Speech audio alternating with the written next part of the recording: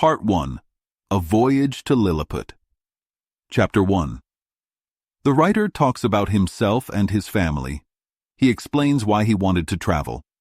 He has a ship accident, swims to land, and arrives in Lilliput. He is caught and taken away as a prisoner. My father had a small estate in Nottinghamshire. I was the third of 5 sons. At the age of 14, he sent me to Emmanuel College in Cambridge, where I studied for 3 years. However, since my father had little money, he arranged for me to become an apprentice to Mr. James Bates, a well-known surgeon in London. I worked with him for 4 years.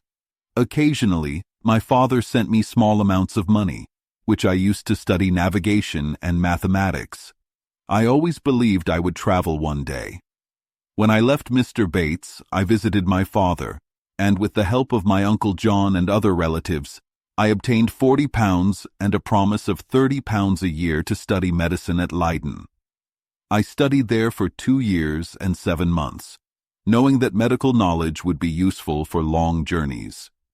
After my return from Leiden, Mr. Bates recommended me as a surgeon for the Swallow, a ship commanded by Captain Abraham Pannell. I worked there for 3.5 years, traveling to the Levant and other regions. When I returned to London, Mr. Bates encouraged me to settle there. I rented part of a small house in Old Jewry and began working as a doctor. Soon after, I married Mrs. Mary Burton, the second daughter of Mr. Edmund Burton, a hosier in Newgate Street. She brought £400 as her dowry. Unfortunately, 2 years later, Mr. Bates passed away. Without his support, my business declined because I refused to practice dishonest medicine, unlike some others. After discussing with my wife and friends, I decided to return to sea. I worked as a surgeon on 2 ships for 6 years, traveling to the East and West Indies. During my free time, I read books and learned about different cultures and languages. On my last voyage, things did not go well. I wanted to stay home with my wife and family. I moved from Old Jewry to Fetter Lane, then to Wapping, hoping to work with sailors, but I struggled to find enough work. After 3 years, I received an offer from Captain William Pritchard, the master of the Antelope, for a voyage to the South Sea. We set sail from Bristol on May 4, 1699. At first, the journey was smooth.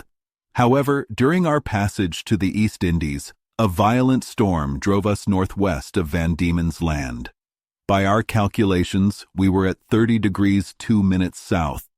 12 sailors had already died due to exhaustion and poor food. On November 5th, the storm was fierce, and our ship crashed into a rock and split apart. 6 of us got into a small boat and escaped, but strong waves overturned the boat. I do not know what happened to my companions. I swam as best as I could, pushed forward by the wind and tide. When I was nearly exhausted, I finally touched the ground. The storm had calmed, and I walked about a mile to shore, reaching land around 8 in the evening. Too tired to continue, I lay on the grass and fell into a deep sleep. When I woke up, I was tied to the ground. My arms, legs, and hair were secured. I felt something moving on my leg. It walked over my chest and reached my chin. I looked down and saw a tiny man, only 6 inches tall, carrying a bow and arrow. There were many more around me. I was shocked and roared loudly, which scared them away. Some of them fell as they ran. They soon returned, and one of them looked at my face and said, "Hakina Degul." The others repeated the phrase. I tried to free myself and loosened some ties on my left side. The small men became afraid and shot tiny arrows at my left hand, which felt like needle pricks. Some arrows hit my face, so I covered it with my hand. I groaned in pain. They built a small stage near my ear, and a man climbed onto it to give a long speech. I could not understand him. However, I was very hungry, so I pointed to my mouth. The leader understood and ordered his people to bring food. They climbed onto my body with baskets of meat and bread. The food was very small, but I ate it quickly. I also asked for water, and they brought me a container, which I drank in one gulp. It tasted like sweet wine. After eating, I felt sleepy. They had mixed a sleeping potion into my drink. While I slept, they tied me onto a wooden platform with wheels. 1,500 tiny horses pulled me to their city. When I woke up, I sneezed because someone had tickled my nose. We traveled for a day and stopped outside the city.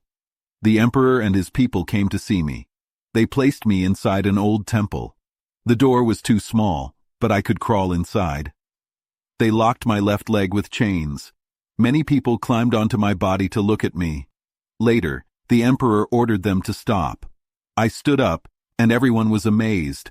The chains allowed me to walk in a small area, but I could not go far. I was now a prisoner in Lilliput. Chapter 2. The Emperor of Lilliput, with some important people, came to see me while I was a prisoner. The emperor was described. Some smart men were chosen to teach me their language. I was liked because I was kind. They checked my pockets and took my sword and pistols. When I stood up, I looked around. I had never seen such a wonderful place. The land looked like a big garden. The small fields looked like flower beds. There were little forests, and the tallest trees were about 7 feet high. I looked at the town on my left. It looked like a painted city in a theater. I needed to go to the toilet very badly, because I had not done so for almost 2 days. I felt embarrassed, but I had no choice. I went into my house, closed the door, and did what I needed to do. This was the only time I had to do something so unclean. After that, every morning, I did it in the open air at the far end of my chain. 2 workers took away the waste before visitors arrived. After this, I came out of my house for fresh air. The emperor had come down from his tower and was riding towards me on his horse. But when the horse saw me, it got scared and stood up on its back legs. The emperor was a good rider, so he did not fall. His men helped control the horse, and the emperor got off safely. He looked at me with great interest, but stayed far from my chain. His servants gave me food and drink. They pushed it to me in small carts with wheels. I ate all of it quickly. There were 20 carts of food and 10 carts of drink. Each cart of food was enough for 2 or 3 bites. I poured all the drinks into one cart and drank it at once. The empress and royal family sat nearby watching. They wore beautiful clothes. The emperor was taller than anyone in his court. His face was strong, with dark skin and a proud look. He was 28 years old and had been king for 7 years. His clothes were simple, a mix of Asian and European styles. He wore a gold helmet with jewels and a feather. He carried a sword which was 3 inches long. The handle and cover were made of gold with diamonds. His voice was high but clear. When he spoke, I could hear him well. I tried talking to the emperor, but we did not understand each other. Some of his priests and lawyers spoke to me, but I could not understand them. I spoke many languages, Dutch, Latin, French, Spanish, and Italian, but it was no use. After 2 hours, they left. The guards stayed to keep the people away. Some curious people threw arrows at me. One almost hit my eye. The leader caught 6 men who did this and gave them to me as punishment. I pretended to eat one of them, but then I cut his ropes and let him go. I did the same with the others. The people and soldiers were happy with my kindness, and the emperor heard about it. At night, I went back into my house and slept on the floor. After 2 weeks, the emperor gave orders to make a bed for me. They brought 600 small beds and sewed them together. It was still hard, but better than the stone floor. They also made sheets and blankets for me. News of me spread, and many people came to see me. The villages became empty. People forgot their work. The emperor had to make rules to stop this. People who had seen me had to go home. No one could come near my house without permission. The emperor and his court often talked about what to do with me. They were worried I might escape or eat too much food. Some thought they should let me starve or shoot me with poison arrows, but then they worried that my dead body would make the city sick. While they were deciding, soldiers told the emperor about how kind I was to the 6 men. The emperor liked this and decided to take care of me. Every day, the villages around the city had to bring me food: 6 cows, 40 sheep, bread, and wine. The emperor paid for everything. 600 people became my servants. They lived in tents near my house. 300 tailors made me clothes. 6 smart men taught me their language. The emperor's horses were trained not to be scared of me. I learned quickly. After 3 weeks, I could speak some of their language. The emperor visited me often and helped with my lessons. I often asked the emperor for my freedom. He told me I had to promise to be peaceful. He also said I must let his officers check my pockets for weapons. I agreed and put 2 officers in my hands. They searched my coat pockets and wrote a list. In my right pocket, they found a big piece of cloth. In my left pocket, they found a silver box. It was too heavy for them to lift. When they opened it, dust came out, making them sneeze. In another pocket, they found some large papers with writing. They also found my comb and a small iron pole, which was my pistol. They found some round pieces of silver and gold, which were my coins. In my fobs, they found my watch. It made a ticking sound, which surprised them. They thought it was an animal or a god. I told them I used it to check the time. After reading the list, the emperor asked me to give up my weapons. He had 3,000 soldiers ready to shoot arrows at me if I refused, but I didn't notice them. First, I gave him my sword. When I pulled it out, it shone in the sun, and the soldiers were scared. Next, I showed them my pistol and fired it in the air. This shocked everyone. Many people fell to the ground in fear. The emperor stayed calm, but was very surprised. I also gave up my watch, which the emperor studied with great curiosity. He had 2 guards carry it on a pole. The emperor and his wise men tried to understand what it was, but they could not. Then I gave them my money, knife, comb, and other small things. The emperor kept my weapons, but he gave me back the rest of my things. I had one secret pocket they did not check. Inside, I had my glasses and a small telescope. These were not important to the emperor, so I kept them hidden. Chapter 3. The emperor and his court liked me because I was gentle and well-behaved. Even the army and the people began to trust me. I hoped they would soon let me go free. I tried to be friendly and make them like me more. The people were no longer afraid of me. Sometimes I let 5 or 6 of them dance on my hand. Even the children played in my hair. I was learning their language well. One day, the emperor wanted to entertain me with some shows. The people of Lilliput were very good at performing. The best show was the rope dancers. They danced on a thin white rope, only 2 feet from the ground. Only people who wanted important jobs at court performed this dance. They learned it when they were young. When a job was empty, 5 or 6 people would dance on the rope. The one who jumped the highest without falling got the job. Even the top ministers had to dance sometimes to show they were still skilled. The treasurer, Flimnap, could jump an inch higher than anyone else. My friend, Reldresal, was the second best. This dance was very dangerous. Some people broke their arms or legs. When ministers danced, it was even worse. They tried so hard that they often fell. I heard that a few years before I came, Flimnap almost died. He fell, but luckily landed on a cushion. There was another game for the emperor, the empress, and the first minister. The emperor put 3 silk threads, blue, red, and green, on a table. These were prizes for special people. The game was different from the rope dance. The emperor held a stick, and the players had to jump over it or crawl under it. The one who moved the best got the blue thread. The second best got the red, and the third got the green.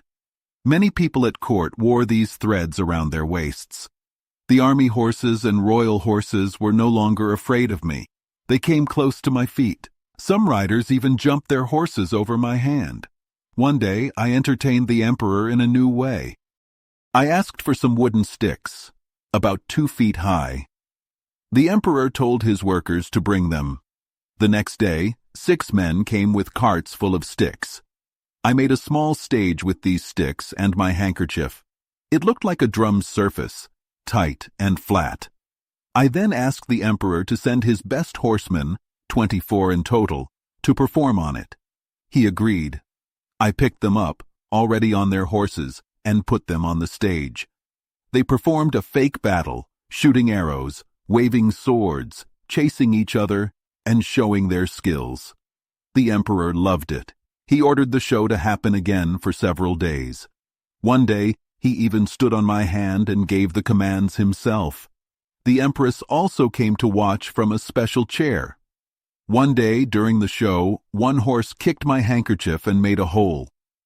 The horse and rider fell, but I quickly picked them up and helped them. The horse hurt its leg, but the rider was fine. After that, I decided not to use my handkerchief for such games again. A few days before I was set free, the emperor got an interesting message. Some of his people had found a strange black object near the place where I was first captured. It was round and big, like the size of the emperor's bedroom. It did not move, so they knew it was not alive. Some men climbed on top and found it hollow inside. They thought it might belong to me. They said they could bring it with 5 horses. I knew at once that it was my hat. When I first arrived in Lilliput, I lost my hat without noticing. I had tied it to my head while swimming, but the string must have broken. I asked the emperor to let them bring it to me. The next day, the workers arrived with my hat. They had made 2 holes in it and pulled it with hooks and ropes. They dragged it for half a mile, but since the ground was smooth, it was not badly damaged. 2 days later, the emperor had a new idea for entertainment. He told his army to prepare. He wanted me to stand with my legs apart like a giant gate. Then, his general led the troops to march under me. The soldiers walked in lines of 24, and the horsemen in lines of 16. They played drums and carried flags. The emperor warned them to behave properly as they passed under me. But I noticed that some young officers looked up and laughed because my clothes were old and torn. I had asked the emperor many times to let me go free. He finally talked about it with his ministers. Most of them agreed, except one man, Skyresh Bolgolam. He did not like me and wanted to keep me in chains, but the emperor and the others decided I should be free. Skyresh Bolgolam had to accept this, but he wrote the conditions I had to follow. He brought the list of rules to me. Many important people came with him. I had to swear to follow the rules. First, I did it in my own way. Then, I did it the Lilliputian way. Their way was strange. I had to hold my right foot in my left hand, put my right middle finger on my head, and touch my right ear with my thumb. Here are the rules. I could not leave the country without the emperor's permission. I could not go into the city unless I had permission, and people needed 2 hours' notice to stay inside. I could only walk on the big roads, not on grass or farms. I must not step on people, horses, or carts. I could not pick up people without their permission. If the emperor needed a fast messenger, I had to carry the person and their horse in my pocket for a 6-day journey. I must help Lilliput fight its enemies from Blefuscu and destroy their ships. I must help with big building projects when I had free time. I must walk around the country and count how big it was. If I followed all these rules, I would get food and drink equal to what 724 Lilliputians needed. I happily agreed to these conditions, even though some were unfair. Skyresh Bolgolam made them strict because he did not like me. After I swore the oath, they took off my chains. I was free. The emperor was there for the whole ceremony. I bowed low to thank him, but he told me to stand up. He spoke kindly to me and said he hoped I would be a good servant. Later, I asked someone why they decided on 1,724 people for my food. He said the emperor's mathematicians measured me. They saw I was 12 times bigger than a Lilliputian, so they guessed I ate 12 times more food. They did careful calculations to decide how much food I needed. This showed how smart the Lilliputians were and how well the emperor managed his country. Chapter 4. After I was given my freedom, the first thing I asked was permission to visit Mildendo, the capital city of Lilliput. The emperor agreed, but told me to be very careful not to hurt the people or their houses. A message was sent to everyone in the city to stay inside while I walked through the streets. Mildendo is surrounded by a strong wall that is 2.5 feet high and 11 inches wide. A horse and carriage can travel safely along the top of the wall. There are strong towers every 10 feet. I stepped over the main gate and walked very carefully through the city. I wore only my short coat to make sure my long coat did not damage the roofs of the houses. I walked slowly, making sure not to step on anyone, though strict rules had been made to keep people inside. The city was very crowded. People filled the windows and rooftops, watching me as I passed. The city is a perfect square, with each side of the wall being 500 feet long. There are 2 big streets that cross in the middle, dividing the city into 4 parts. These main streets are 5 feet wide, and the smaller streets are only 12 to 18 inches wide. The city can hold 500,000 people. The buildings have 3 to 5 floors, and the markets are full of goods. The emperor's palace is in the center of the city, where the 2 big streets meet.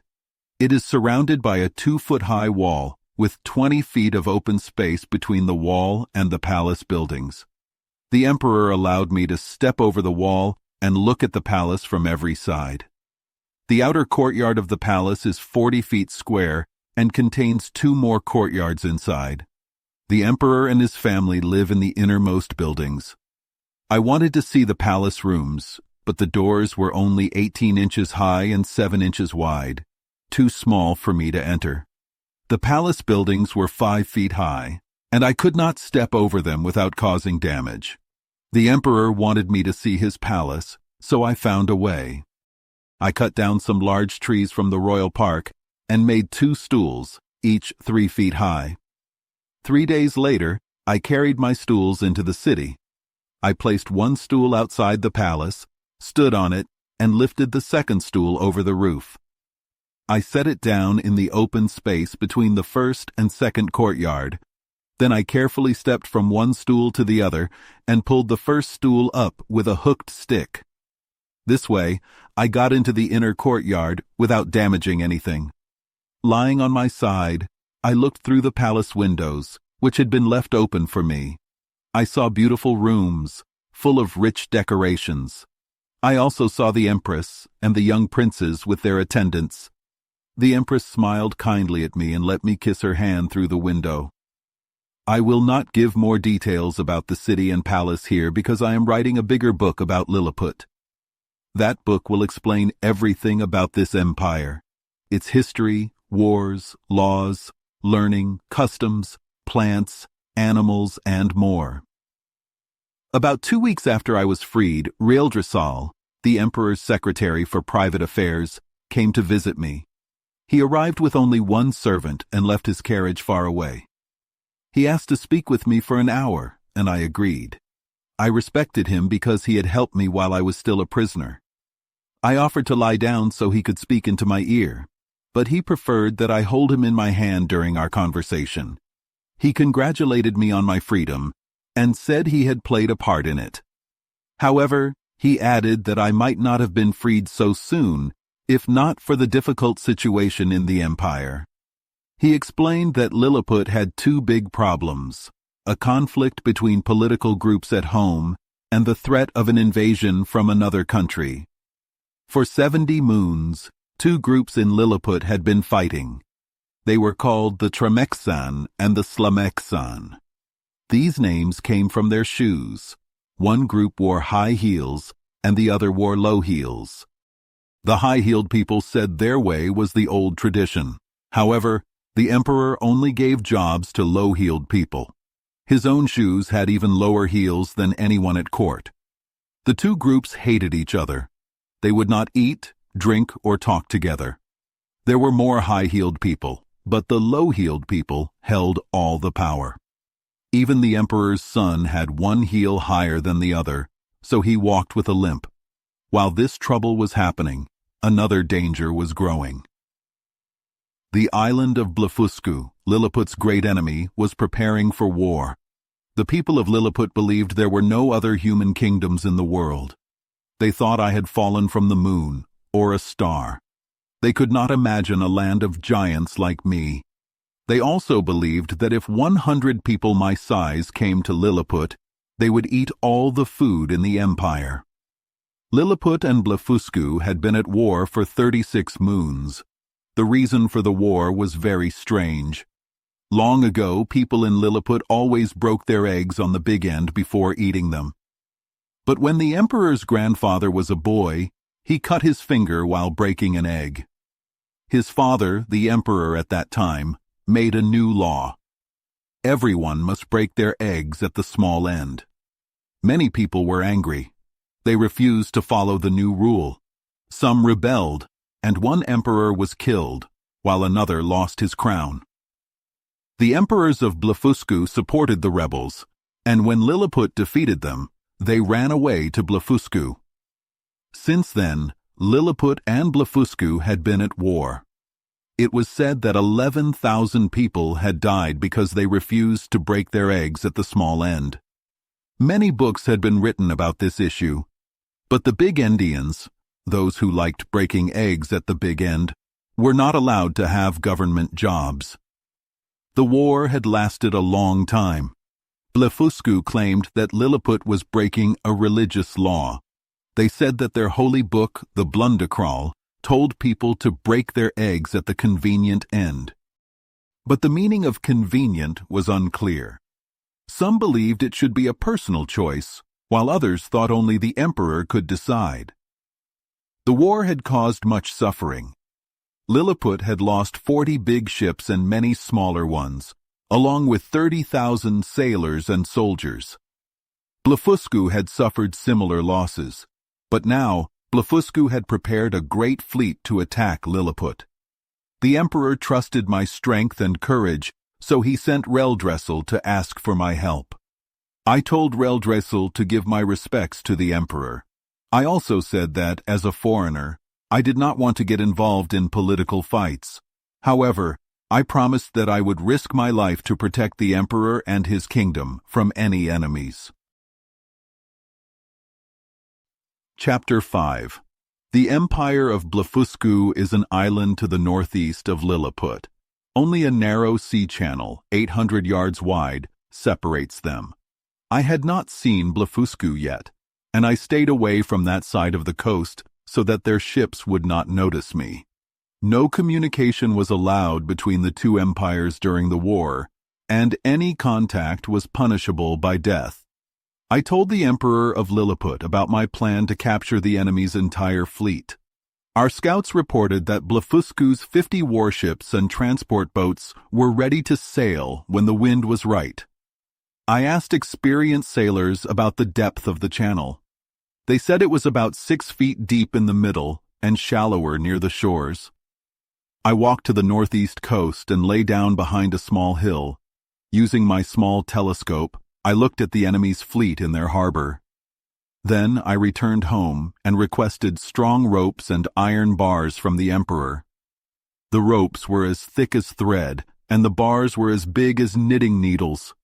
I twisted 3 ropes together to make them stronger and did the same with the iron bars, bending the ends into hooks.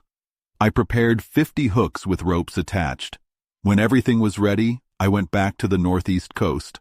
I took off my coat, shoes, and stockings and walked into the sea wearing only a leather jacket. It was almost high tide. I swam 30 yards in the deep part, then walked the rest of the way. I reached the enemy fleet in less than 30 minutes. The Blefuscudians were terrified. Many jumped out of their ships and swam to shore. More than 30,000 soldiers were waiting there, watching me. I started hooking each ship to my ropes. While I worked, the enemy fired thousands of arrows at me. Many hit my hands and face, causing sharp pain. My biggest fear was losing my eyes. Then I remembered that I had a pair of spectacles hidden in my pocket. The Emperor's officers had not found them when they searched me. I put them on quickly, and the arrows bounced off the lenses without hurting me. After I tied all the ships together, I tried to pull them, but they would not move because they were anchored. This was the hardest part of my plan. I let go of the rope and cut the anchor cables with my knife, while more arrows hit me. Then I grabbed the main rope and pulled all 50 warships behind me. The people of Blefuscu were in shock and horror. They had no idea what I was doing. At first, they thought I was just cutting the anchors to let the ships drift. But when they saw the whole fleet moving together, they screamed in fear and despair. Once I was out of danger, I removed the arrows from my hands and face and rubbed on the healing ointment that had been given to me when I first arrived in Lilliput. I then waited for the tide to go down a little before walking back. I arrived safely at Lilliput's royal harbor with the enemy fleet. The Emperor and his court were standing on the shore, watching. At first, they could not see me because I was neck-deep in water.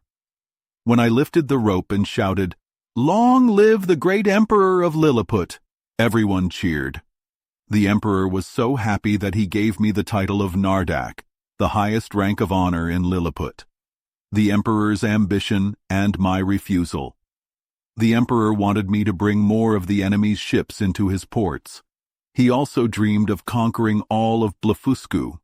He planned to make it part of Lilliput, destroy the big Endian exiles, and force everyone to break their eggs at the small end. He wanted to rule the whole world. I strongly disagreed with this idea. I told the Emperor that enslaving free people was wrong. I also reminded him that too much ambition could be dangerous. The Emperor was not pleased with my answer. Although some wise ministers agreed with me, others who did not like me started secretly plotting against me. From that moment, the Emperor never fully trusted me again. A peace agreement with Blefuscu. About 3 weeks later, ambassadors from Blefuscu arrived to ask for peace. A treaty was signed, which was very favorable to Lilliput. The 6 ambassadors arrived with 500 followers in a grand procession. Since I was popular at court, I helped negotiate peace. The ambassadors thanked me and even invited me to Blefuscu in the name of their emperor. They asked me to show them my great strength, and I did. When I later asked the Lilliputian emperor for permission to visit Blefuscu, he agreed, but I noticed that he was not happy. Later, I was told that my enemies, Flimnap and Bolgolam, had told him that my friendship with Blefuscu's ambassadors showed disloyalty. This was not true, but it made me understand that courts and politics are full of tricks and lies. A fire in the palace. One night at midnight, I woke up to the sound of hundreds of people shouting outside my house. I was frightened at first. Then, some members of the emperor's court pushed through the crowd and begged me to come quickly. The empress's apartment was on fire. A maid had fallen asleep while reading, and a candle had set the curtains on fire. I ran to the palace as fast as I could. The people had tiny ladders against the walls and were using buckets of water, but the buckets were as small as thimbles. The fire was too strong, and nothing they did could stop it. I had left my coat behind in my hurry, so I could not smother the fire with it. I thought quickly and remembered that I had drunk a lot of wine the evening before. Suddenly, I had an idea. The wine was very strong, and I had not gone to the toilet since drinking it. The heat from the fire made me feel the need to urinate. I aimed carefully and put out the fire in 3 minutes. The palace was saved. The Empress's anger. By morning, I returned to my house. I was not sure if the emperor would thank me or punish me. In Lilliput, it was illegal for anyone, no matter their rank, to urinate near the palace. Later, I received a message from the emperor. He said he would officially pardon me. But I never received the pardon. I soon found out why. The empress was disgusted by what I had done. Even though I had saved her life, she was so angry that she moved to another part of the palace. She also refused to live in those rooms ever again. In private, she swore revenge against me. Chapter 6. The people of Lilliput are very small, about 6 inches tall. Everything in their world is in perfect proportion to their size. Their horses and cows are about 4 or 5 inches tall, and their sheep are only about 1.5 inches. Their geese are as small as sparrows. The trees in their royal park are about 7 feet high, just tall enough for me to touch the top with my fist. Their plants and vegetables are also small, but I will let the reader imagine the details. The Lilliputians' writing and beliefs. The Lilliputians' writing style is very unusual. They do not write left to right like Europeans, nor right to left like Arabic, nor top to bottom like the Chinese. Instead, they write diagonally, from one corner of the page to the opposite corner, much like the way some ladies in England write letters. They have a strange belief about death. They bury their dead with their heads downward because they believe that in 11,000 moons, the earth will turn upside down, and when they wake up, they will already be standing on their feet. The educated people know this belief is not true, but they continue the tradition to please the common people. Lilliputian laws and Justice Lilliput has strict laws, and they punish crimes severely. However, they have a unique justice system. If a person is accused of a crime but proves their innocence, the accuser is put to death instead. The innocent person is also paid 4 times the amount of money they lost for their time, trouble, and suffering. If the accuser has no money, the emperor pays the reward. The innocent person also receives a public declaration of their innocence. They consider fraud to be a worse crime than theft. They say that a thief can be stopped by careful watching, but an honest person has no defense against someone who cheats.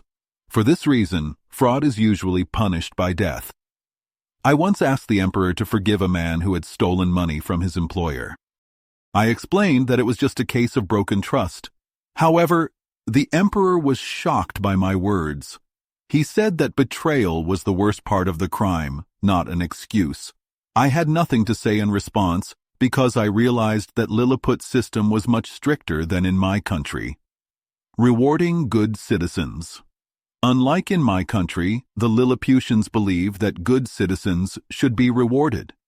If someone follows the law for 73 moons, they receive special privileges and a cash reward. They also get the title of Snilpaul, lawful citizen, though this title does not pass to their children. In their courts of justice, the statue of justice has 6 eyes, 2 in the front, 2 in the back, and 1 on each side, to see everything clearly. She holds an open bag of gold in her right hand and a sheathed sword in her left. This shows that justice should reward more than it punishes. Choosing leaders in Lilliput. When choosing people for government jobs, the Lilliputians value honesty more than intelligence. They believe that anyone with common sense can do government work, but bad morals can ruin a country. They think that clever but corrupt people are the most dangerous. They also believe that people who do not believe in a higher power should not hold public office. Since the emperor claims to rule by divine authority, it would be illogical to hire people who deny that authority. Raising children in Lilliput. The Lilliputians have a very different view on raising children. They believe that parents should not educate their own children. Instead, they send them to public nurseries. At 20 moons, about 3 years old, children are sent to these special schools. Only farmers and laborers raise their own children, because their only job is to grow food. Rich and noble children go to elite nurseries, where they learn honor, justice, courage, and discipline. Children never speak to servants and are always watched by a teacher. They see their parents only twice a year for 1 hour each time. In girls' schools, the system is almost the same. However, girls learn household management and basic education. Young noblewomen are not taught to chase beauty. They are raised to be wise and good companions for their future husbands.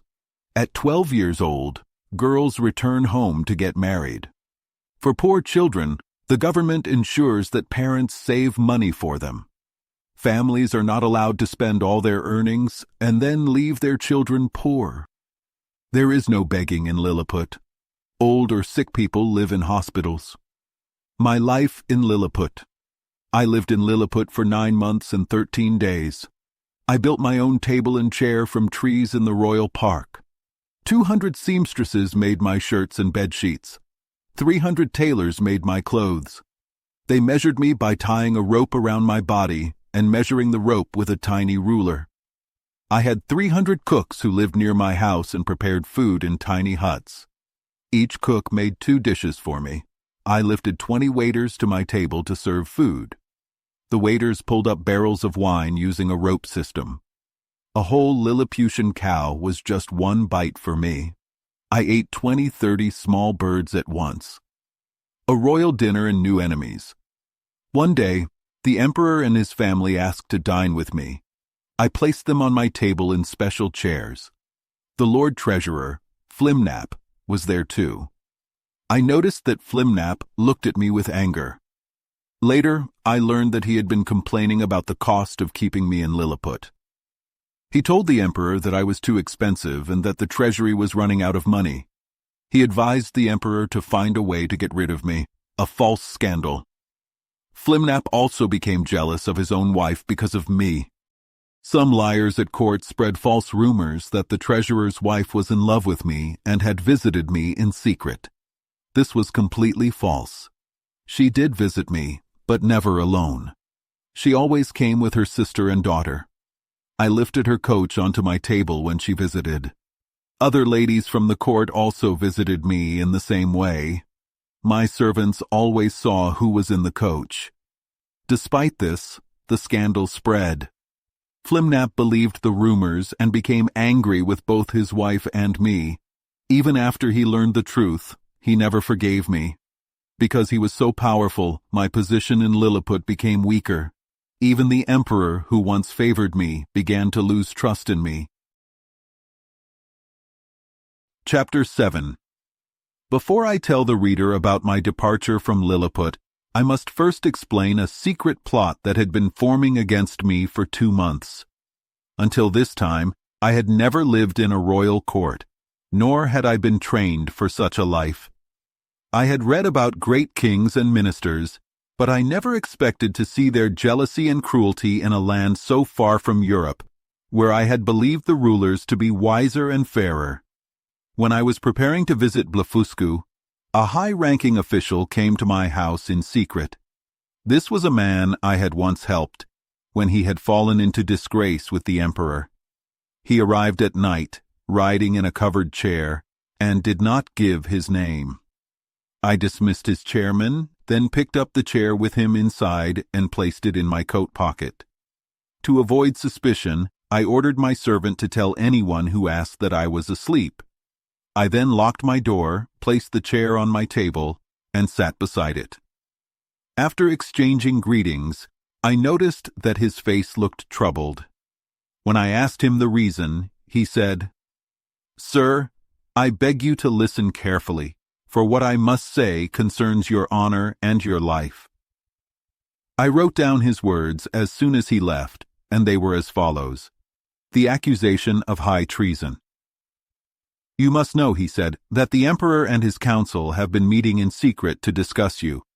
2 days ago, they made their final decision.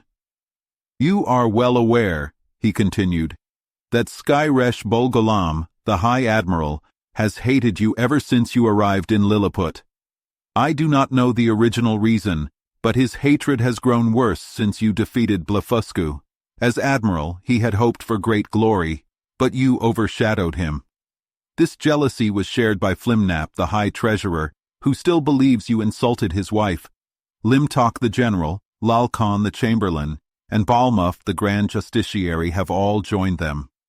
Together, they have prepared charges of high treason against you. At this, I was so shocked and angry that I wanted to interrupt him, but he begged me to listen and continued. The Articles of Accusation. He then showed me a copy of the charges against me. They were as follows. Article 1. By an ancient law of Lilliput, any person who urinates within the palace grounds is guilty of high treason. Yet Quinbus Flestrin, the Man Mountain, did knowingly and wickedly put out a fire in the Empress's apartment by urinating, thus committing an act of treason against the state. Article 2. When the Man Mountain captured the enemy's fleet and brought it to Lilliput, he was ordered to seize the remaining ships and turn Blefuscu into a province under our rule. He was also commanded to kill all big Endians and force their people to break their eggs at the small end. However, he refused this order, showing himself a traitor to his most powerful and wise emperor. Article 3. When the ambassadors of Blefuscu arrived to seek peace, the Man Mountain welcomed them kindly instead of treating them as enemies. He spoke with them in a friendly manner, knowing well that they served a king who was recently at war with Lilliput. Article 4. Although the Man Mountain has received only verbal permission from the emperor to visit Blefuscu, he is preparing to go there as though he were a free man. His true intent is to aid our former enemy and betray his duty to Lilliput. The court's decision, your trial, was discussed at length, my visitor continued. The emperor himself spoke in your favor many times, remembering your great service to Lilliput. But Bolgolam, Flimnap, and the others demanded your death. They suggested burning down your house while you slept, and if that failed, 20,000 soldiers would shoot you with poisoned arrows. Others proposed poisoning your clothes with a deadly substance that would make you tear your own flesh and die in agony. At last, your friend Reldrisel, the Secretary for Private Affairs, spoke in your defense. He argued that the emperor was known for his mercy, and it would be better to spare your life. He proposed that you should only lose your eyes. This, he said, would still allow you to serve the emperor, as blind men are often more courageous since they do not see danger. The emperor agreed to this plan. However, Bolgolam was furious. He said that if you could urinate to stop a fire, then perhaps you could one day flood the entire palace. He also accused you of secretly supporting the big Endians. Flimnap, the treasurer, warned that keeping you alive was too expensive. He said that blinding you would make you eat even more, just as some farmers fatten birds by blinding them. In the end, the council agreed to blind you, but kept the plan to starve you a secret. In 3 days, the emperor will send a message ordering you to submit. If you refuse, the surgeons will shoot sharp arrows into your eyes while you lie on the ground. I leave it to your wisdom what to do next, he said. Then he hurriedly left my house. My escape to Blefuscu. I was left alone and deep in thought. The emperor planned to blind me and let me starve, but still called this mercy. In Lilliput, whenever the emperor praised his own kindness, the worst punishments followed.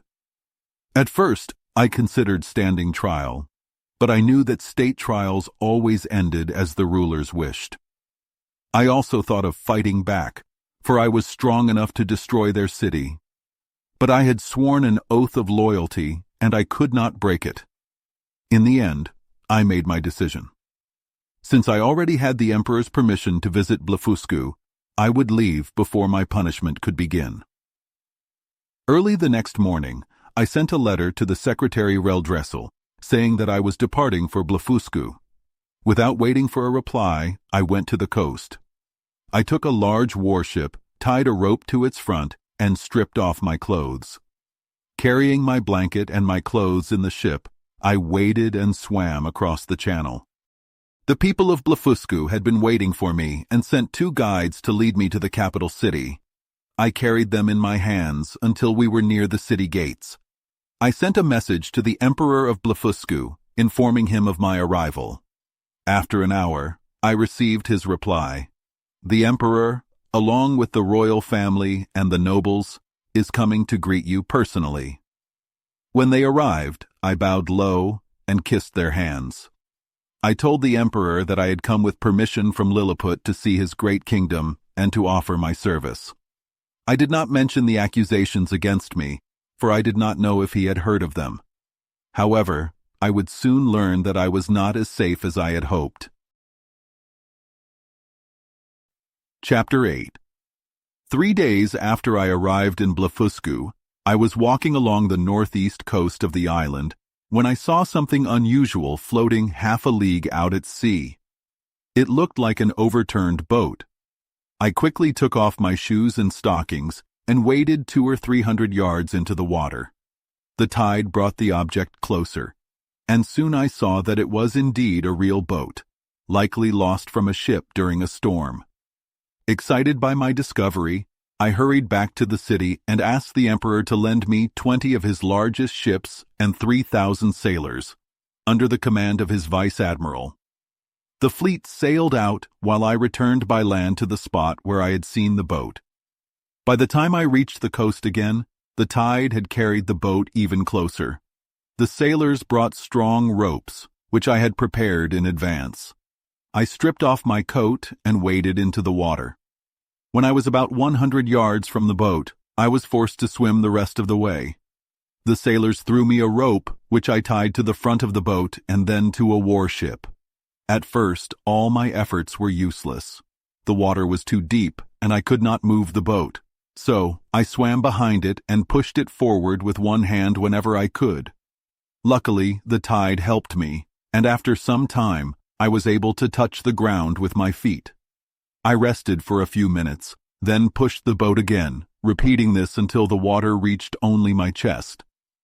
Now that I could stand more easily, I took out extra ropes from the ships and tied them to the boat. Then, I attached the other ends to 9 of the warships. The wind was in our favor, and with the sailors pulling and me pushing, we finally brought the boat within 40 yards of the shore.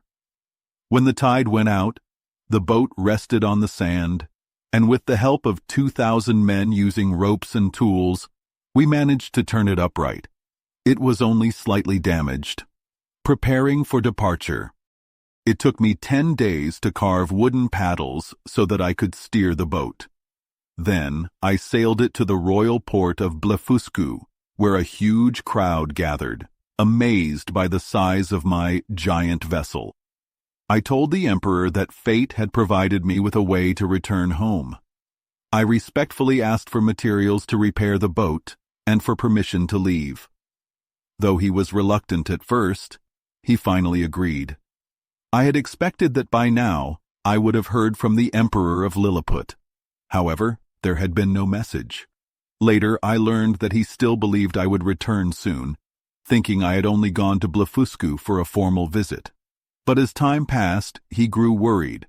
After discussing with his ministers, he sent an envoy to Blefuscu. This messenger carried a copy of the charges against me and was instructed to demand my return to Lilliput within 2 hours. If I refused, I would be declared a traitor and lose my title of Nardak. The envoy also told the Emperor of Blefuscu that, in the interest of peace between the 2 empires, he should send me back to Lilliput in chains, so I could face justice. The Emperor of Blefuscu delayed his answer for 3 days. Finally, he responded with courteous words, saying that sending me back was impossible. Although I had captured his fleet, I had also helped bring peace between the 2 nations. However, he assured the Emperor of Lilliput that the problem would soon be solved. I had found a boat, and once it was ready, I would leave their lands forever. Leaving Blefuscu. After hearing this, I decided to leave sooner than planned. Although the Emperor of Blefuscu offered me protection if I wished to stay, I had lost trust in kings and ministers. I thanked him, but said I preferred to take my chances at sea. I worked day and night to prepare my boat. 500 workers stitched together 13 layers of their strongest fabric to make 2 sails. I made ropes and cables by twisting together many smaller ones. I carved oars and a mast from large trees with the help of shipbuilders. I found a heavy stone on the shore to use as an anchor. 300 cows' worth of tallow was used to grease the boat. Finally, after a month of hard work, everything was ready. I went to the palace to take my formal leave. The emperor, empress, and royal family came out to see me off. I lay face down on the ground to kiss their hands, which they kindly extended to me. As a farewell gift, the emperor gave me 50 purses of gold and a full-length portrait of himself, which I placed inside my glove to keep safe.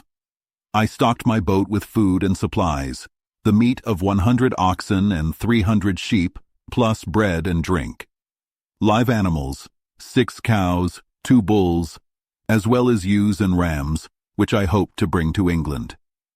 A bundle of hay and a bag of corn to feed them. I had hoped to take some Lilliputians with me, but the emperor strictly forbade it. His guards searched my pockets and made me swear not to take anyone with me. On September 24, 1701, at 6 in the morning, I set sail. Returning to England, I traveled for 2 days, using my pocket compass to stay on course. On the second afternoon, after sailing 24 leagues, I saw a distant ship. I signaled, but at first, they did not respond. However, when they finally noticed me, they fired a cannon as a greeting. As I approached, my heart leaped with joy. It was an English ship. At sunset on September 26th, I climbed aboard, placing my cows and sheep into my coat pockets. The ship was a merchant vessel returning from Japan, commanded by Captain John Biddle of Deptford. On board, I met an old friend, Peter Williams, who spoke well of me to the captain. However, when I told them my story, they thought I was mad, until I pulled my tiny cattle from my pockets. I showed them the gold coins given to me by the Emperor of Blefuscu, along with his portrait. The captain, now convinced, welcomed me aboard. Arrival in England. After a prosperous voyage, we reached England on April 13, 1702. Sadly, one of my sheep was eaten by rats during the journey, but the rest of my animals arrived safely. I let them graze in Greenwich, where they thrived on the fresh grass. Many people came to see my strange animals, and I made a great profit from showing them. Before setting off on another voyage, I sold them for $600. Preparing for a new adventure, I stayed with my wife and children for only 2 months, for my desire to travel was too strong. I left $2,500 with my wife and bought her a house in Redriff. My son Johnny was in school, and my daughter Betty was learning needlework. I still had an income from land and a business, so my family was well provided for. On my next voyage, I sailed on the Adventure, a merchant ship bound for India. But the story of that journey must wait for the second part of my travels. Part 2. A Voyage to Brobdingnag. Chapter 1. After only 2 months at home, I felt a strong desire for travel once more.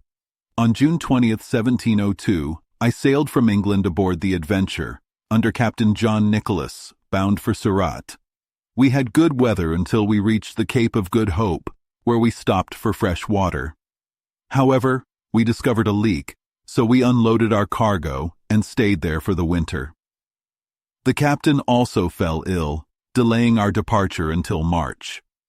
After leaving the Cape, we had a smooth journey past Madagascar.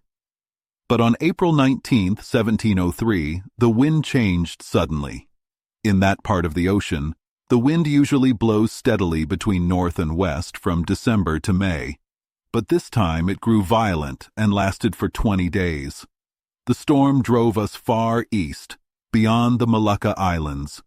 Even the oldest sailor could not tell where we were.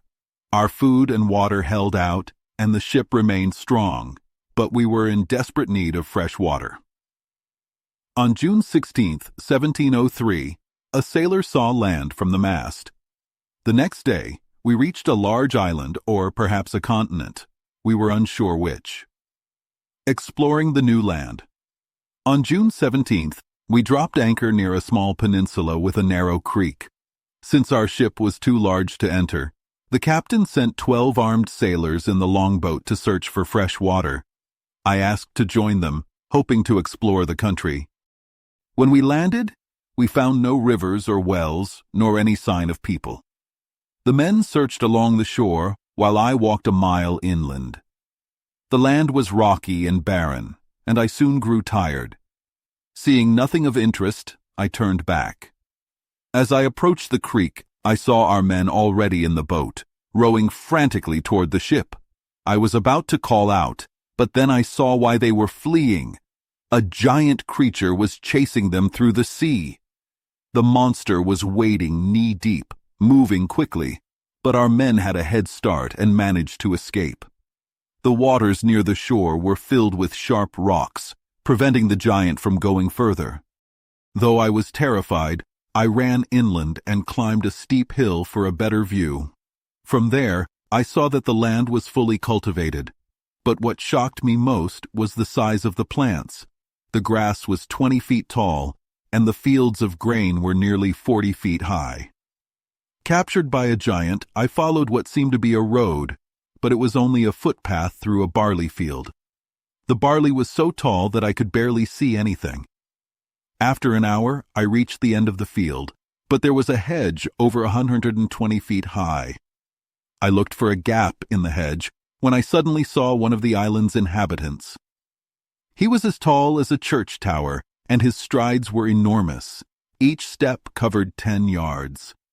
I was terrified and quickly hid in the grain field. Soon 7 more giants arrived, carrying huge scythes. They began harvesting the barley, cutting down entire rows of stalks at once. I tried to stay as far from them as possible, but moving was difficult. The stalks were close together, and I could barely squeeze through. Eventually, I reached a patch of flattened grain, but it was impossible to move further. As the giants came closer, I lay down between the stalks, feeling hopeless. I thought of my wife and children, regretting my decision to travel again. I also remembered how powerful I had been in Lilliput, where I was seen as a giant, but now I was as small as a Lilliputian in this strange land. Just as I was lost in thought, one of the giant reapers stepped toward me. I feared he would crush me with his foot or cut me in half with his scythe. Desperate, I let out a loud scream. The giant stopped, looking around. Then he spotted me on the ground. At first, he seemed cautious, like a person trying to catch a small but dangerous animal. Then he gently picked me up between his thumb and forefinger and lifted me 60 feet into the air. Though he pinched my sides painfully, I did not struggle, fearing he might drop me. Instead, I raised my hands in prayer, hoping to show I meant no harm. The giant seemed curious rather than angry. He listened as I spoke, though he did not understand my words. Seeing my pained expression, he adjusted his grip and placed me in the fold of his coat. Then he ran off to show his master, a farmer whom I had seen earlier. Meeting the farmer. The farmer examined me carefully. Using a piece of straw, he lifted my coat as if unsure whether it was a natural part of me. He brushed back my hair and studied my face. Curious, he set me on the ground and watched as I stood up and walked. He then called his workers to look at me. They sat in a circle, watching closely. I removed my hat, bowed low, and spoke respectfully. Then I took out my purse of gold and offered it to him. The farmer picked it up, but since the coins were tiny, he could not understand their value. He returned the purse, seeing it was useless to him. At this moment, the farmer seemed convinced I was intelligent. He spoke to me, but his voice was so loud that it hurt my ears. Not understanding my language, He spread his handkerchief on the ground and motioned for me to step onto it. He then wrapped me gently and carried me home. Life in the farmer's house. The farmer showed me to his wife, who at first screamed in fright, but soon grew fond of me. At noon, they sat down for dinner. The table was 30 feet high, so I was placed on it. I ate from a minced portion of their food, using my own knife and fork, which amused them greatly. The farmer's youngest son, about 10 years old, suddenly grabbed me by the legs and held me high in the air. Terrified, I trembled, but his father scolded him sharply and set me down safely. Later, a giant cat jumped onto the table. It was 3 times the size of an ox and began purring loudly. Though I was nervous, I forced myself to walk past it boldly, as I had learned that fear provokes animals. The cat looked at me, but showed no interest. A baby in the house also saw me and began crying to play with me. The mother handed me to the child, who put my head in its mouth. I screamed so loudly that the baby dropped me, but the mother caught me in her apron just in time. After dinner, I was placed on a huge bed and fell asleep, dreaming of home. A fight with rats. During the night, 2 giant rats climbed onto the bed. One came right up to my face. Fearing for my life, I drew my sword and stabbed one in the belly. The other fled, bleeding from a wound I had slashed across its back. When the farmer's wife found me covered in blood, she was terrified, but I smiled and showed my sword, proving I was unharmed. Thus began my strange new life in the land of giants. Chapter 2. The Farmer's Daughter. My master had a 9-year-old daughter, a clever and kind child. She was good at sewing and loved to dress her dolls. She and her mother decided to use a small drawer from a cabinet as a cradle for me, placing it on a high shelf to keep me safe from rats. This became my bed during my stay in their house. Over time, as I learned their language and could express my needs, they made it more comfortable. The young girl took special care of me. When I undressed, she quickly learned how to dress me, though I only let her help when necessary. She even made me 7 shirts and other linen clothing from the finest material she could find, though to me, it felt coarser than sackcloth. She also washed my clothes by hand. More importantly, she taught me the language. When I pointed to an object, she would say its name, and in a few days, I could ask for what I needed. She was smaller than most children her age, only 40 feet tall, but was still a giant compared to me. She gave me the name Grildrig, meaning little man. The whole family, and later the entire kingdom, began calling me by this name. I called her Glumdalclitch, meaning little nurse, and she became my closest friend and protector. Without her, I might not have survived in that land. Though I later became the cause of her troubles, I will never forget her kindness. Taken to the market, news spread quickly that my master had found a strange little creature in his fields. A tiny man, perfectly shaped, able to walk, talk, and obey commands. A neighboring farmer, hearing these rumors, came to visit. My master placed me on the table where I walked, bowed, and spoke as my nurse had taught me. The visitor, an old man with poor eyesight, put on huge spectacles, which made his eyes look like 2 full moons. I could not help laughing, and when others saw why, they laughed too. The old man, however, became angry. Unfortunately for me, he was also a miser. Seeing my master could make money from me, he suggested taking me to the market town on the next market day to display me as a curiosity. I suspected something when I saw them whispering together. My fears were confirmed when Glumdalclitch, who had overheard her parents, told me what was planned. She wept as she laid me on her chest, worried that I might be injured by rough crowds. She knew I was modest and proud, and feared that being exhibited for money would be a great humiliation to me. But I remained calm. I hoped that one day I would regain my freedom, and since I was a stranger in this land, I felt there was no shame in being treated this way.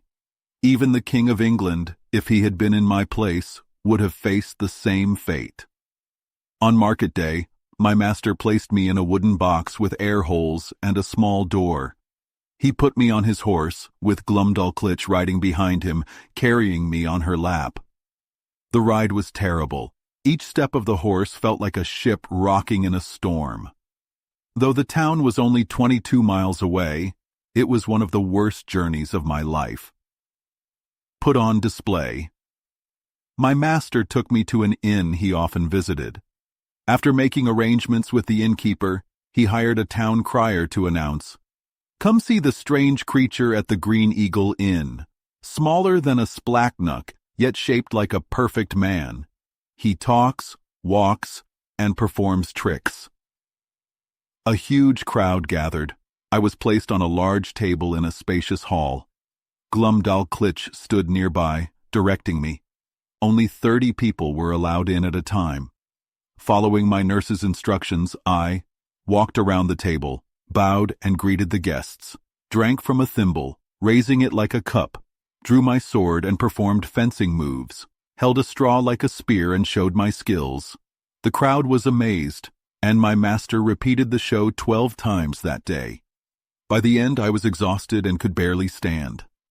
But the news spread quickly, and my master announced that he would return next week for another show. I was too tired to resist, and Glumdalclitch, though upset, had no power to stop it. A journey to the metropolis. Realizing how profitable I was, my master decided to take me on tour to the largest cities. On August 17, 1703, 2 months after I arrived in Brobdingnag, we set out for the capital, a journey of 3,000 miles. Glumdalclitch rode behind her father, carrying me in a lined box strapped to her waist. She made sure I was comfortable, filling it with soft cloth and a baby's bed. A boy servant followed with our luggage. My master planned to stop at every town and noble's house, showing me to as many people as possible. We traveled slowly, only 140–160 miles per day, as Glumdalclitch complained of fatigue to give me more rest. We crossed 5 or 6 massive rivers, each larger than the Nile or Ganges. Even the smallest streams were as wide as the Thames at London Bridge. The journey took 10 weeks, during which I was shown in 18 large towns and many villages. Everywhere people paid to see me, and I was forced to perform the same tricks over and over. Arrival at the capital. On October 26th, we reached Lorbrulgrud, the metropolis of Brobdingnag. The name meant pride of the universe in their language. My master rented a large room near the royal palace and put up advertisements describing me in detail. The exhibition hall was over 300 feet wide, and a table 60 feet in diameter was placed in the center, surrounded by a fence to keep people from grabbing me. I performed my tricks 10 times a day. By this time, I had learned their language well enough to understand most words. Thanks to Glumdalclitch, who had been teaching me daily, I could even read simple books. She carried a small religious book in her pocket, no bigger than a large atlas, and used it to teach me the alphabet. Thus began my strange new life in the capital, where I became a public spectacle, admired by thousands, but treated as nothing more than a curiosity. Chapter 3. Summoned to Court. The daily performances I was forced to do left me exhausted and weak. My master, seeing that I was growing thin and fearing I might not live much longer, decided to make as much money from me as possible before I died. While he was making his plans, a gentleman from the royal court arrived with a command from the Queen. Some of her ladies-in-waiting had already seen me and spoken of my appearance and manners, which greatly interested Her Majesty. The farmer was ordered to bring me to the palace immediately for the Queen's entertainment. When I was presented before Her Majesty, I knelt and humbly asked to kiss her foot. Instead, she held out her little finger, which I embraced with both arms and kissed respectfully. She then questioned me about my country and travels, and I answered as clearly as I could. The queen then asked if I would be happy living at court. I replied that I was my master's property, but if I had any choice, I would be honored to serve Her Majesty. She then asked the farmer if he would sell me. Since he believed I would not live much longer, he was eager to sell me for a high price. He demanded 1,000 pieces of gold, which was paid immediately.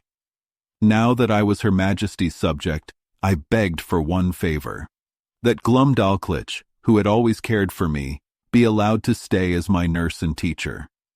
The queen agreed, and the farmer happily consented, pleased that his daughter had found a position at court. As the farmer left, I merely bowed slightly, showing him no gratitude. The queen noticed my coldness and asked why I was not more thankful. I explained that I owed my former master nothing. He had only kept me alive to make money. My life had been hard labor, and if he had not feared for my health, he would have never sold me. But now, under the protection of Her Majesty, I hope to regain my strength and live in peace. The queen, amused by my boldness, took me to see the king. Meeting the king. The king was a serious and intelligent man. Seeing me for the first time, he mistook me for a splacknock, a small animal in their land. But when the queen placed me on his desk, he saw that I stood upright and spoke. At first, the king suspected a trick. He thought I was a mechanical toy, built by a skilled craftsman. But when I answered his questions, he was greatly astonished. He doubted my story about coming from a land of people my size, thinking I had been taught a false history by the farmer. To settle the matter, he summoned 3 of his greatest scholars. The scholars' verdict. The 3 learned men examined me closely. They measured my teeth, inspected my limbs, and debated how I could have survived in nature. They concluded that I could not have been born naturally, since I was too small to defend myself. My teeth showed I was a meat eater, but I was too weak to hunt or escape from predators. I could not climb trees, burrow, or move quickly, so I should not exist at all. One scholar suggested I was an abnormal birth, a deformed baby of their kind. But the others disagreed, pointing out that my limbs were perfect and that my beard showed I was fully grown. Since I was even smaller than the queen's dwarf, they dismissed the idea that I was just a tiny human. In the end, they agreed on a final conclusion. I was simply a lusus naturae, a freak of nature. This explained everything to them, just as European scholars often dismiss difficult questions with fancy terms instead of real answers. Defending my country. When they finished, I politely asked to speak. I told the king that I came from a land full of people my size, where all plants, animals, and buildings were proportioned to my stature. Back home, I was as strong and capable as anyone in his kingdom. The scholars only laughed and said my former master had trained me to tell such stories. The king, however, was more open-minded. He questioned the farmer and Glumdalclitch, and after hearing their consistent answers, he began to believe my story. He then ordered that I be well cared for at court and that Glumdalclitch continue as my nurse. Life at court. A small apartment was built for Glumdalclitch, with servants to care for her. But my well-being was her sole responsibility. The queen's cabinet maker made me a wooden house, 16 feet square and 12 feet high, with windows, a door, and 2 closets. The roof opened so my bed could be placed inside.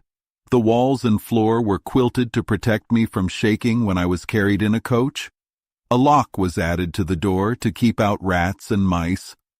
The locksmith struggled to make one small enough, but finally succeeded. The queen also ordered fine silk clothing for me, though it was as thick as a blanket by my standards. Dining with the queen. The queen adored my company and had me dine at her table. A small chair and table were placed near her left hand. Glumdalclitch stood nearby to assist me. I had my own tiny silver dishes, which Glumdalclitch kept in a box and cleaned daily. The queen's appetite amazed me. She could eat as much in one bite as 12 English farmers in a meal. She would crush the wing of a bird 9 times larger than a turkey's wing with her teeth. One day she showed me a court feast where dozens of massive knives and forks were lifted at once. It was a terrifying sight. My rival, the Queen's Dwarf.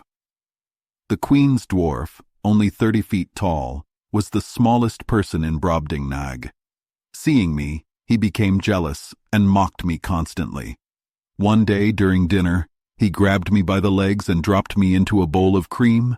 I swam as best I could, but nearly drowned. Glumdalclitch was across the room, and the Queen was too shocked to react. Finally, Glumdalclitch rescued me, though I had swallowed a quart of cream. My clothes were ruined, and the dwarf was punished. He had to drink the entire bowl of cream. Another time, he shoved my legs into a bone and left me stuck inside. The Queen laughed, but I was humiliated. After many pranks, he was banished to a noble's house. I never saw him again, to my great relief. Battle with giant insects. Though I lived in comfort, I had new dangers. Flies as large as sparrows constantly landed on my food, leaving disgusting stains. A giant cat purred loudly, larger than an ox. One day, wasps the size of partridges flew into my room. I fought them with my sword, killing 4. I kept their stingers as trophies. Later, I gave 3 to Gresham College in England. Thus, my life at court was filled with luxury, learning, and dangers alike. Chapter 4. A description of the country. I now wish to give the reader a brief description of this country, as far as I was able to explore it. My travels were limited to about 2,000 miles around Lorbrulgrud, the capital, since the Queen, whom I always accompanied, never ventured farther when she joined the King's royal tours. The kingdom itself stretches about 6,000 miles in length and between 3,000 to 5,000 miles in width. I cannot help but think that European geographers are mistaken in their belief that there is only ocean between Japan and California. I have long been of the opinion that there must be land to balance the great continent of Tartary, and I suggest that modern maps be corrected by connecting this vast land to the northwestern part of America. I would gladly assist in this endeavor.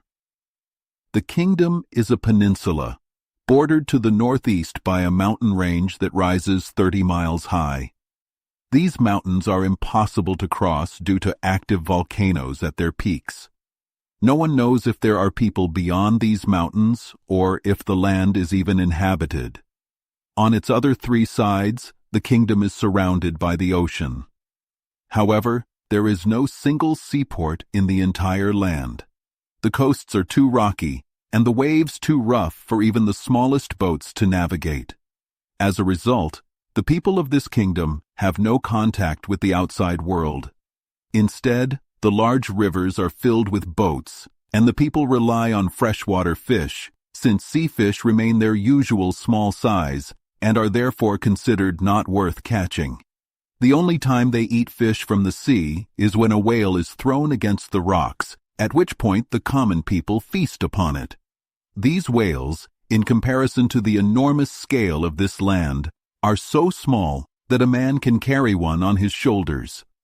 Occasionally, for curiosity, they are brought to Lorbrulgrud in hampers. I once saw one served at the king's table, though I noticed that His Majesty did not particularly enjoy it, as its smallness seemed to disgust him. The capital, Lorbrulgrud.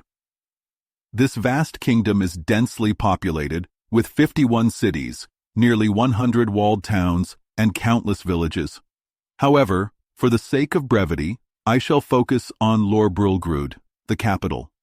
Lorbrulgrud is built on both sides of a great river. It contains over 80,000 houses and 600,000 people. The city stretches about 54 English miles in length and 45 miles in width.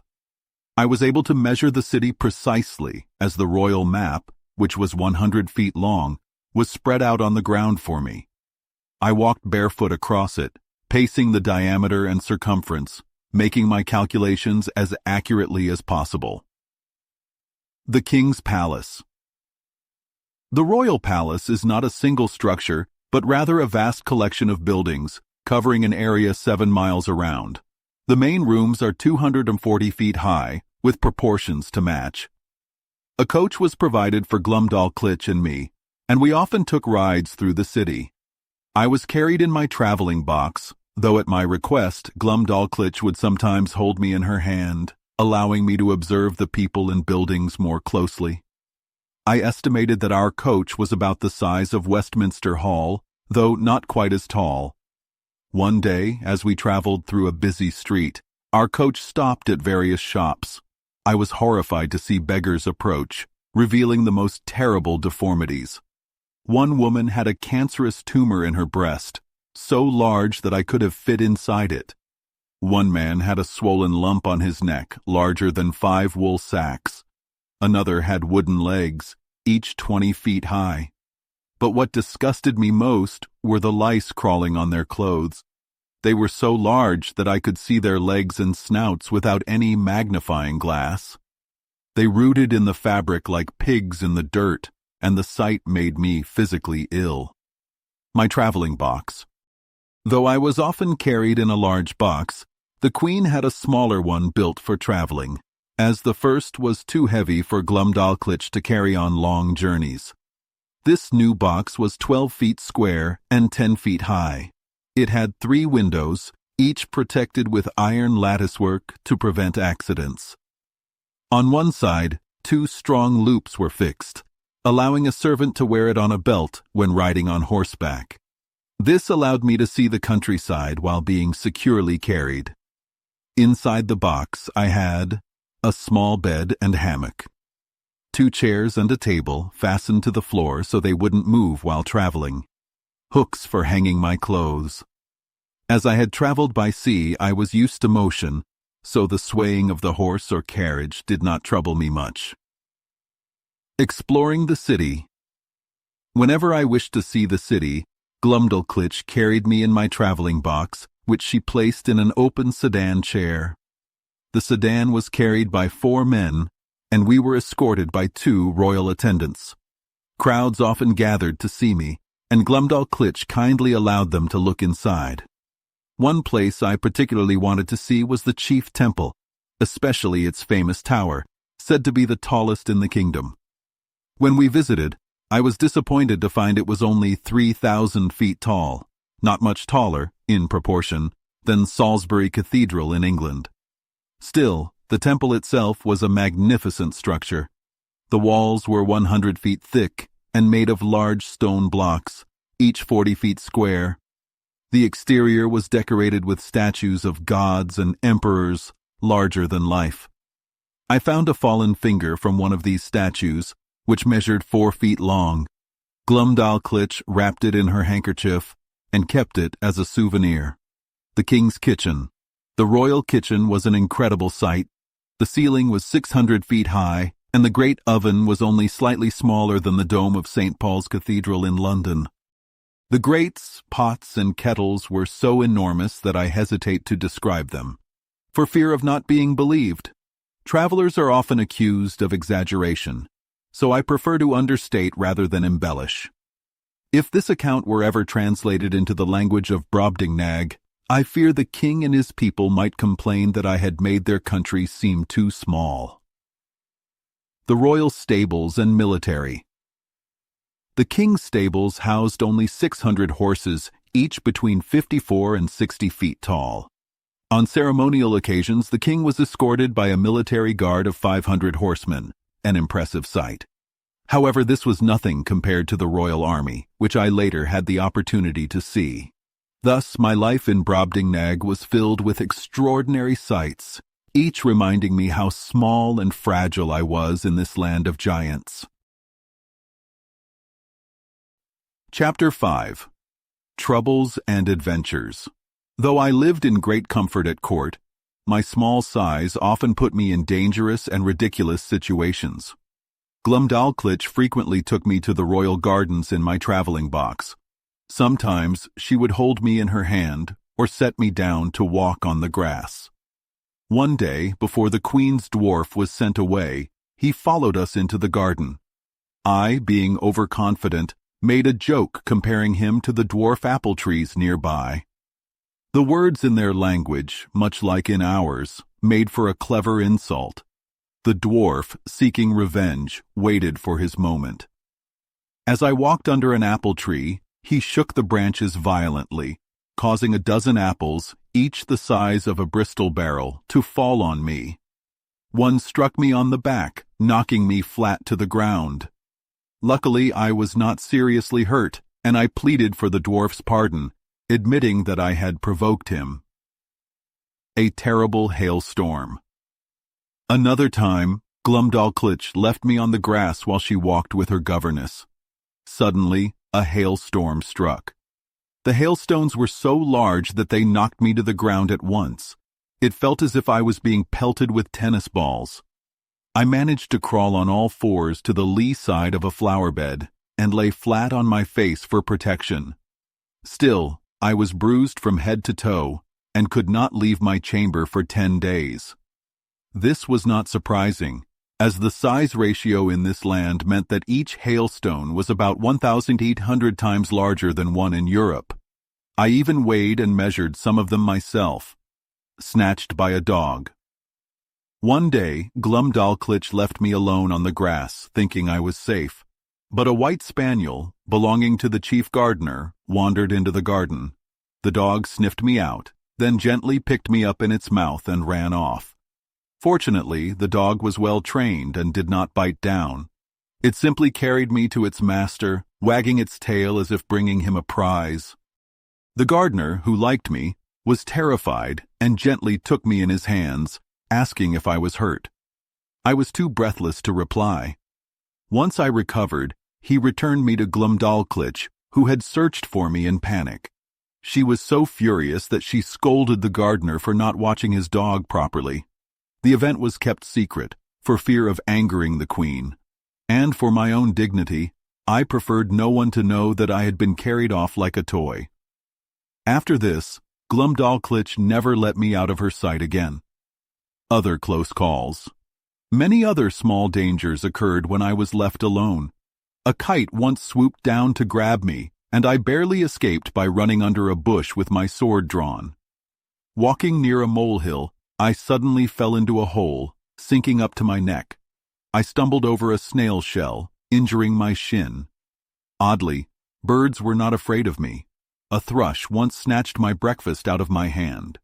When I tried to catch them, they boldly pecked at me.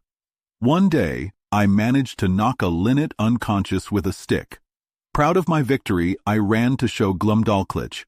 However, the bird recovered and beat me with its wings, nearly forcing me to let go.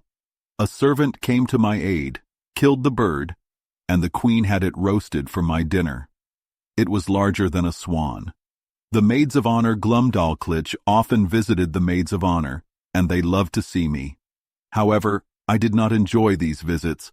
They treated me like a toy, often stripping me naked and placing me on their bosoms, which I found disgusting. Their skin, seen up close, was rough and covered in blemishes. I even fainted once from the overpowering perfumes they wore. One mischievous girl would place me astride her nipple, which humiliated me. I eventually begged Glumdalclitch to make excuses so I would not have to visit them again. Witnessing an execution. One day, a young nobleman invited Glumdalclitch to witness an execution. She was hesitant, being tender-hearted, but agreed. The criminal had murdered a friend of the nobleman. The punishment was beheading. On a large scaffold, the prisoner was seated in a chair. A sword, 40 feet long, was swung in one blow, cleanly severing the head. A fountain of blood shot into the air, reaching a great height, like the jet at Versailles. When the head hit the ground, it bounced violently, making a horrible thudding sound. Even though I was half a mile away, the sight shocked me. Building a boat. The Queen? hearing me talk about my sea voyages, asked if I knew how to sail or row.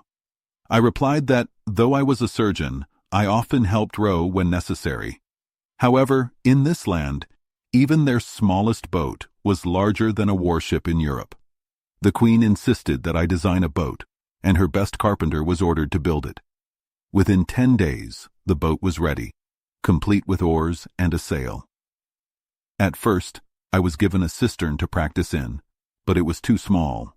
So, the Queen had a long trough built, measuring 300 feet long, 50 feet wide, 8 feet deep.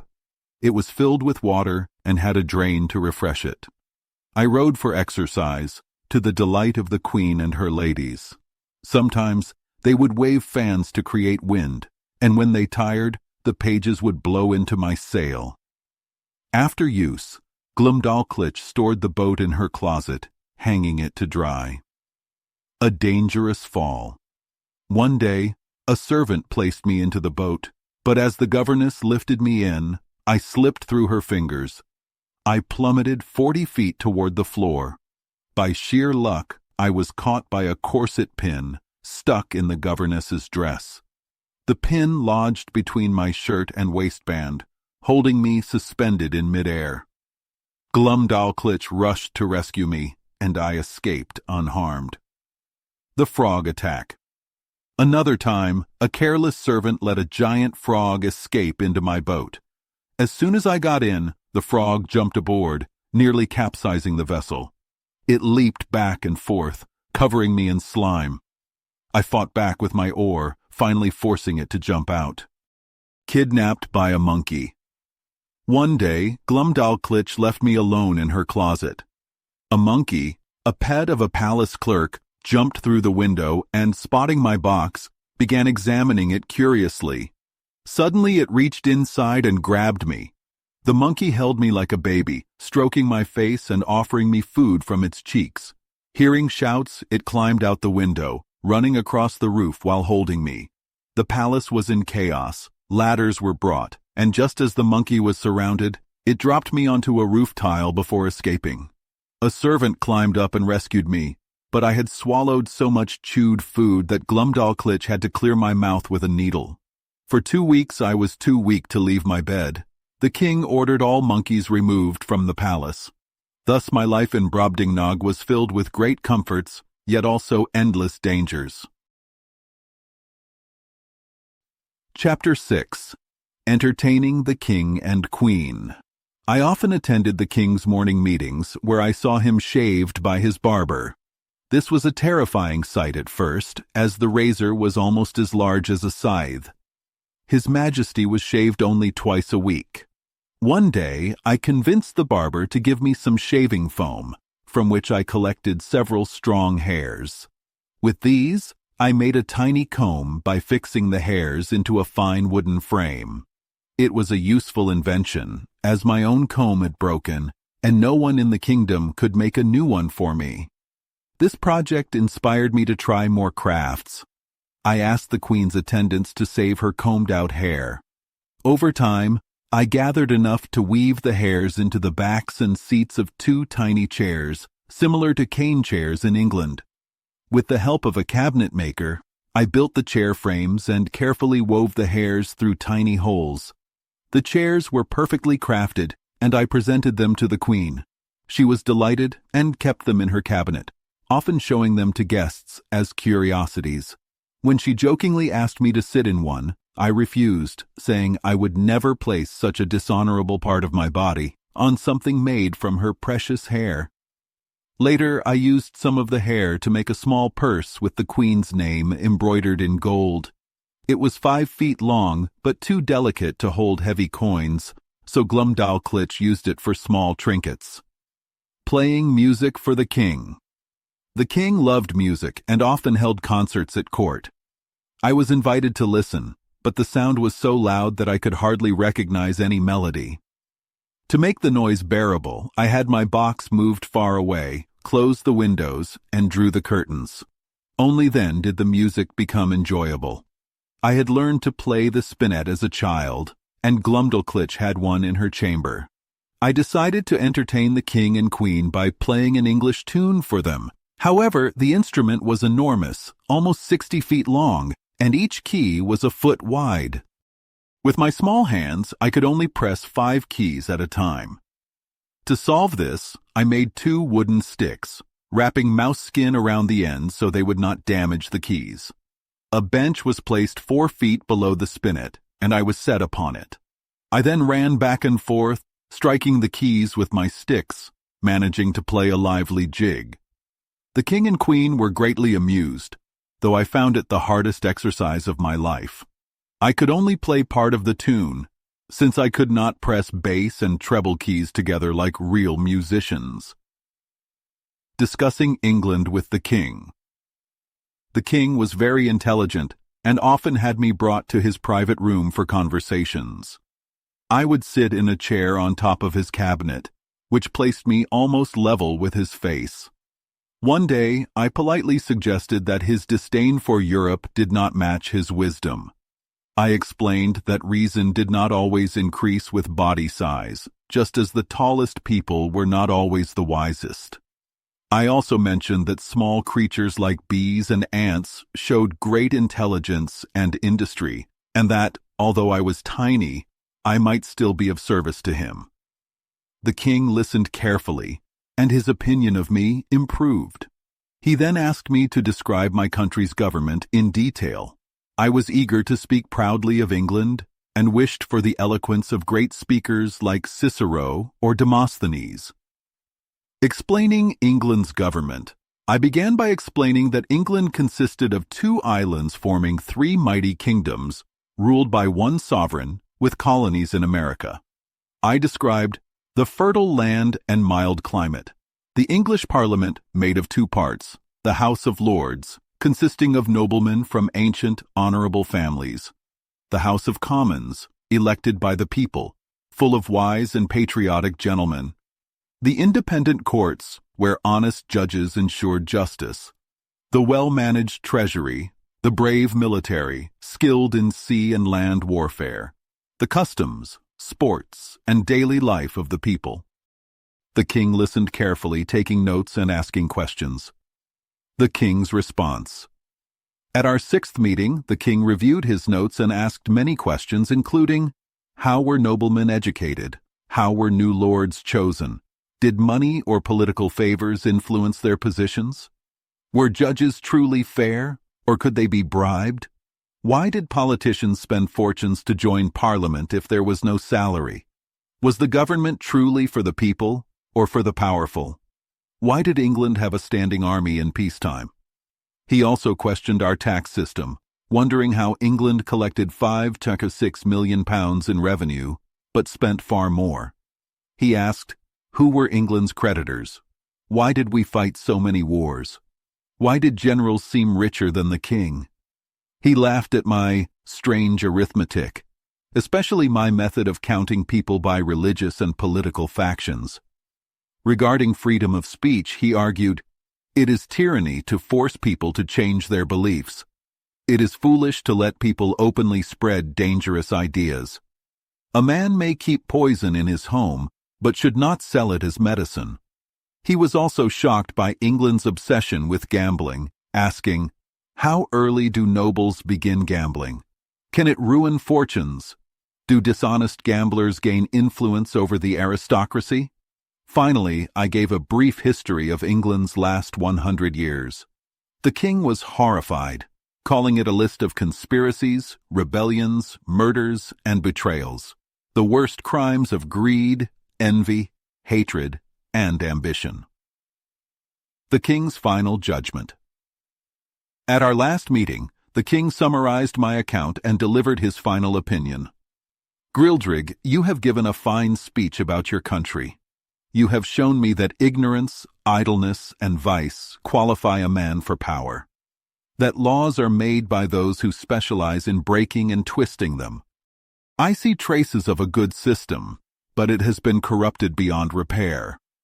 No one in England gains rank for virtue, wisdom, or courage, not nobles, priests, soldiers, judges, or politicians.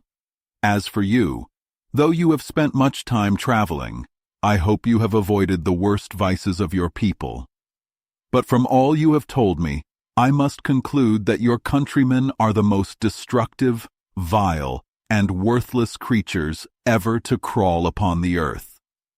I was deeply insulted by his words, but had no way to argue. Thus, my glorious description of England had led to its complete condemnation by the wise king of Brobdingnag.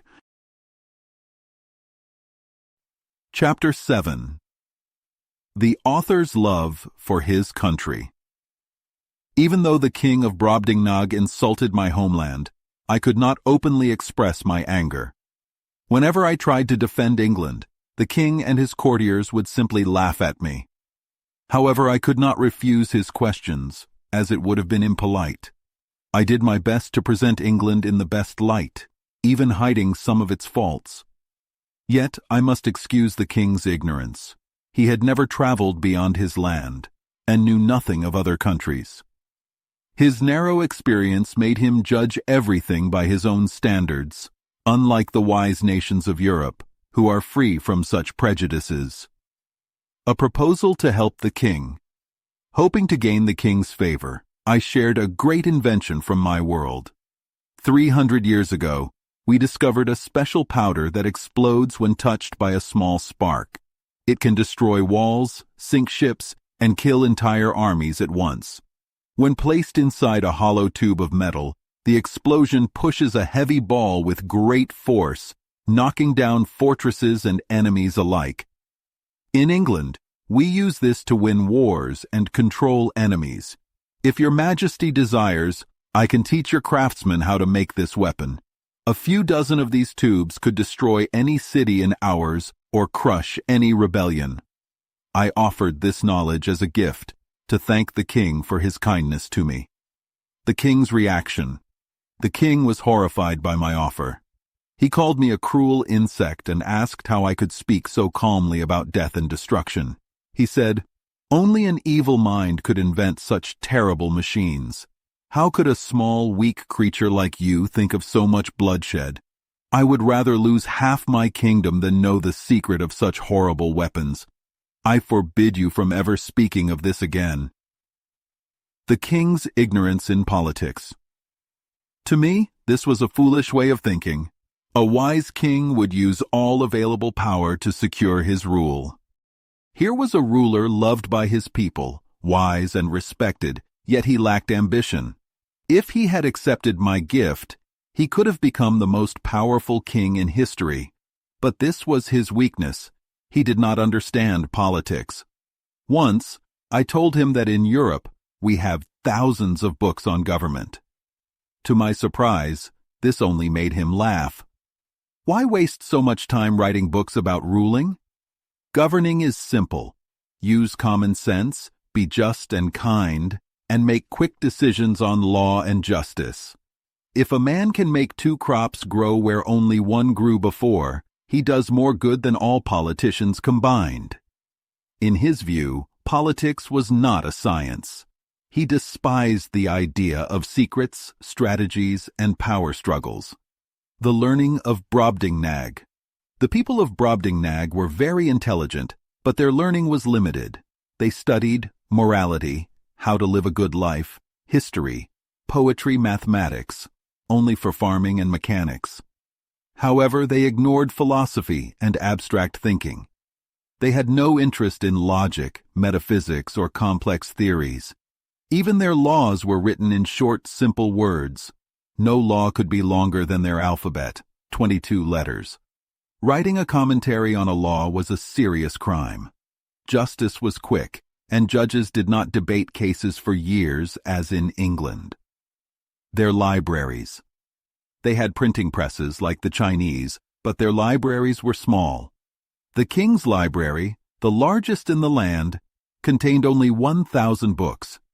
To read, I needed a special ladder, built for me by Glumdalclich's joiner. The steps were 50 feet wide, and I walked along the pages, reading line by line. The books were well written, clear, concise, and without unnecessary words. One book, often read by Glumdalclich's governess, claimed that mankind had become weak and small over time. The author believed that giants once ruled the world, as old bones found in the ground proved their great size. Reading this, I laughed, realizing that each country believes its own people to be the strongest and others to be weak. The army and military. The king's army consisted of 176,000 foot soldiers, 32,000 horsemen. However, these were not full-time soldiers. Instead, they were farmers and city workers trained in military drills. Their commanders were noblemen, leading without pay. Since each farmer followed his landlord and each citizen obeyed his city leaders, discipline was naturally strong. Military exercises. I once watched a military parade outside Lilliputians in a field 20 miles wide. Though the total army was too large to gather at once, I saw 25,000 foot soldiers, 6,000 horsemen, a mounted officer, sitting 90 feet high on his massive horse, commanded them. When the horsemen drew their swords, it looked like 10,000 bolts of lightning flashing across the sky. A magnificent sight. Why Brobdingnag had an army? Since Brobdingnag had no neighbors, I wondered why they needed a military at all. But through books and conversations, I learned that civil wars had occurred in the past. At times, the king, the nobles, and the people fought over power. Kings wanted absolute control. Nobles wanted more influence. People wanted freedom. The last great war was ended by the king's grandfather, who created a compromise. Since then, the militia had been kept in strict training to prevent future conflicts. The king's limited view. While the king of Brobdingnag was wise, he lacked the political ambition found in European rulers. He valued justice, peace, and morality, but he failed to see the need for strategy, secrecy, and power. To him, England's wars, corruption, and political struggles seemed barbaric. Thus, despite his kindness to me, he remained disappointed in my homeland, seeing it as a place of greed, war, and dishonesty. Though I loved my country deeply, I could not change his mind. Chapter 8. The king and queen travel to the borders. I go with them. I tell in simple words how I left the country. Then I return to England. I always felt a strong wish to be free again. I did not know how to be free, and I had no plan. I sailed on a ship. This ship was the first to come near that coast. The king said that if another ship came, it must come to the shore. All the people on that ship would be taken to Lilliputians. The king wanted me to have a wife like me so I could start a family, but I would rather die than live with a family kept in cages like pet birds. I might be sold to rich people as a curiosity. I was treated very kindly. I was the favorite of a great king and queen. Everyone in the court liked me, but my life did not feel right. I missed my home and my family. I wanted to be with people who could talk with me. I wanted to walk in the streets and fields without fear. Soon, I was saved in a way I did not expect. I will tell the whole story. I lived in that country for 2 years. At the start of the 3rd year, Glumdalclitch and I went with the king and queen. They traveled to the south coast of the kingdom. I was carried in my travel box. My travel box was like a small closet. It was 12 feet wide. I had a hammock inside the box. The hammock was hung by soft ropes. Sometimes a servant carried me on a horse. I could sleep in my hammock while we traveled. I had a small window in the roof of my box. It was 1 foot square. This window gave me fresh air when it was hot. I could close the window with a board when I wanted. When our journey ended, the king stayed a few days at a palace near Llanflasnick. This city is close to the sea. Glumdalclitch and I were very tired. I had a little cold. The poor girl was very sick and stayed in her room. I wanted to see the ocean. I thought the ocean might help me to escape. I pretended to be very sick. I asked if I could go out for fresh sea air with a page. I liked this page very much because he had taken care of me sometimes. Glumdalclitch did not want me to go. She told the page to be very careful with me and cried many tears. The page took me in my box. We walked for about half an hour from the palace toward the sea rocks. I told him to stop my box. I opened a window and looked sadly at the sea. I felt unwell and told the page I wanted to sleep in my hammock. I hoped sleep would help me. I got into my hammock and the page closed the window to keep out the cold. I soon fell asleep. While I slept, the page went outside to look for bird eggs on the rocks. I had seen him search and pick up eggs before. Suddenly, I woke up. I felt a strong pull on a ring at the top of my box. My box lifted high in the air and moved very fast. The first shake almost made me fall from my hammock, but then the motion was gentle. I shouted many times, but no one answered me. I looked out of the window and saw only clouds and sky. I heard a sound like wings clapping. Then I understood I was in danger. I thought an eagle had taken the ring of my box in its beak. The eagle wanted to drop the ring on a rock and then catch and eat me. The eagle could see and smell me very well, even if I was hidden by a small board. After a short time, I heard many wings beating. My box was tossed up and down like a sign in the wind. I heard several loud knocks. Then suddenly, I felt I was falling very fast for more than 1 minute. I almost lost my breath. I fell with great speed and hit something very hard. The sound was very loud. After that, I was in darkness for another minute. Then my box rose high, and I saw light from the top of some windows. I saw that I had fallen into the sea. My box floated about 5 feet deep in the water. I think the eagle who took my box was chased by 2 or 3 other eagles. They made him drop my box as they fought. The iron plates on my box kept it from breaking.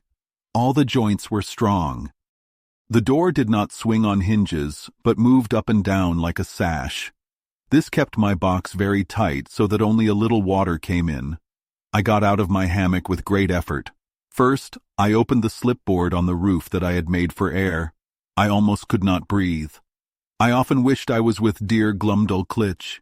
We had been apart for 1 hour. I thought of my kind nurse and the pain she would feel if I were lost. I also thought of the Queen's anger and the loss of her money. I was very scared. I was afraid my box would break or tip over with a strong wind or a big wave. If one window broke, I would die. Only the strong wires on the window saved me from danger. I saw water coming in through small cracks. I tried to stop the leaks as best I could. I could not open the roof of my box, though I wanted to. I sat on the top of my box. I thought I might live a few more hours there instead of being in the hold. If I survived 1 or 2 days, I would soon die from cold and hunger. I was in my box for 4 hours. Every moment I wished to die. I had 2 strong staples on the side of my box that had no window. A servant, when he carried me on his horse, used a leather belt and buckled it to those staples. In my sad state, I thought I heard a scratching noise near these staples. Soon, I felt that my box was pulled along by the sea. I felt a tugging that made the waves rise near my windows. This gave me a small hope for rescue. I did not know how it would happen.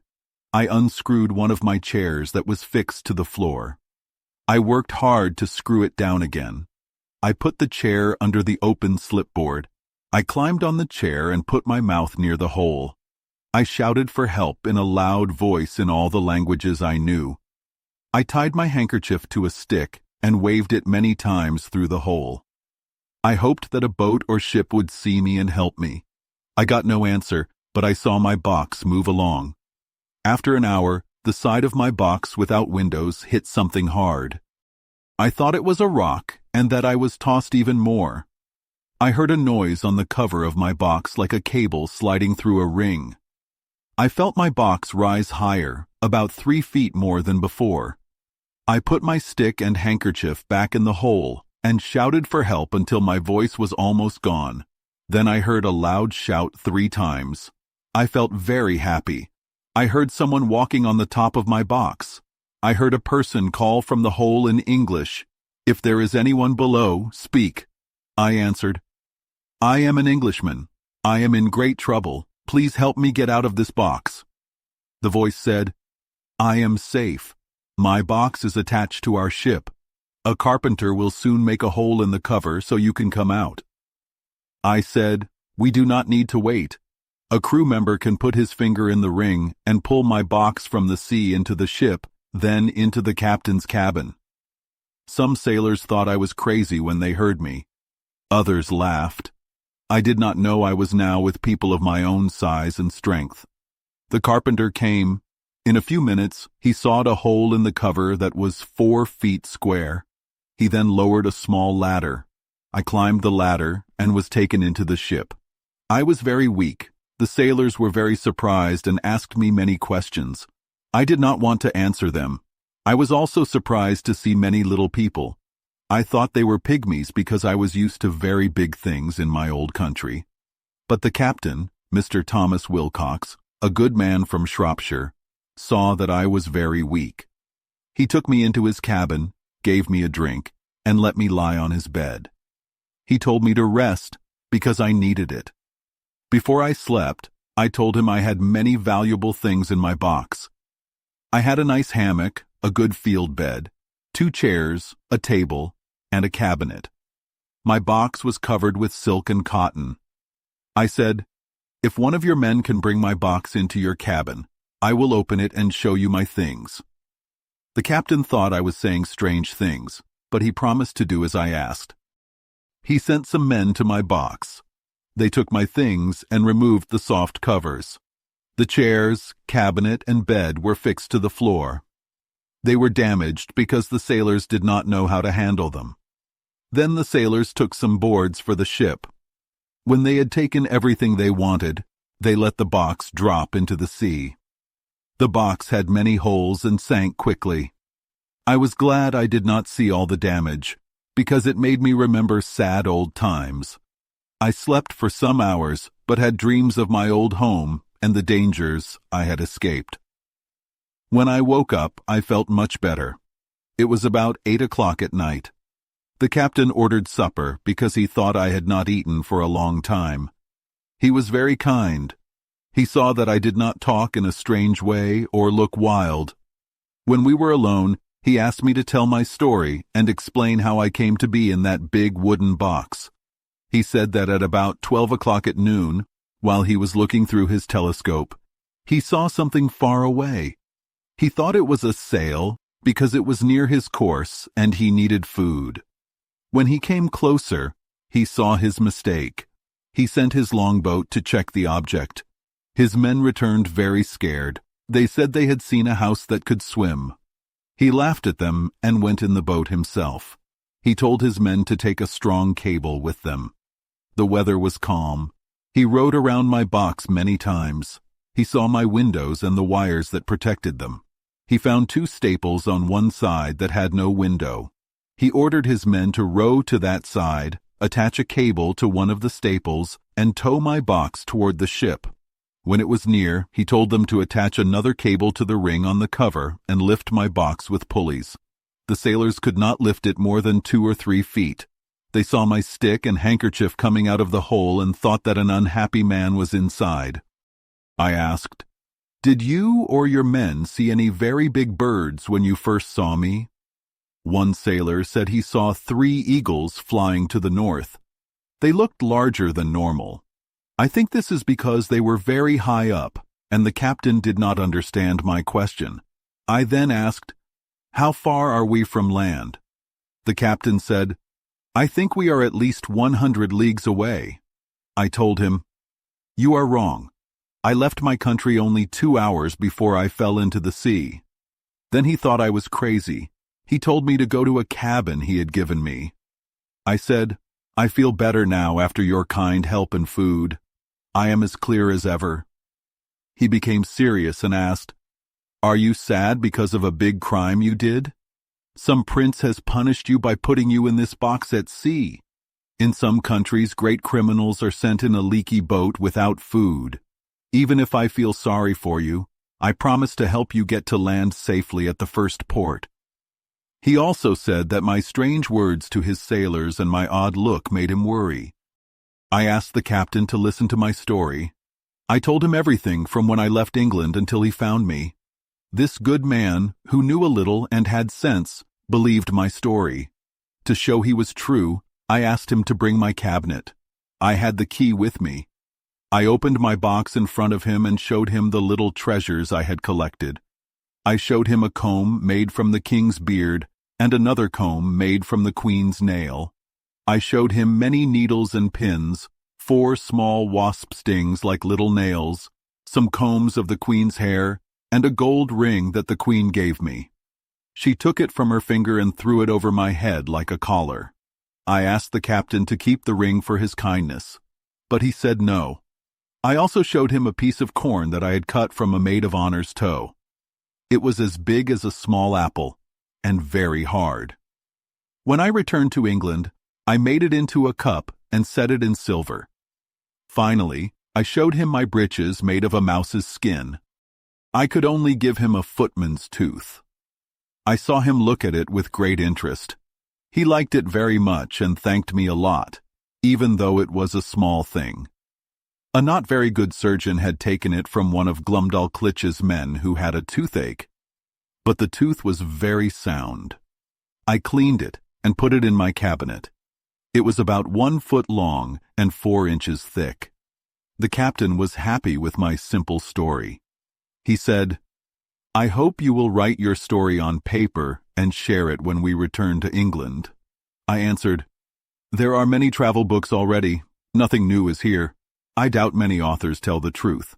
My story is only about common events without many fancy words about strange plants, trees, birds, and other animals, or the customs of wild people.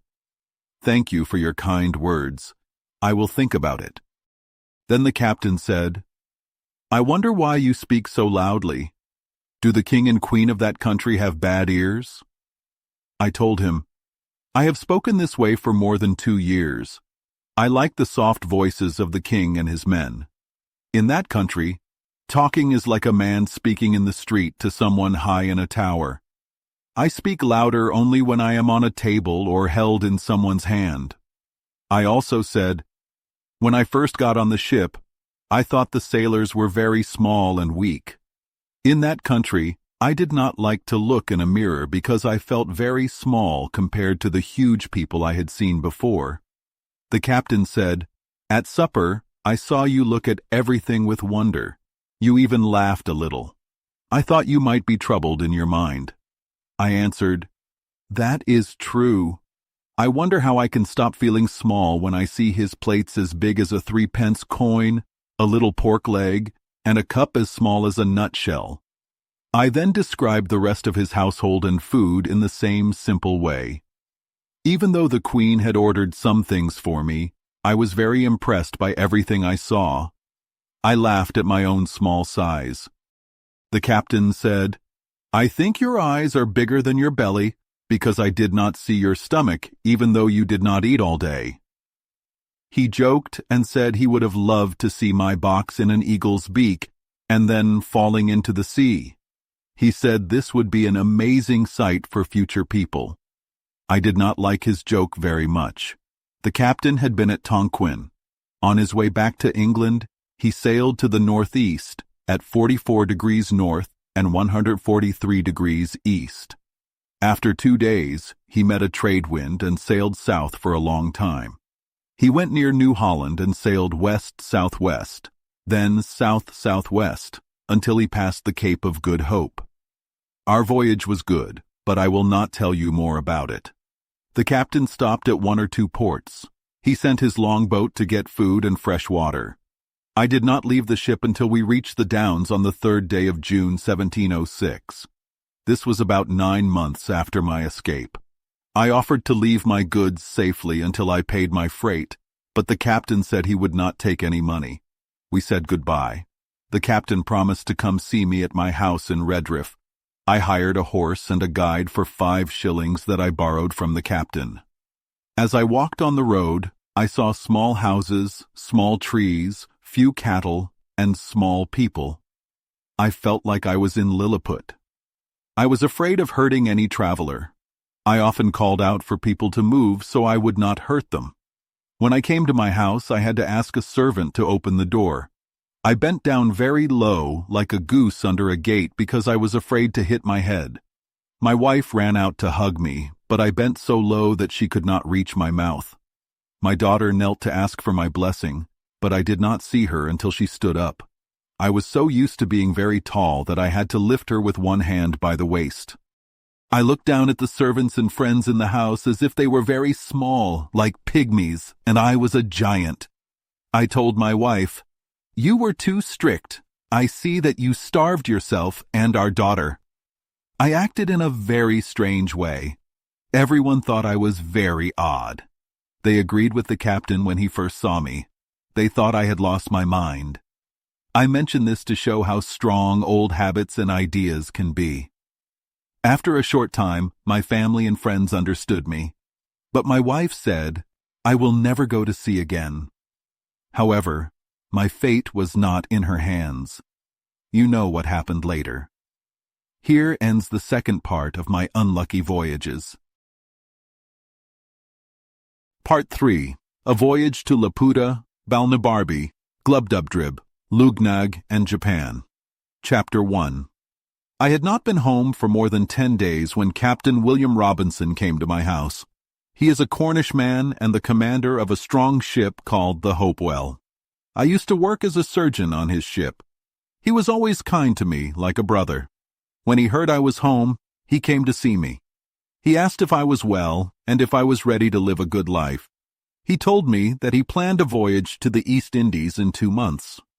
Finally, he asked me to be the surgeon on his new ship. He said I could have an assistant surgeon and my pay would be double. He also said that he trusted my knowledge of the sea and would follow my advice if needed. I could not say no. I loved to see the world, even after my past troubles.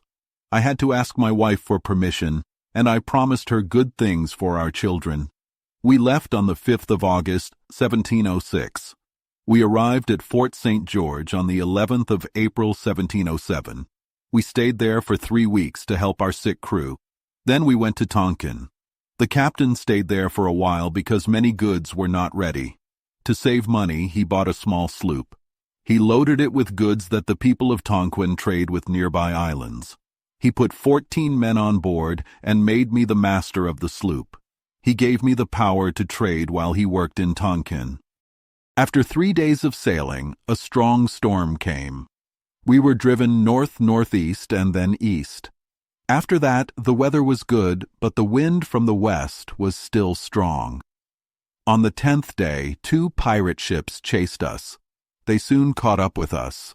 My sloop was very heavy and slow. We could not fight them. The pirates came on board. I ordered my men to lie face down. The pirates tied us with strong ropes and went to search the sloop. I saw a Dutchman among them. He looked like he had some power. He saw that we were English. In his language, he said we would be tied together and thrown into the sea. I spoke a little Dutch and told him who we were. I asked him to be kind because we are Christians and from friendly countries. This made him very angry. He repeated his threats. Then he spoke in Japanese and used the word Christianos. The larger pirate ship had a Japanese captain. He spoke a little Dutch, but not very well. He came to me and asked some questions. I answered him with respect. Then he said, "We will not let you die." I bowed very low to the captain. I then spoke to the Dutchman. I said, "I am sorry to see more mercy in a heathen than in a Christian." Soon I regretted my words. The Dutchman wanted to have me punished very harshly. The pirates decided to send my men to both pirate ships. They put a new crew on my sloop. They also decided that I should be set adrift in a small canoe. I was given paddles, a sail, and 4 days of food. The kind Japanese captain gave me extra food. He also said no one should look for me. I went into the canoe. The Dutchman, standing on the pirate ship, shouted many curses at me. Before I saw the pirates, I looked at my pocket glass. I was at latitude 46 again, and longitude 183°. Far away from the pirates, I saw many islands to the southeast. I raised my sail because the wind was fair. I planned to go to the nearest island. In about 3 hours, I reached a small, rocky island. I found many birds' eggs on the rocks. I made a fire with heath and dry seaweed and roasted my eggs. I did not eat anything else so that my food would last longer. I spent the night under a rock with some heath on the ground. I slept a little. The next day I sailed to another island. Then I went to a third and a fourth island. Sometimes I used my sail and sometimes I used my paddles. On the 5th day, I reached the last island I saw. This island was to the south-southeast of the previous one. This island was far away. It took me 5 hours to get close to it. I sailed around the island before I found a small creek to land. The creek was 3 times wider than my canoe. The island was mostly rocks with some grass and sweet herbs. I took out my food. After I refreshed myself, I hid the rest in a cave. I gathered many eggs from the rocks and took dry seaweed and parched grass. I planned to make a fire the next day to roast my eggs. I had my flint, steel, a match, and a burning glass with me. I spent the night in the cave. I lay on the dry grass and seaweed, which I also planned to use as fuel. I slept little because I was worried. I thought about how hard it was to stay alive in such a lonely place, and how sad my end might be. I felt very tired and did not want to leave the cave. When I finally gathered my courage to come out, the day was almost over. I walked among the rocks. The sky was clear and the sun was very hot. I had to turn my face away from the sun. Suddenly, the sky became dark in a strange way, not like a cloud covering it. I turned back and saw a huge, dark body coming toward the island. It was about 2 miles high and blocked the sun for 6 or 7 minutes. I did not feel the air much colder, and it was not as dark as under a mountain shade. As it came closer, it looked like a strong, flat, and smooth surface that shone from the reflection of the sea. I stood on a hill about 200 yards from the shore. I saw the large body come down almost to my level. I took out my small pocket perspective and saw many people moving up and down on its sides. I did not know what they were doing. I felt a small hope in my heart. I thought that this adventure might help save me from my lonely life. I was very surprised to see an island in the air. It had people on it. They could make the island go up or down, or move it as they wanted. I did not have time to think about why this happened. I just watched the island. For a short time, it stayed still. Soon, it moved closer. I could see stairs and galleries, rooms on its sides. In the lowest gallery, I saw people fishing with long rods and others watching them. I waved my cap and handkerchief to the island. When it came near, I shouted very loudly. I looked carefully and saw many people gather on the side closest to me. They pointed at me and at each other. They had seen me, but they did not answer my shouts.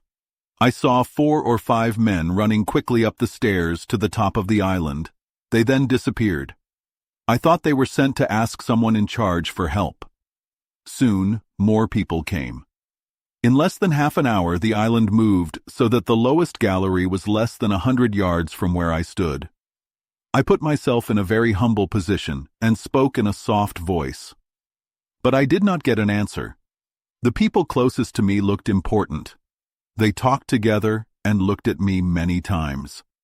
Finally, one of them spoke in a clear and polite way. His voice sounded a little like Italian. I answered him in Italian too. Even though we did not speak the same language well, they understood that I was in trouble. They made signs for me to come down from the rock and go to the shore. I did that. The flying island came up to a good height. A chain was let down from the lowest gallery. A seat was fixed at the end of the chain. I sat on the seat and they pulled me up with pulleys. Chapter 2. When I came off my ship, many people surrounded me. The ones close to me looked nicer. They looked at me with great wonder. I had never seen people so strange in shape, behavior, and face. Their heads were tilted either to the right or left. One eye looked inward, and the other looked high. Their clothes had pictures of the sun, moon, and stars. They also showed pictures of musical instruments like fiddles, flutes, harps, trumpets, guitars, and harpsichords.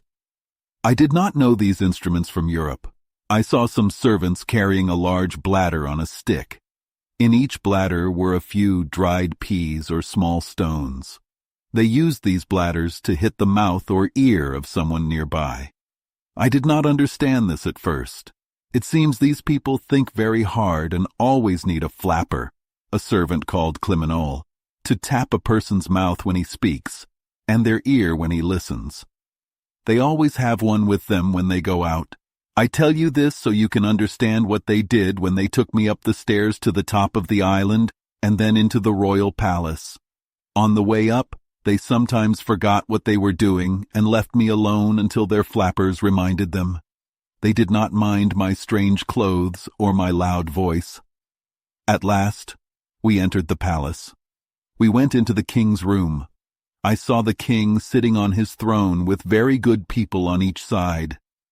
In front of the throne, there was a big table with globes, spheres, and many tools for mathematics. The king did not notice us because he was busy with a math problem. I waited for about 1 hour. Next to the king, 2 young pages held flappers. When they saw that the king was free, one page gently tapped his mouth and the other tapped his right ear. This woke him, and he looked at me and remembered why I had come. He said a few words. Then a young man with a flapper came to me and gently tapped my right ear. I made signs that I did not need this. They thought I was not very smart because of that. The king asked me many questions, and I answered in all the languages I knew. When they saw I could not speak clearly with them, they took me to a small room in the palace. The king was very kind to strangers. 2 servants stayed with me. They brought my dinner, and 4 noble people came to dine with me. We had 2 courses with 3 dishes each. In the first course, there was mutton, beef, and pudding cut in simple shapes. In the second course, there were 2 ducks, sausages, and a piece of veal. The servants cut our bread into cones, cylinders, and other simple shapes. At dinner, I asked the names of many things in their language. The noble people, with help from their flappers, happily answered me.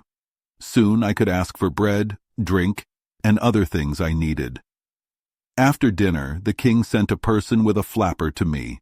He brought a pen, ink, paper, and some books. He came to teach me their language. We sat together for 4 hours.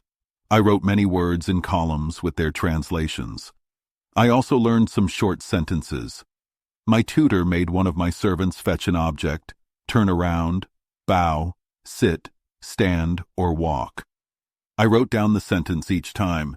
He showed me pictures of the sun, moon, stars, the zodiac, and other shapes. He taught me the names of many musical instruments and words used in music. After he left, I put all my words in alphabetical order. In a few days, with my good memory, I learned a little of their language. I learned that the word for the flying island is Laputa. I did not learn its true meaning. I was told that in their old language, Lap means high and Untu means governor.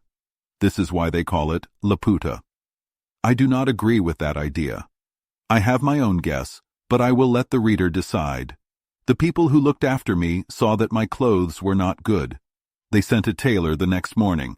He measured me with a quadrant, a rule, and compasses. He drew my body on paper. In 6 days, he made my new clothes. They did not fit well because he made a small mistake, but I was not too upset because such mistakes happen often. While I waited for new clothes and because I was sick a little longer, I learned many more words. The next time I went to the court, I could understand many things the king said. I also answered his questions. The king did not ask about my travels or my country. He asked only about mathematics. He listened to my answers without much interest while his flappers tapped him on each side. I have now described the strange people of Laputa and their ways. They love mathematics and music.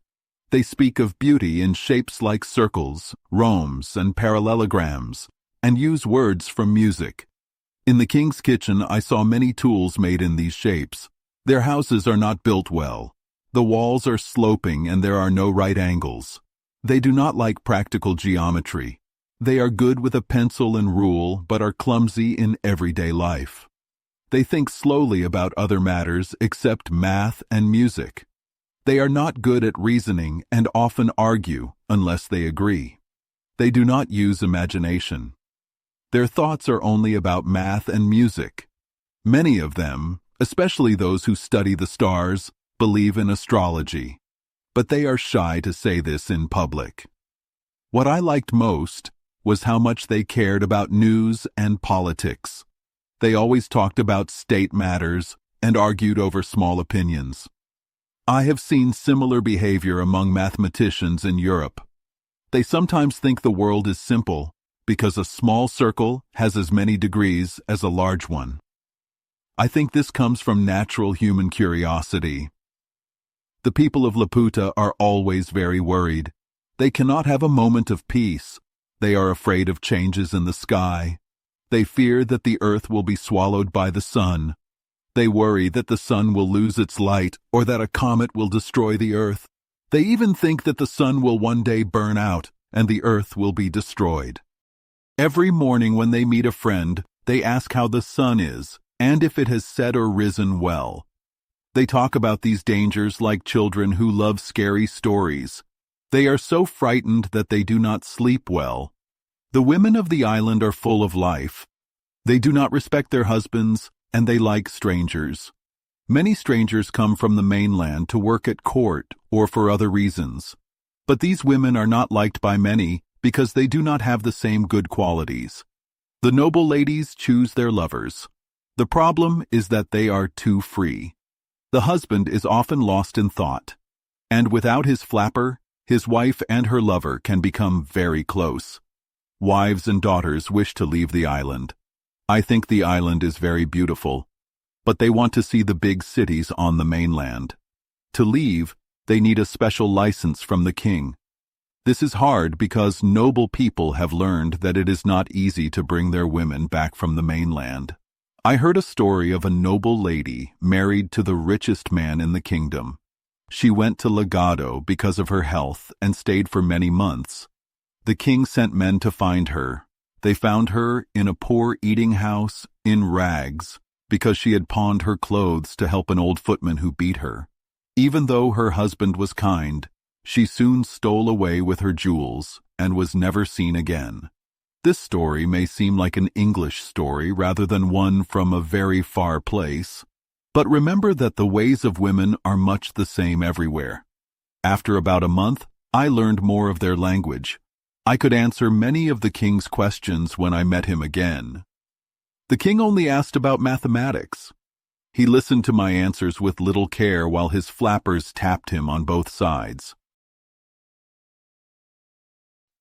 Chapter 3. I wanted to see the wonders of the island. The prince said I could go, and he sent my teacher with me. I mainly wanted to know why the island moves. Now I will explain this in simple words. The floating island is a perfect circle. It is about 4.5 miles wide and covers 10,000 acres. The island is 300 yards thick. The bottom is one smooth, very hard plate of stone. On top of that are many minerals and a thick layer of rich soil, about 10 to 12 feet deep. The land slopes from the edge to the center. That slope makes all the rainwater run in small streams to the middle. There, the water fills 4 large basins. In the daytime, the sun dries the water so it does not overflow. Also, the king can raise the island above the clouds to stop rain when he wishes. At the center of the island there is a big hole about 50 yards wide. From this hole, the astronomers, the scientists who study the sky, go down into a large room. They call this room the astronomer's cave. It is 100 yards below the top of the hard stone. In this cave, 20 lamps burn all the time. Their light, reflected from the hard stone, fills the whole room. There are many tools here: sextants, quadrants, telescopes, astrolabes, and other instruments to study the stars. The most amazing thing is a huge magnet. This magnet is 6 yards long and very thick. It is held in place by a strong rod of hard stone. A circular hoop of hard stone, supported by 8 strong feet, keeps the magnet fixed in the bottom of the island. No force can remove it. This magnet makes the island move. One end of the magnet attracts the earth, and the other end repels it. When the magnet is placed with the attracting end down, the island goes down. When the repelling end is down, the island goes up. When the magnet is tilted, the island moves in a slanting direction. By turning the magnet, the king can make the island move to different parts of his land. However, the island cannot move outside the king's territory, nor can it rise above 4 miles. The scientists say the magnet works only for a distance of 4 miles. Because of this, the king can easily control all the lands that lie under the magnet's influence. When the magnet is held flat, the island stays still because both ends pull with the same force. The astronomers take care of the magnet. They move it as the king tells them. They spend most of their time watching the sky with their very good telescopes. Although their telescopes are small, they work much better than the ones in Europe. They have catalogued 10,000 stars. They even found 2 small stars that go around Mars. One star is 3 times as far from Mars as Mars's own diameter and goes around in 10 hours. The other star is 5 times as far and takes 21.5 hours to circle Mars. This shows that the same law of gravity works for all stars and planets. The king could be the most powerful prince in the world if his ministers helped him. But his ministers have their own lands on the mainland. They do not want to lose their property. If any town rebels or does not pay its taxes, the king has 2 ways to force them to obey. The milder way is to keep the island over the town and the nearby land. This way, the town does not get enough sun or rain. The people then suffer from hunger and disease. They are also pelted with big stones from above, and they must hide in cellars or caves as their houses are broken. If the town still does not obey, the king uses his harshest method. He lets the island drop directly on the town. This action destroys houses and kills people. However, the king rarely does this because it makes his ministers very unpopular and hurts their own lands on the mainland. There is one more important reason the king does not often drop the island. If the town has tall rocks or high buildings, a sudden fall might break the hard stone bottom of the island. Even though the bottom is very strong, it could crack if it is shocked too hard or comes too near the fires from the town. The people know this danger well, and they are very careful when they are angry with the king. When the king is very angry, he orders the island to come down very gently. But if the island stays too low and cannot rise again, the people say that the magnet can no longer hold it, and the whole island might fall to the ground. 3 years before I came, the king visited Lindolino, the second city in his land. 3 days after he left, the people of Lindolino rebelled. They closed the city gates and captured the governor. They built 4 large towers, one at each corner of the square city, and placed a tall rock in the center. On top of each tower, and on the rock, they fixed a large magnet. They also gathered a great amount of fuel.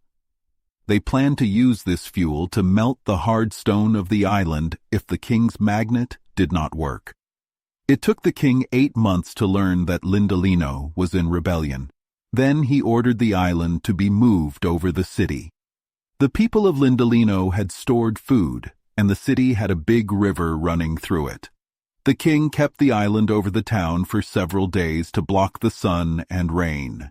He also let many ropes down from the island, but instead of asking for mercy, the people boldly demanded that all their problems be solved. They asked for many privileges, including choosing their own governor. Then the king ordered all the people on the island to drop large stones onto the town. The citizens of Lindalino had taken shelter in their towers, strong buildings, and underground vaults. The king was determined to punish the rebellious town. He ordered the island to come down very close to the towers and the rock. However, the officers found that the island came down faster than usual.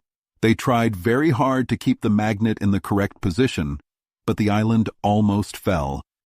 They sent a message to the king and asked to raise the island a little higher. The king agreed, and a general council was called.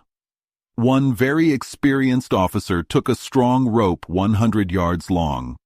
When the island was above the town, he attached a piece of hard stone to the end of the rope.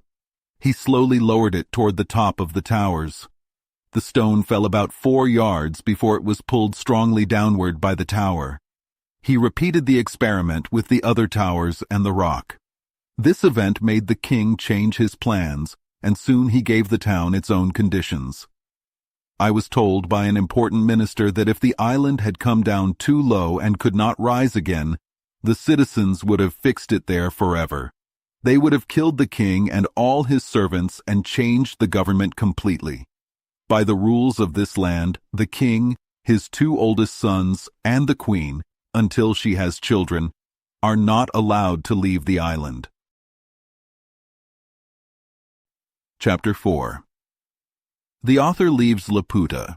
He is taken to a place called Balnibarbi. Then he comes to a big city. He tells us about the city and the country near it. A kind and important lord welcomes him. The author talks with this lord. I was not treated very badly on the island, but I felt very alone. The people did not seem to care about most kinds of knowledge. They only liked mathematics and music.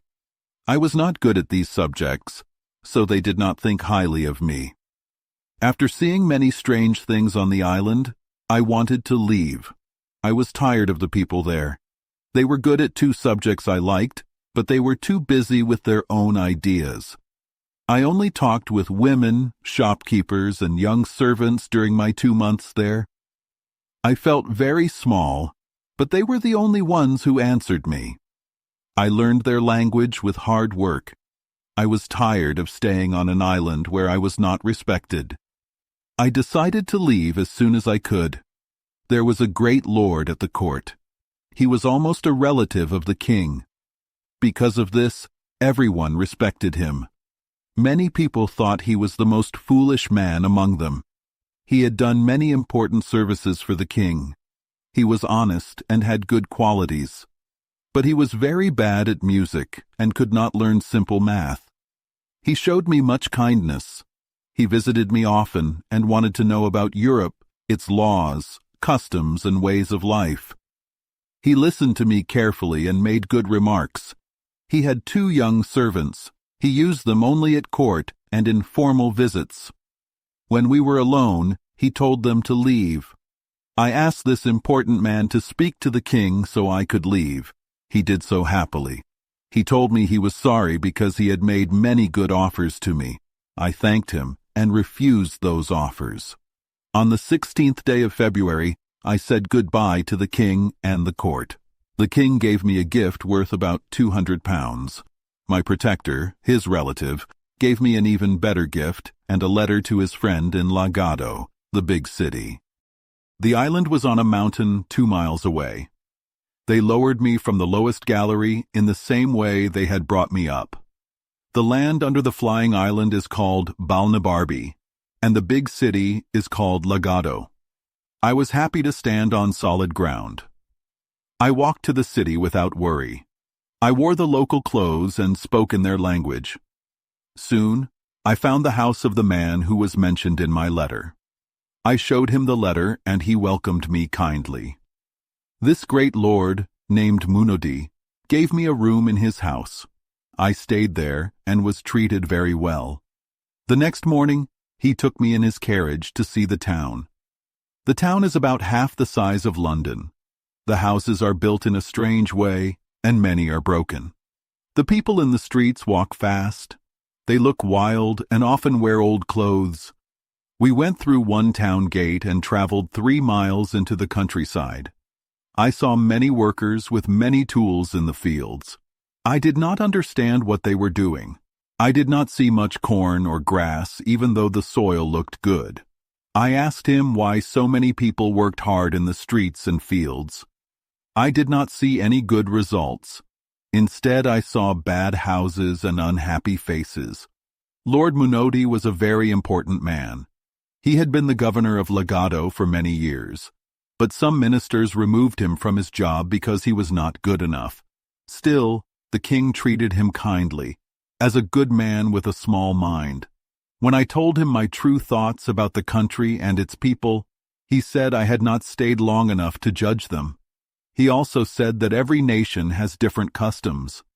But when we went back to his palace, he asked me what I thought about the building, the strange things I saw, and the way his servants looked and dressed. I said that his good sense, quality, and wealth kept him free from the problems that poor people had. He said that if I would come with him to his country house, about 20 miles away, I would have more time to talk about these things. I said I was happy to go with him, and we left the next morning. On our journey, he showed me how the farmers worked on their land. I did not understand their work because I did not see any corn or grass, but after 3 hours, the scene changed. We came to a very beautiful country. There were many neat houses, and the fields had vineyards, corn, and meadows. I had never seen such a pretty view. He saw that I became happy. He told me that his land started there and continued until his house. He said that his countrymen made fun of him for running his estate poorly. Only a few old and stubborn people did the same as him. We finally reached his house. It was a noble building made in the old style. The fountains, gardens, walks, avenues, and groves were all very well arranged. I praised everything I saw. After dinner, with only the two of us, he sadly said that he might have to tear down his old houses and rebuild them in a modern way. He said that people might stop admiring him when they learned more details. He explained that the people on the island were too busy with their own ideas to care about what happened in the country. He said that about 40 years ago, some people went to Laputa for work or fun. After 5 months, they came back with a little knowledge of math, but with strange ideas from Laputa. When they returned, they did not like the way things were done on the ground. They planned to change all the arts, sciences, languages, and crafts. They got a royal permit to build an academy of projectors in Legado. Now, almost every town in the kingdom has one of these academies. In these schools, teachers try new methods in farming, building, and many trades. They believe one person can do the work of 10. They say a palace can be built in 1 week and will last forever without repair. They also think that fruits can grow at any season and be 100 times more plentiful. But none of these ideas work well yet. In the meantime, the country is poor. The houses are ruined, and the people do not have enough food or clothes. Instead of giving up, they work even harder on their plans. They are driven by both hope and despair. He said that he did not like to change and preferred to live as his ancestors did. Some other rich people did the same, but they were seen as enemies of art and progress. They cared more about their own comfort than about the improvement of the country. Then he said he would not give more details so that I could enjoy visiting the great academy. He only wanted me to see a ruined building on the side of a mountain about 3 miles away. He told me that he had a good mill close to his house. This mill was turned by a river and was enough for his family and many of his workers. About 7 years ago, some projectors asked him to destroy this mill and build a new one on the mountain. They planned to cut a long canal on the ridge to bring water by pipes and engines to power the new mill. They believed that water moved by the wind and height would work better, and that falling water would turn the mill even if the current was weak. He agreed to their plan because he had many problems with the court and friends. He hired 100 men for 2 years, but the work failed. The projectors blamed him and still do. They tell others that the project will succeed even though it already failed. A few days later, we returned to the town.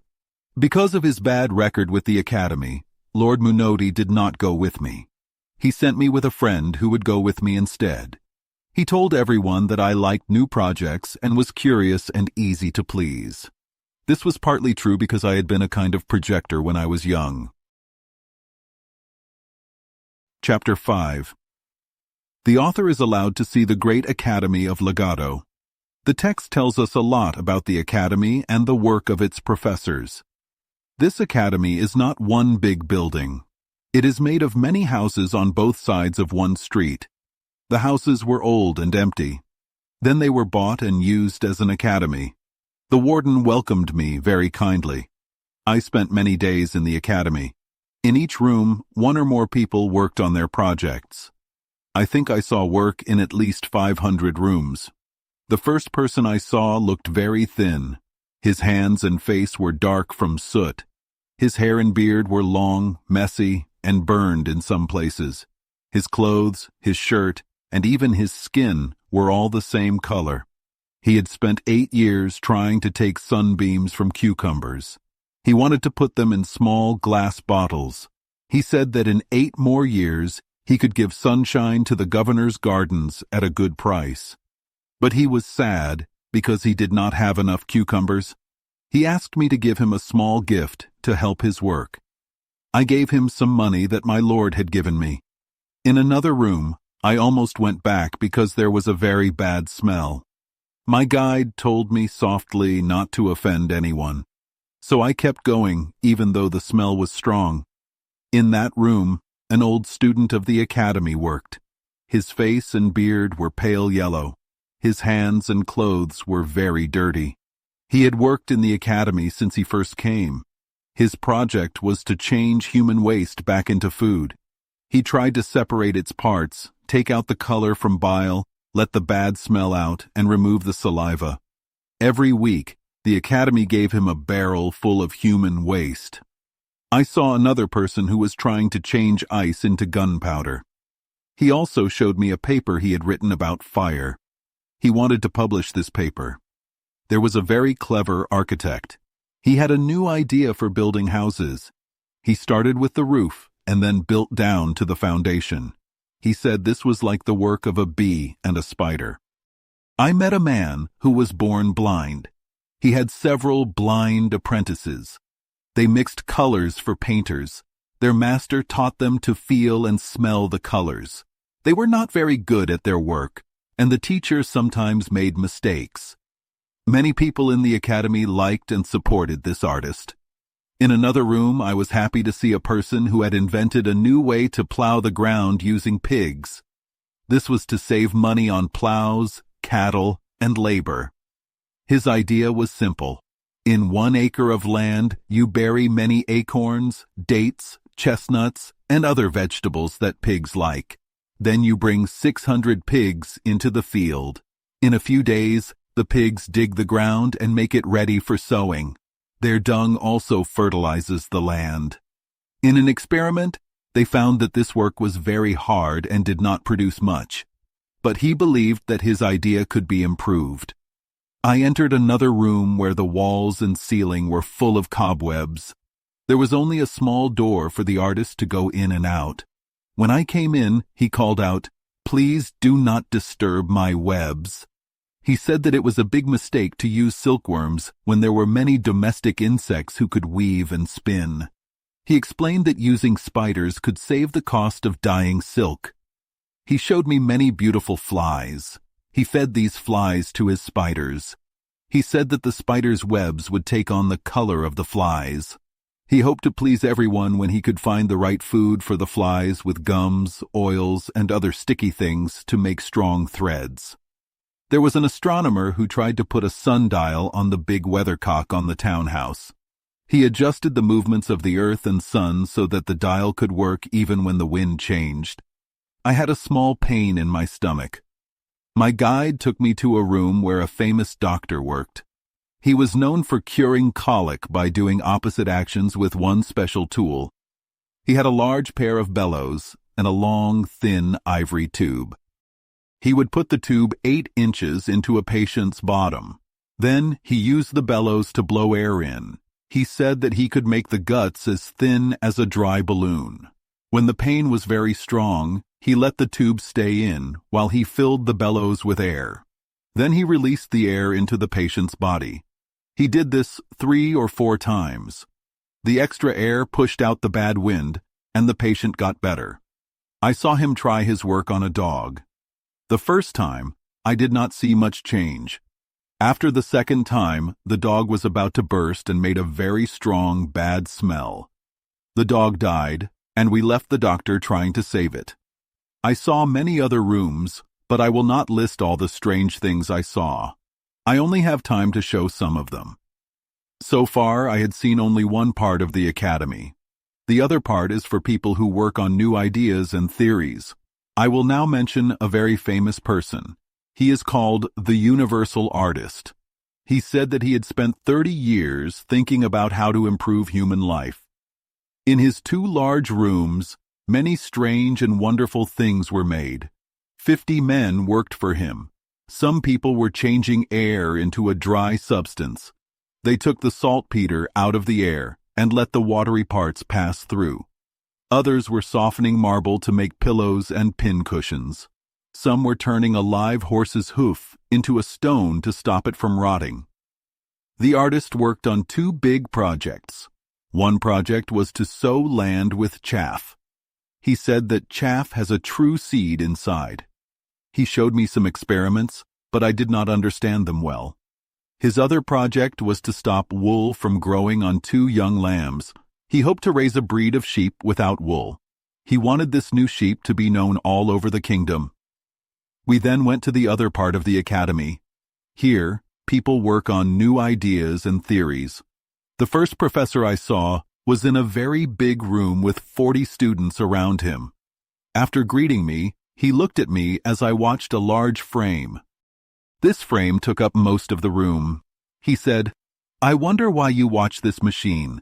Soon the world will know its value.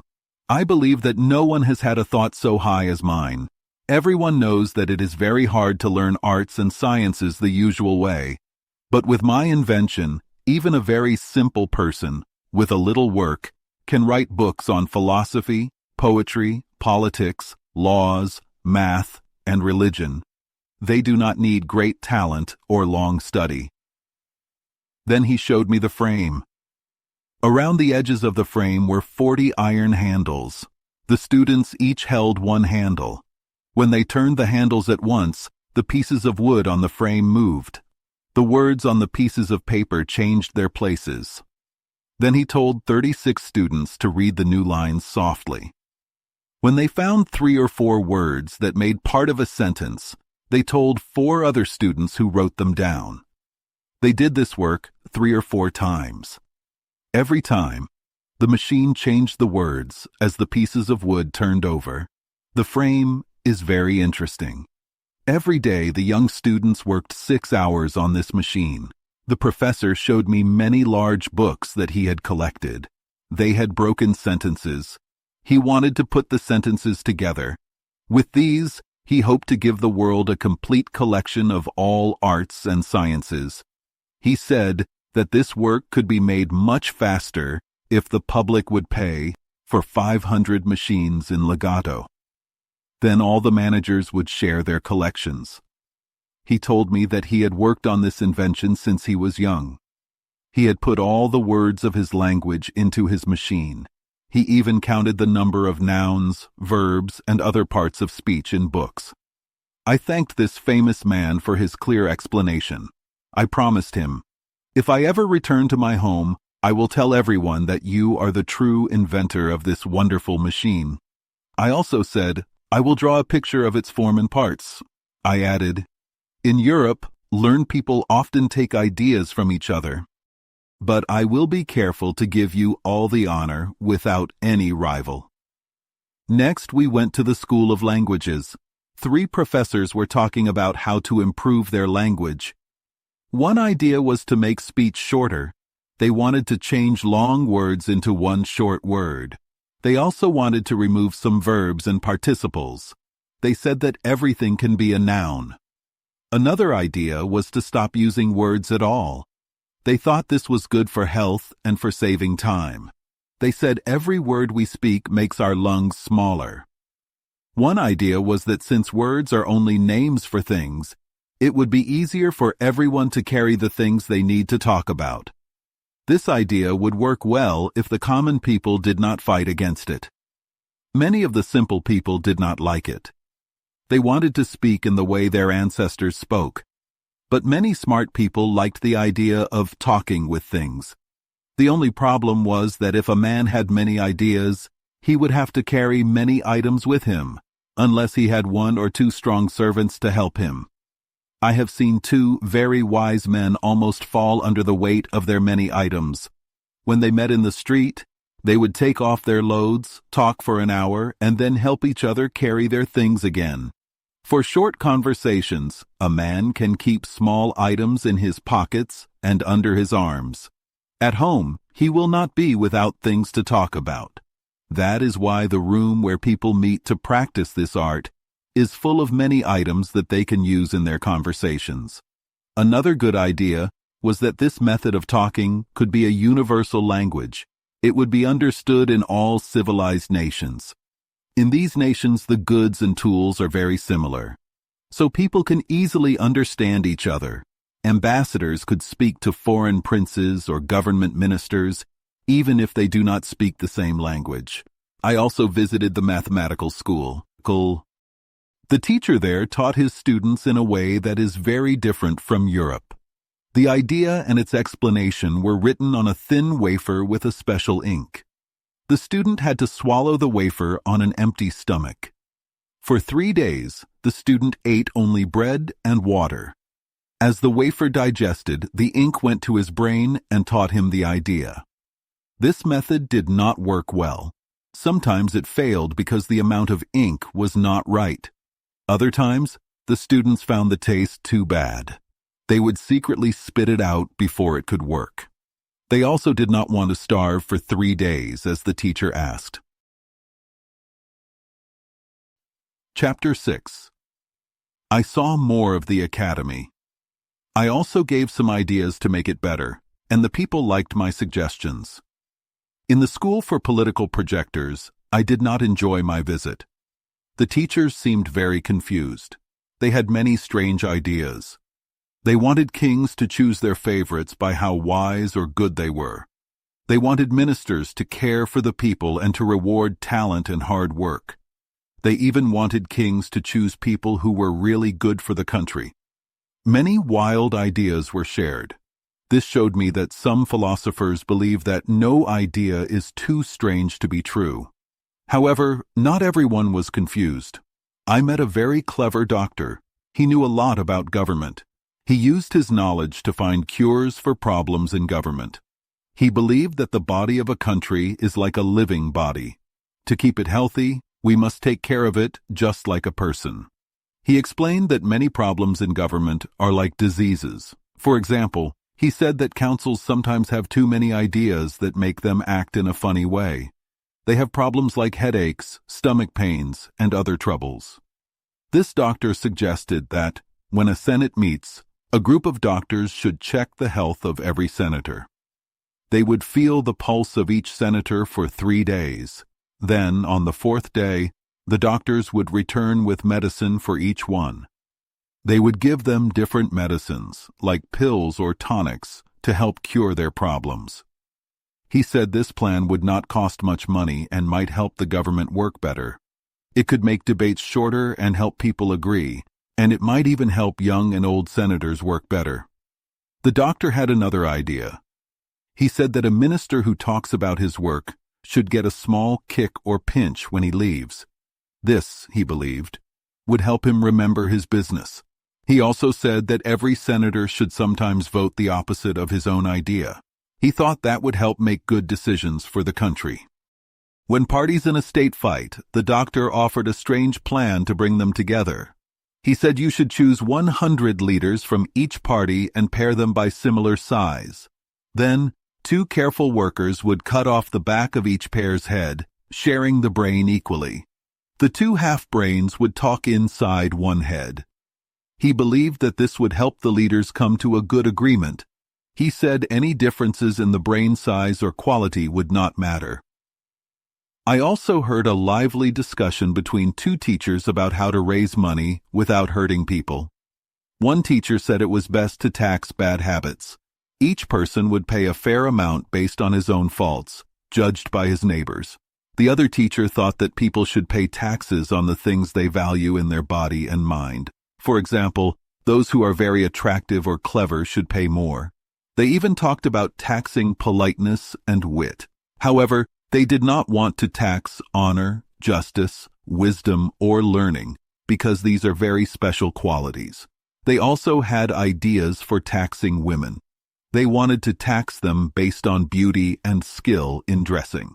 But they would not tax qualities like loyalty, chastity, common sense, or kindness, because these were hard to measure.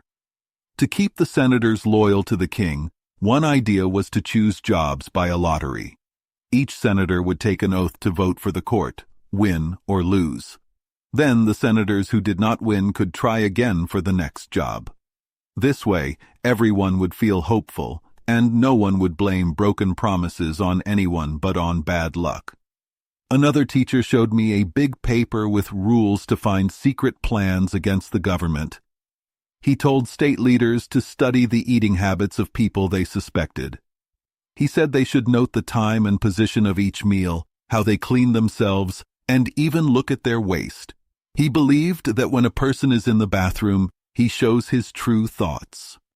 For example, he said that if he thought of killing the king, the waist would have a green tint. But if he only thought of a small protest, it would look different. This whole talk was very detailed and had many ideas for government. I thought it was not complete, so I offered my own ideas. The author was happy to listen to me. I told him about the kingdom of Tribnia, called Langdon by the locals, where I had stayed for a time. In that kingdom, most people work as discoverers, witnesses, informers, accusers, and helpers for the government. There, secret plots are common. People are accused of making plans against the state. The leaders gather all their letters and papers, lock up the suspects, and then send these papers to a group of clever artists. These artists can find hidden meanings in words. For example, they can say that a close stool means a secret council, or that a flock of geese means a senate. They also use acrostics and anagrams. In one example, if I wrote, "Our brother Tom has just got the piles," a smart person could rearrange the letters to say, "Resist, a plot is brought home, the tour."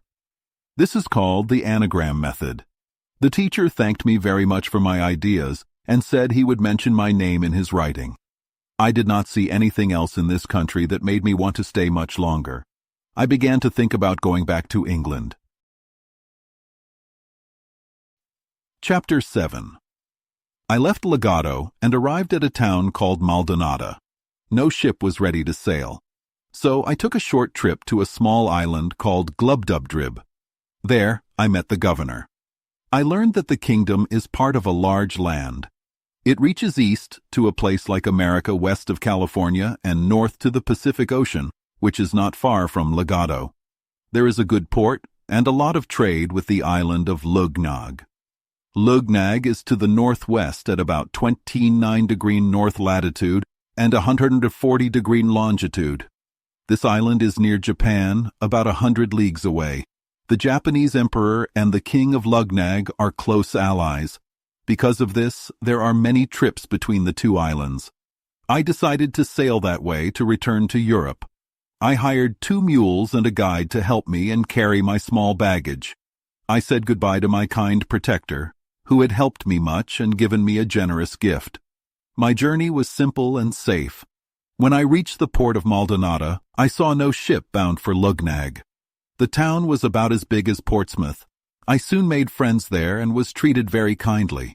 A distinguished gentleman told me, "Since no ship will be ready for at least a month, It might be fun to take a trip to the little island of Glubdubdrib, which is 5 leagues to the southwest. He offered to go with me and said I would have a small, comfortable boat for the voyage. Glubdubdrib means the island of sorcerers or magicians. It is about 1/3 the size of the Isle of Wight and has very good soil. The island is ruled by the head of a tribe of magicians. The people in this tribe marry only each other. The eldest in the family becomes the prince or governor. He has a nice palace and a park of about 3,000 acres surrounded by a wall of stone that is 20 feet high. In the park, there are small areas for cattle, corn, and gardens. The governor and his family have unusual servants. By using magic, the governor can call up people from the dead to serve him for 1 day. He cannot call the same person again for at least 3 months unless there is a very special reason. When we arrived on the island at about 11 in the morning, one of my companions went to the governor and asked if a stranger could come to see him. The governor quickly said yes. The 3 of us entered the palace through a gate, guarded by 2 rows of armed men. Their clothes looked very old and strange. Their faces made me feel a little scared. We went through many rooms with servants lined up on each side until we reached the governor's main chamber. After we bowed 3 times and answered a few simple questions, we were allowed to sit on 3 stools near the bottom of his high throne. The governor understood the language of Balnibarbi, even though it was different from the language on his island. He asked me to tell him about my travels. To show that I was not a stranger, he waved his finger, and all his attendants vanished like a dream. I was very surprised. I felt better when the governor said, "You will not be harmed."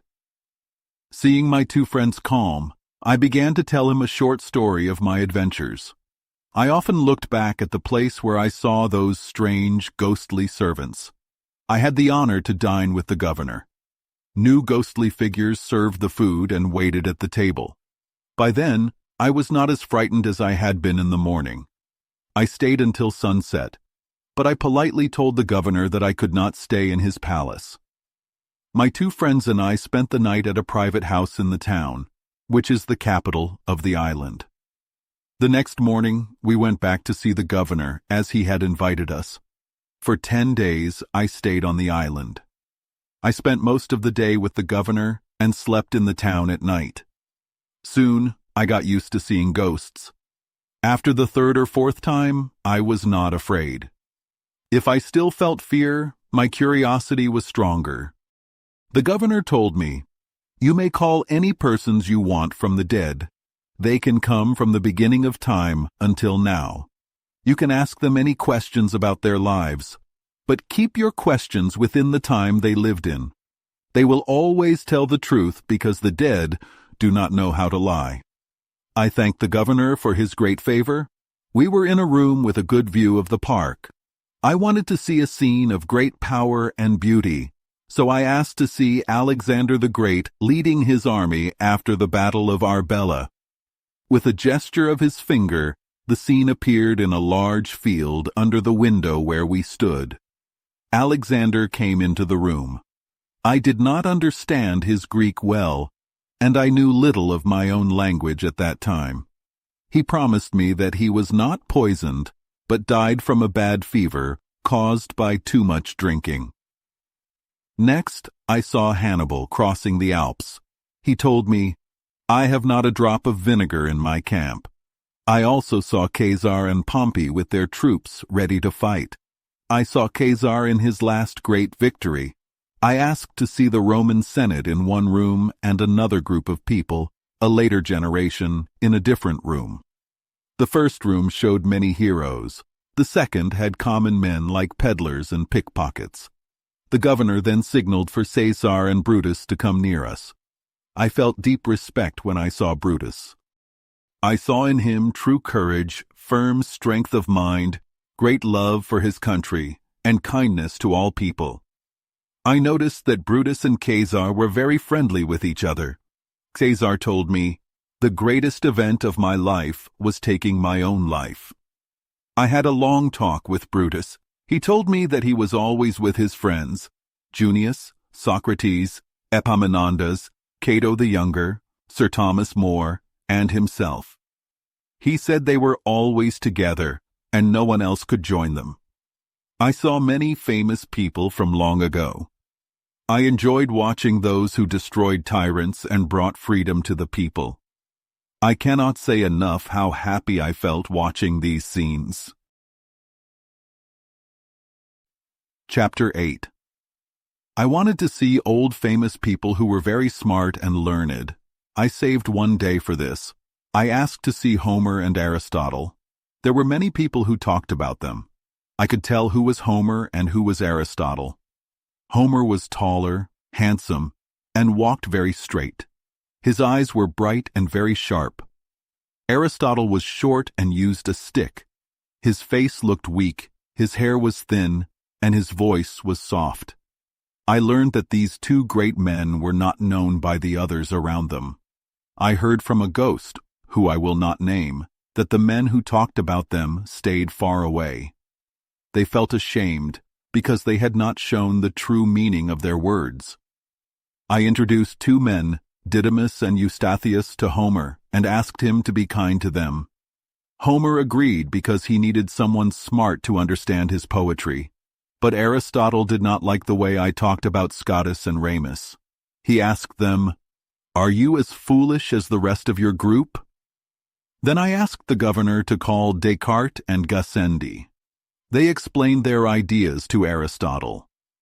This great philosopher admitted he made many mistakes when studying nature because he had guessed many things. He said that Gassendi, who liked Epicurus, and Descartes, who talked about vortices, would soon be proved wrong. He said new ideas about nature are like new fashions.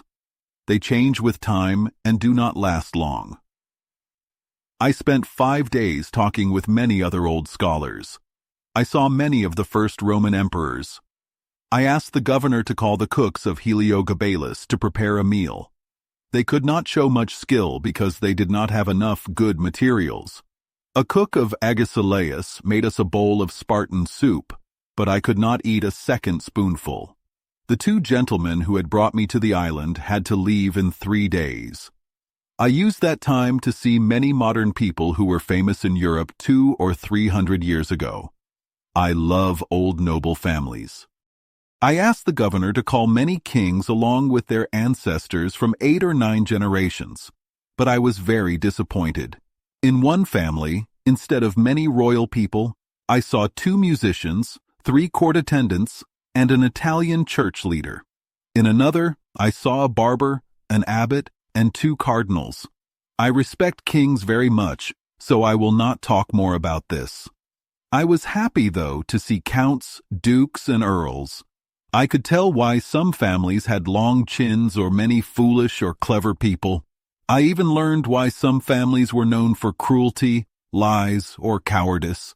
I also saw many servants and pickpockets mixed in with these families.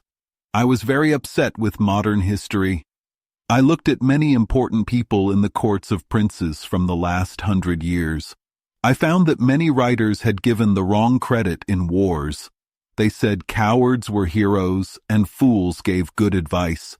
Many good people were punished by corrupt judges and powerful ministers. Many villains were raised to high positions. I learned that some very bad people, such as whores, pimps, and clowns, played a part in important events. This made me think that human wisdom and honesty had become very low. I discovered the real reasons for many great events. I saw that sometimes a lowly person could run a government, and that small groups could control the council or the Senate. A general once told me he won a battle only by being cowardly and dishonest. An admiral admitted he lost because he did not know enough. 3 kings told me that they never chose the best people for their jobs unless by mistake or treachery. They said that the throne could not be kept without some corruption. I asked how many people had gained high titles and large lands in modern times. I called many of these people up. I found a very sad scene. Some people admitted that they became great by lying, cheating, or stealing. Others said they got rich by doing bad things with their wives and daughters, or by betraying their country, or even by poisoning. When I heard these things, I felt less respect for high-ranking people. I had read of great services done for princes and states and wanted to see the people who did these things.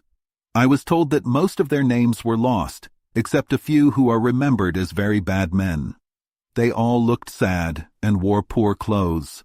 Most said, "I died in poverty or was put to death." I met one man whose story was very interesting. He had a young man of about 18 with him. He told me that he had been a ship commander. In the sea battle at Actium, he broke through the enemy line, sank 3 enemy ships, and captured a 4th.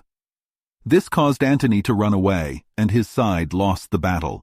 He also said that his only son, who was with him, was killed in the battle.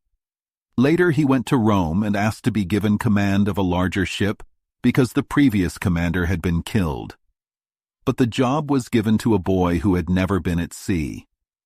The boy was the son of Libertina, a servant of one of the emperor's mistresses. When the captain returned to his own ship, he was blamed for his mistakes. He lost his job and went to live on a small farm far from Rome, where he died. I was very curious, so I asked Admiral Agrippa to come. He confirmed the whole story and added that the captain had done many good things, even though he did not receive the honor he deserved. I was surprised to see that corruption grew so quickly in that empire after luxury was introduced. I saw similar cases in other countries where bad habits had ruled for a long time. Everyone I called up looked just as they had when they were alive. This made me sad. I saw how much the human race had changed in the past 100 years. I noticed that diseases had changed the faces of English people. Their bodies were smaller, their muscles and nerves were weak, their skin was pale, and they looked unhealthy. I felt very low and wished that an old-fashioned English yeoman could be called up. I remembered how these yeomen were simple, ate plain food, wore simple clothes, were fair in their dealings, loved their country, and were brave. I was sad to see that these good qualities were now sold for money by their own descendants. These descendants sold their votes and ran elections, and they had learned many bad habits in the court. Chapter 9. On the day to leave, I said goodbye to the governor of Glubdubdrib and went back to Maldonado with my 2 friends. After waiting for 2 weeks, a ship was ready to sail for Lugnag. Some kind gentleman gave me food and helped me get on board. The voyage took 1 month. We had a big storm and had to steer west to join the trade wind. On 21st April, 1708, we sailed into the river of Clumegnig, a port town at the southeast of Lugnag. We anchored close to the town and called for a pilot. 2 pilots came quickly and helped us pass dangerous rocks to a safe area near the town wall. Some sailors, either by mistake or on purpose, told the pilots that I was a stranger and a great traveler.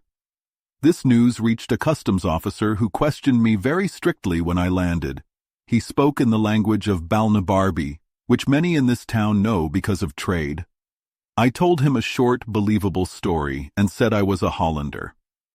I explained that I had been shipwrecked on the coast of Balnibarbi and taken to Laputa, the flying island, and that now I was trying to go to Japan so I could return to my own country. The officer said, "You must be held until I get orders from court." He promised to write and hoped to answer in 2 weeks. I was taken to a small house with a guard at the door, but I had a large garden. I was treated kindly and supported by the king. Many people were curious because they had never heard of my country. I hired a young man from the same ship to be my interpreter. He was a native of Lugnag who had lived in Maldonado and knew both languages well. With his help, I could answer the many questions from visitors. Soon, a message came from the court. It ordered that I, with my little group, be taken by 10 horses to a place called Traldragdub, or Trildrogdrib. I had only my interpreter and 1 mule to ride. A messenger was sent ahead to tell the king I was coming. The messenger asked that I be allowed to show my respect by licking the dust before his footstool. This is the court custom. When I was admitted 2 days later, I had to crawl on my belly and lick the clean floor. This special treatment is only given to persons of high rank when they are admitted. Sometimes the floor is deliberately made dusty for persons with enemies at court. I even saw a great lord who could not speak because his mouth was full of dust. There is also a custom where the floor is spread with a brown powder that will kill a person who licks it. However, this king is very kind and cares for his subjects. He makes sure that the floor is well washed after any such event. I once heard him order a page to be whipped for not washing the floor because a young lord was accidentally poisoned. When I reached near the throne, I got on my knees. I touched my forehead to the ground 7 times and said the words I had learned the night before. Ik pling glofthrob, skutserum bilhyop mlashnalt, zwin tenod balk guff slhyop had girdlub asht. In English, this means, "May your celestial majesty outlive the sun 11 moons and a half." The king replied with words I could not understand, so I answered as I was told. Fluft drin yalaric dwoldum prastrad mirpush. This meant, "My tongue is in the mouth of my friend," which was my request to bring my interpreter. Then my interpreter was introduced, and he helped me answer many questions from the king for more than an hour. I spoke in the Balnibarbian language, and my interpreter translated my words into the Lugnag language. The king was very happy with my company. He ordered his high chamberlain to give me a room in the court for me and my interpreter, along with a daily allowance for food and a large purse of gold for my expenses. I stayed for 3 months in this country and obeyed the king completely. He was very kind to me and made many honorable offers, but I thought it was best to return to my wife and family. Chapter 10. The Lugnagians are a kind and generous people. They are also a little proud, as many Eastern people are, but they are polite to strangers, especially if the stranger is welcome at court. I met many nice people and had pleasant talks with them through my interpreter. One day, a well-born person asked me if I had seen any of their Struldbrugs or immortals. I said, "No, I have not." Then he explained that sometimes, very rarely, a child is born with a red, round spot on the forehead just above the left eyebrow. This mark is a sure sign that the child will never die. The spot is about the size of a small silver coin. When the child is 12, the spot turns green. At age 25, it becomes a deep blue. At age 54, it turns black and grows to the size of a larger coin. After that, it never changes. He believed there were not more than 1,100 Struldbrugs in the whole kingdom. He counted about 50 in the main city and mentioned a young girl born 3 years ago. He also said that the children of the Struldbrugs are just like all other children. They are not immortal. I was very happy to hear this news. I shouted with joy, "What a happy nation! Every child may have a chance to live forever.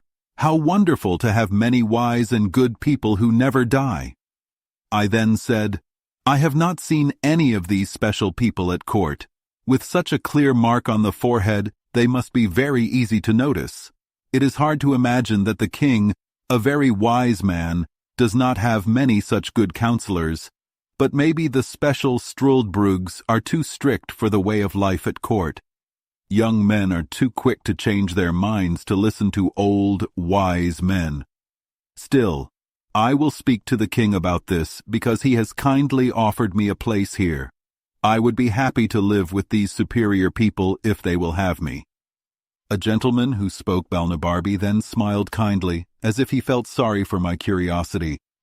He said he was glad to keep me among them, and that he would explain what I had said to the others. He talked with his friends in his own language.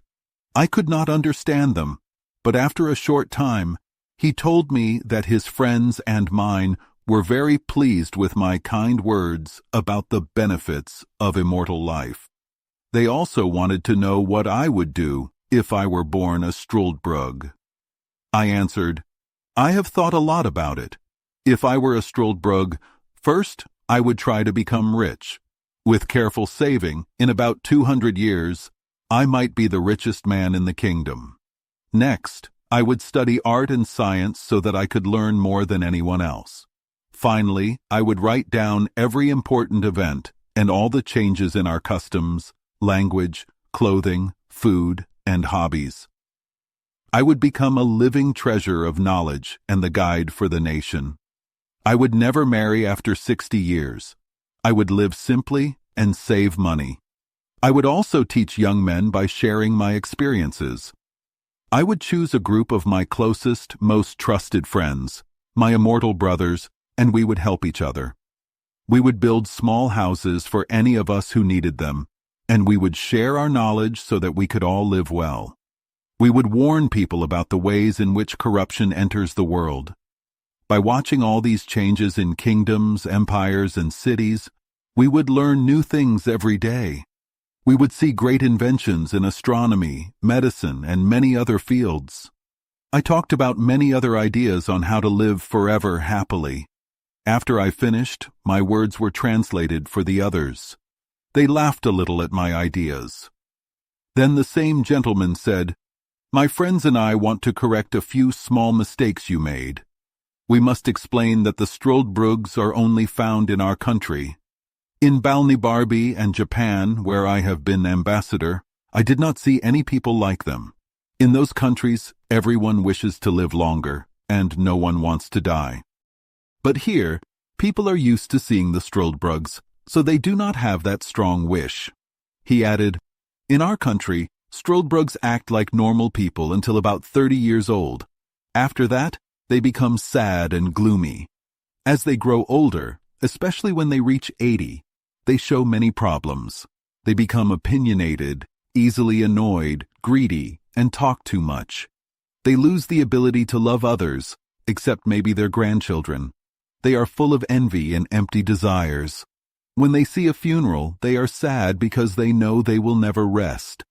Their memories are poor, so it is better to trust common stories than what they remember. The ones who become very confused get more help because they do not cause trouble. If one Struldbrug marries another, the marriage is ended as soon as the younger one reaches 80. The law thinks it is too much for someone who will live forever to share life with a spouse. Once a Struldbrug is 80, he is considered legally dead. His children take his property, and he only gets a small amount of money to live on. After that, he cannot have any important job. He cannot buy land, sign contracts, or be a witness in court. At 90, they lose their teeth and hair. They have no taste for food and drink, and their bodies stay weak. Their diseases do not change.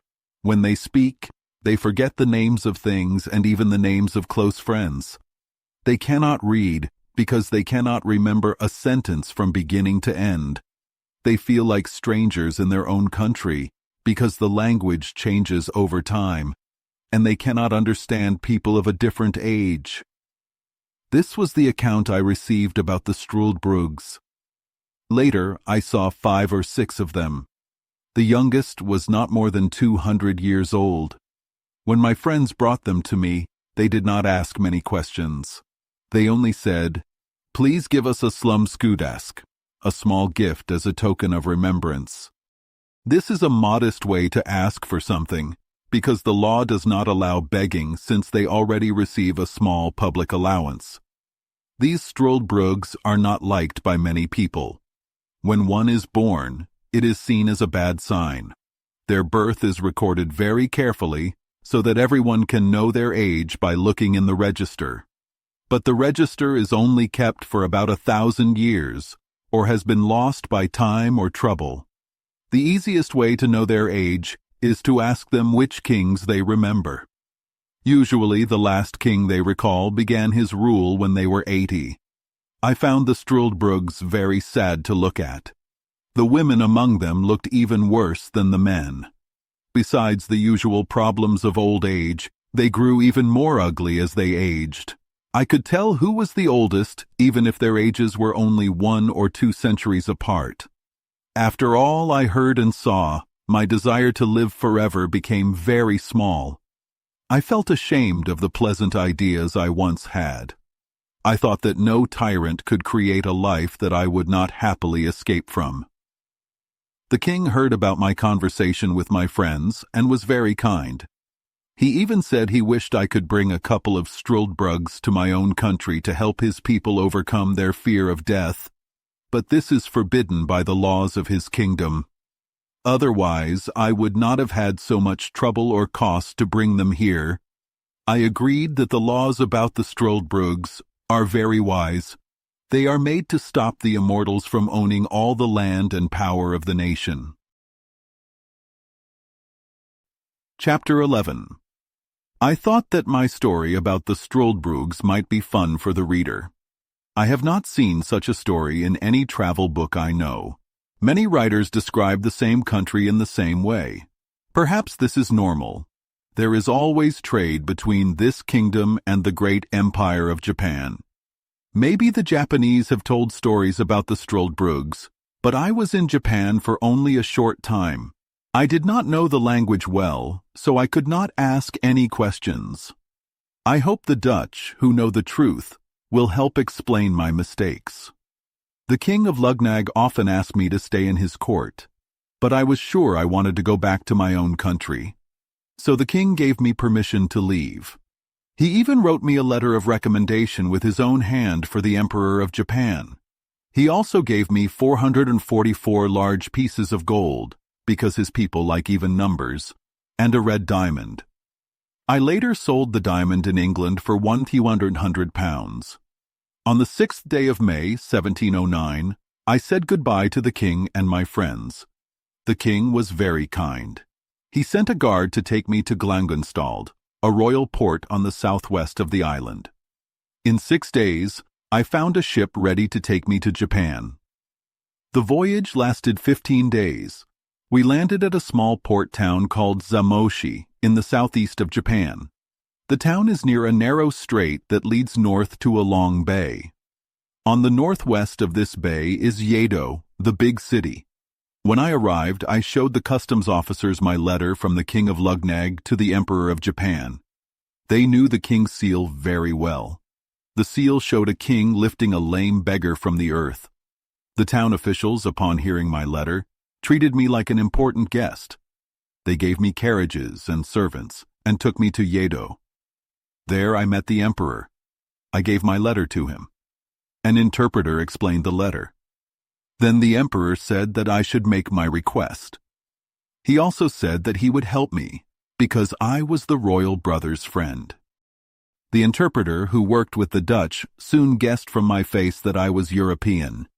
He repeated the emperor's words in Low Dutch. I answered as I had planned.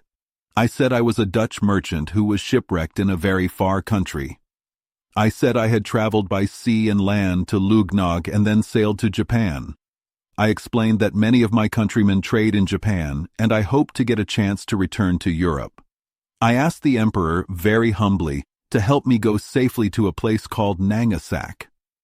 I also asked him, for the sake of the king of Lugnag, to excuse me for not following the usual ceremony of trampling on the crucifix.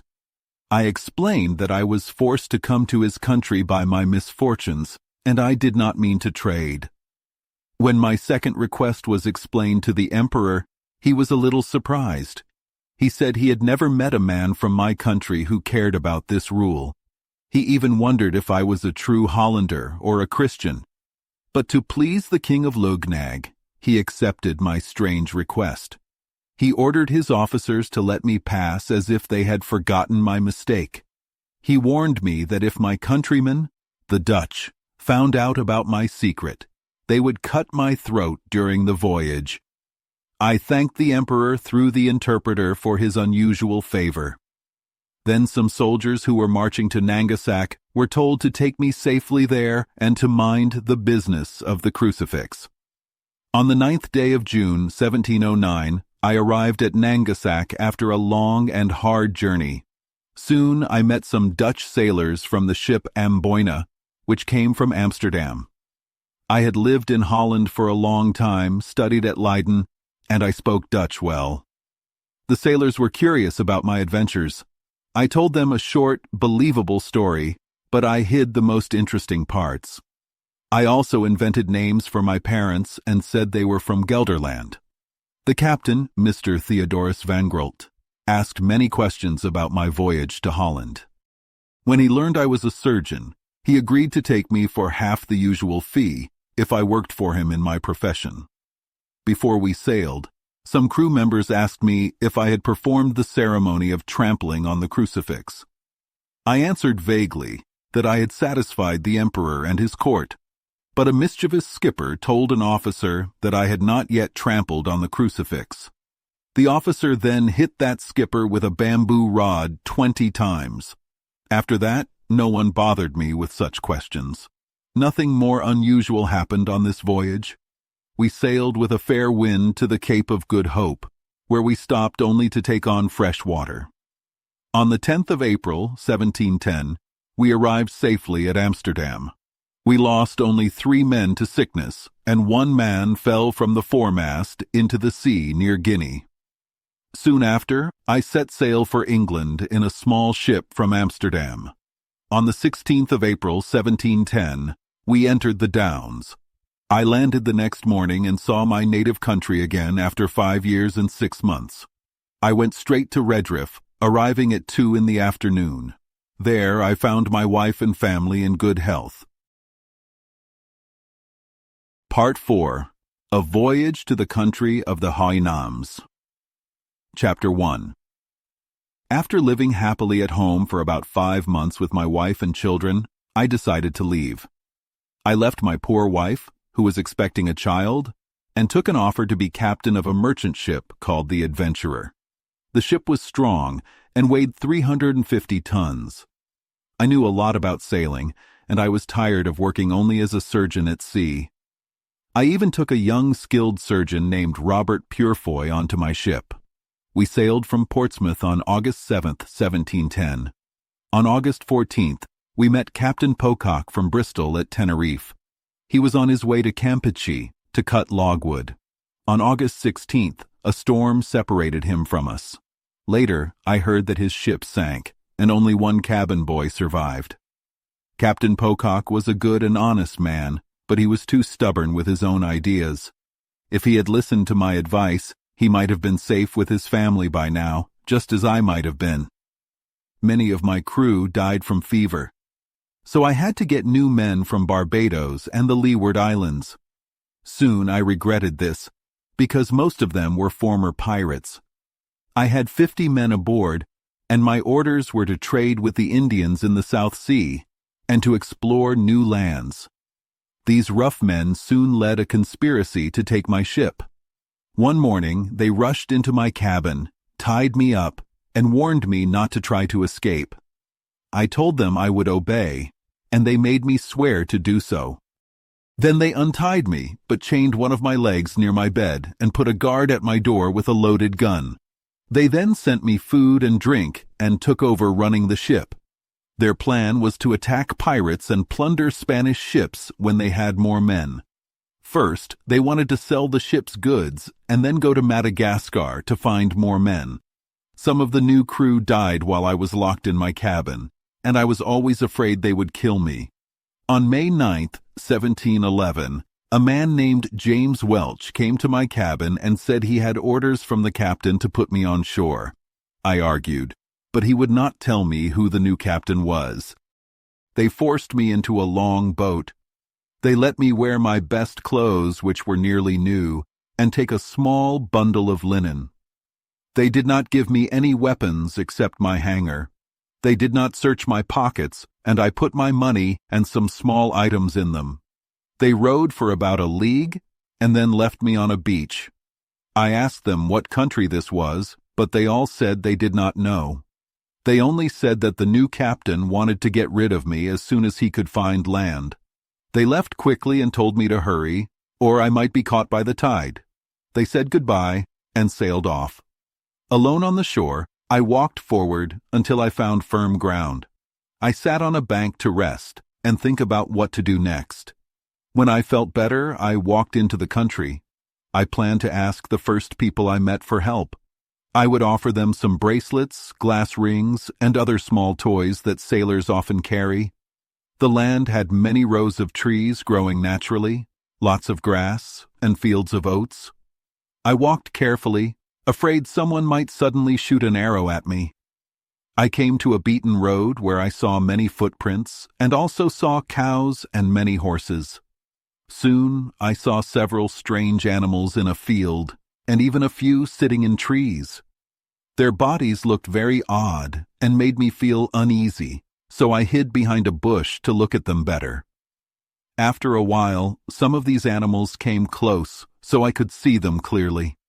Their heads and chests were covered with thick hair, some curly and some straight. They had goat-like beards and a long line of hair on their backs and on the front parts of their legs and feet. The rest of their bodies was bare, so I could see their brown, buff-colored skin. They had no tails and little or no hair on their hindquarters except near the rear. I think nature placed a little hair there to protect them when they sat down. They often sat, lay down, and even stood on their hind legs. They climbed high trees as quickly as squirrels because they had strong, sharp claws on their front and back feet. They could jump and run with great agility. The females were smaller than the males. They had long, thin hair on their heads but no hair on their faces. They had only a little soft hair on the rest of their bodies, except near their private parts. Their external genital parts, which I call dugs, hung between their front feet and sometimes nearly touched the ground as they walked. Their hair came in different colors: brown, red, black, and yellow. I have never seen a more unpleasant animal. I felt very strong dislike for them.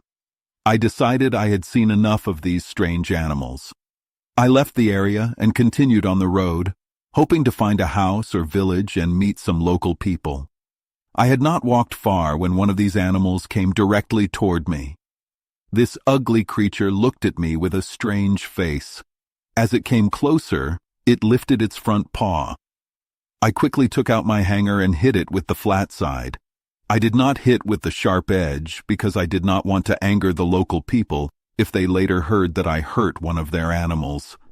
The beast pulled back and roared very loudly. Soon, a herd of about 40 similar animals came from a nearby field. They howled and made ugly faces. I ran toward a tree and leaned against it, waving my hanger to keep them away. Some of them climbed into the tree and started to throw their droppings on my head. I managed to stay near the trunk of the tree, but I was almost covered in filth. In the middle of this trouble, I saw all the animals suddenly run away very fast. I decided to leave the tree and continue on the road, wondering what had frightened them. Looking to my left, I saw a horse walking slowly in a field. The animals quickly noticed the horse, and that caused them to flee. The horse stopped a little when it came near me, but then it looked straight at my face with clear signs of wonder. It circled around me several times.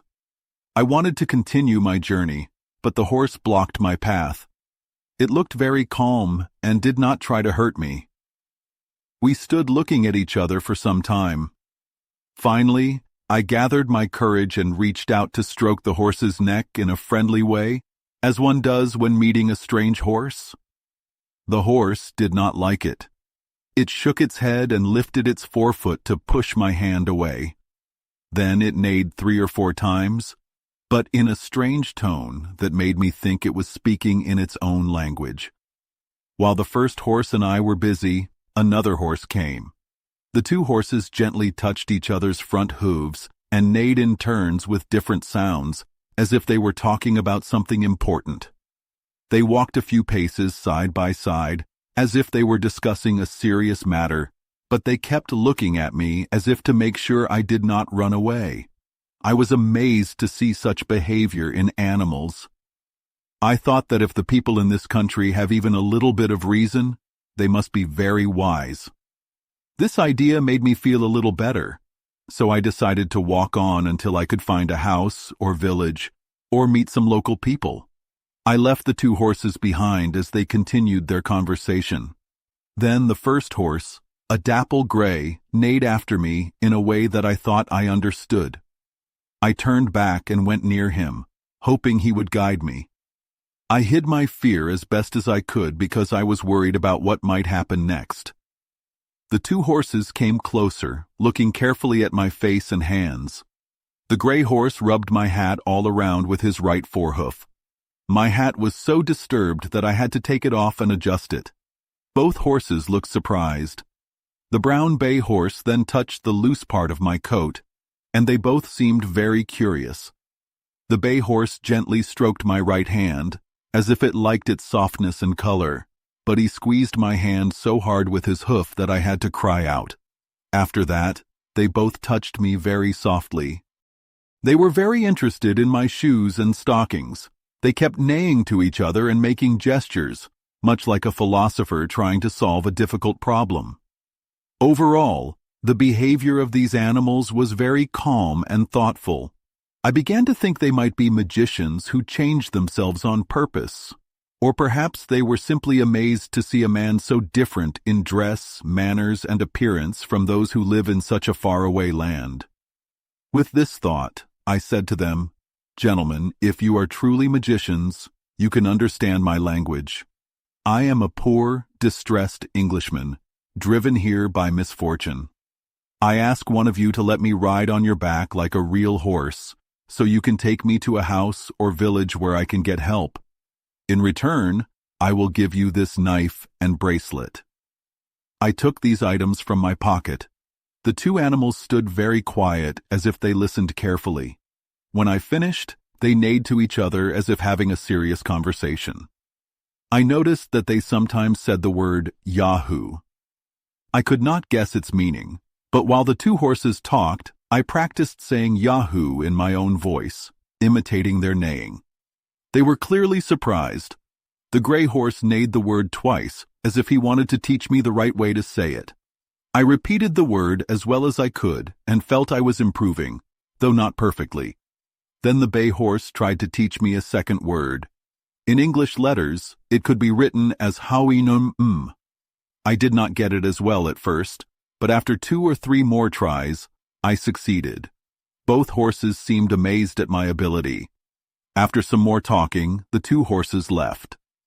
They touched each other's hooves in a friendly way, and the gray horse signaled that I should follow him. I decided to walk with him until I could find a better guide. When I tried to slow down, he neighed softly, as if saying, "I am tired too." I understood him and let him wait while I rested. Chapter 2. After walking about 3 miles, the horse led me to a long house. It was built of wooden posts in the ground with woven branches for walls. The roof was low and covered with straw. I began to feel a little better. I took out some small gifts, trinkets that travelers often carry, to give to the people in the house. The horse signaled that I should go inside first. I entered a large room with a smooth clay floor. In this room, I saw a long rack for storing food and a manger along one wall. There were 3 old horses and 2 female horses. Some of the horses were not eating. One even sat on its hindquarters, which made me wonder. The others looked like they were busy with daily chores, much like ordinary cattle. I thought that people who take good care of animals must be very wise. Soon after, the gray horse came in. He kept me safe from any harm that the other animals might have caused. He neighed several times in a strong voice, and the others answered him. Beyond this room, I passed through 3 doors that opened like a long view. I went through the second room toward the third. In the second room, I waited with my gifts for the master and mistress of the house. I offered them 2 small knives, 3 bracelets made of fake pearls, a small mirror, and a bead necklace. The horse neighed a few times, but I heard no human voice. I began to think that this house might belong to someone important because of all the ceremony. I was confused that a man of high status should be served only by horses. I worried that my mind might be playing tricks on me from my many hardships. I looked around in the room where I was alone. It was furnished in a simple but neat way, similar to the first room. I rubbed my eyes and pinched my arms to see if I was dreaming. I then thought that these strange things might be magic. But I had no time to think more because the gray horse came to the door and signaled that I should follow him into the third room. In the third room, I saw a very pretty female horse, a young colt, and a foal sitting on neat straw mats. Soon after I entered, the pretty mare got up and came close. She looked at my hands and face with a haughty expression. Then I heard the horse say the word Yahoo many times. At first, I did not know what that meant. Later, I learned it was one of their common words. After a while, the master horse led me out into a small court. There was another building there. Inside, I saw 3 strange animals. These creatures, which I had seen when I first landed, were eating. They fed on roots and meat from animals such as donkeys, dogs, and sometimes a cow that had died. They were tied by a strong rope to a beam. They held their food with their front feet and tore it with their teeth. The master horse ordered one of his servants, a sorrel nag, to untie the largest animal. Then the animal and I were brought close. Both the servant and the animal repeated the word Yahoo several times. I was very shocked when I saw that this strange animal had a face that looked almost like a human face. Its face was flat and wide, with a small nose, large lips, and a wide mouth. Its front feet looked much like human hands except for their nails, and its skin was rough and brown. I could see that there were many similarities between our hands and feet, but also many differences. I understood that my clothes made my hands and feet look different from those of the Yahoos. The 2 horses seemed puzzled to see the rest of my body, as they did not understand my clothes. The sorrel nag gave me a root to try. I took it, smelled it, and politely returned it. Then he brought out a piece of donkey meat, but it smelled so bad that I turned away. He next showed me some hay and a small quantity of oats, but I shook my head because I did not want to eat those. I began to fear I would starve if I could not find some food from my own people. I did not like these filthy Yahoos. The more I stayed, the more I hated them. The master horse saw my distress and sent the Yahoo back to its kennel. Then the master horse put his front hoof to his mouth, making a motion that showed he wanted to know what I would eat. I could not answer him clearly. After a short time, I saw a cow walking by. I pointed at the cow and said I wanted to milk her. This worked. The master horse led me back into the house and ordered a mare servant to open a room where many earthen and wooden vessels of milk were kept. The servant gave me a large bowl of milk. I drank it heartily and felt refreshed. Around noon, I saw a small vehicle coming toward the house. It was like a sledge drawn by 4 Yahoos. In the vehicle, there was an old horse that looked fine, though it had a hurt in one foot. The old horse got off the vehicle and came to dine with our master horse. They had a meal together. They ate oats that were boiled in milk for the second course. The old horse ate his oats warm, while the others ate cold. Their feeding troughs were arranged in a circle in the middle of the room. Each animal had its own small area with straw. Every horse ate its own hay and its own mix of oats and milk in a neat and regular way. The young colt and foal behaved very modestly, and the master and mistress horses were very friendly to their guest. The gray horse told me to stand by him while he and his friend talked about me. I noticed they often said the word Yahoo. I was wearing gloves. The gray horse looked puzzled when he saw my gloves on my hands. He pressed his hoof against them several times, as if telling me to take them off. I did so and put them in my pocket. This caused more discussion among them, and I saw that they were pleased with my actions. Soon I was asked to speak a few words. At dinner, the master horse taught me the names for oats, milk, fire, water, and other simple things. I could repeat them well because I had always been good with languages. After dinner, the master horse took me aside. By his signs and words, he made it clear that he was worried I had nothing else to eat. In their language, oats are called hlung. I repeated that word several times. At first, I did not want the oats, but then I thought I could make a kind of bread from them. I might live on this bread and milk until I could escape to a land with my own people. The master horse immediately sent a white mare servant with a wooden tray full of oats. I heated the oats by the fire and rubbed them until the husks came off. I winnowed the husks from the grain, then ground and beat the oats between two stones. I mixed the ground oats with water to make a paste or cake. I toasted the cake on the fire and ate it warm with milk. At first, the food was very plain. This diet is common in many parts of Europe, but I grew used to it over time. I have often had to eat very simple food in my life, so I learned that nature can satisfy hunger in many ways. I never became sick while I stayed in this country. Sometimes, I even caught a rabbit or a bird using traps made of Yahoo hairs. I gathered herbs, boiled them, and ate them in salads with my bread. Occasionally, I made a little butter and drank the whey. At first, I missed salt very much, but soon I became used to having little salt. I believe that the common use of salt is a luxury and was first used only to make drinks more interesting, except when salt is needed to keep meat fresh during long journeys or in faraway places. I have noticed that no animal likes salt except man.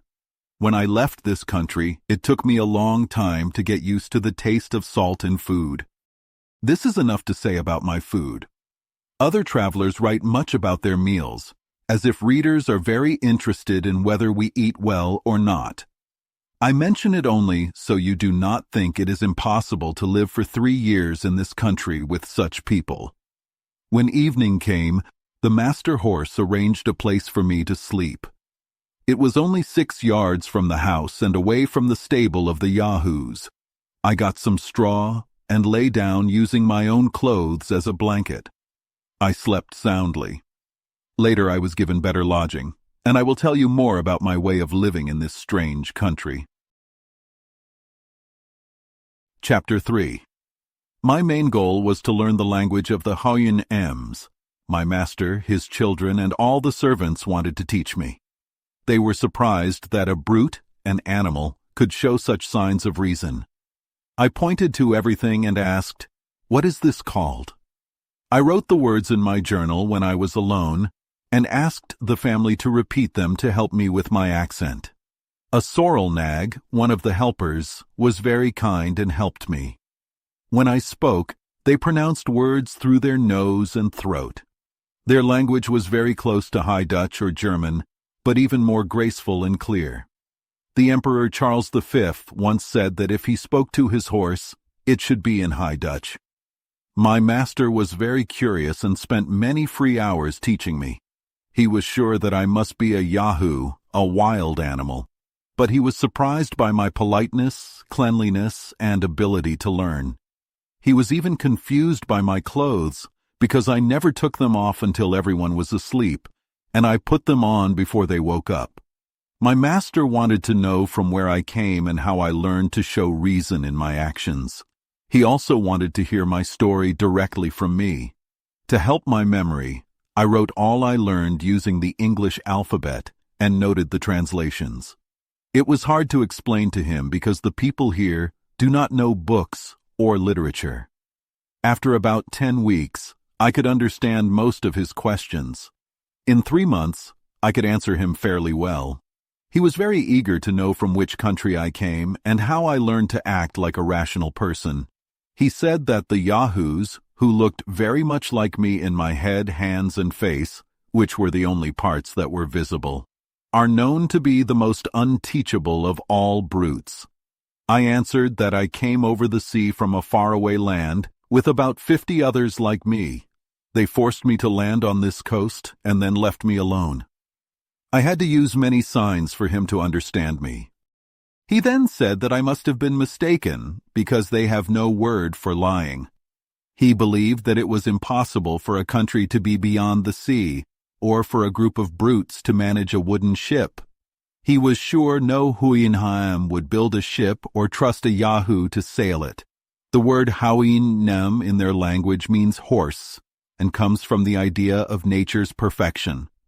I told my master that I was at a loss for words, but would improve quickly and soon tell him many wonders.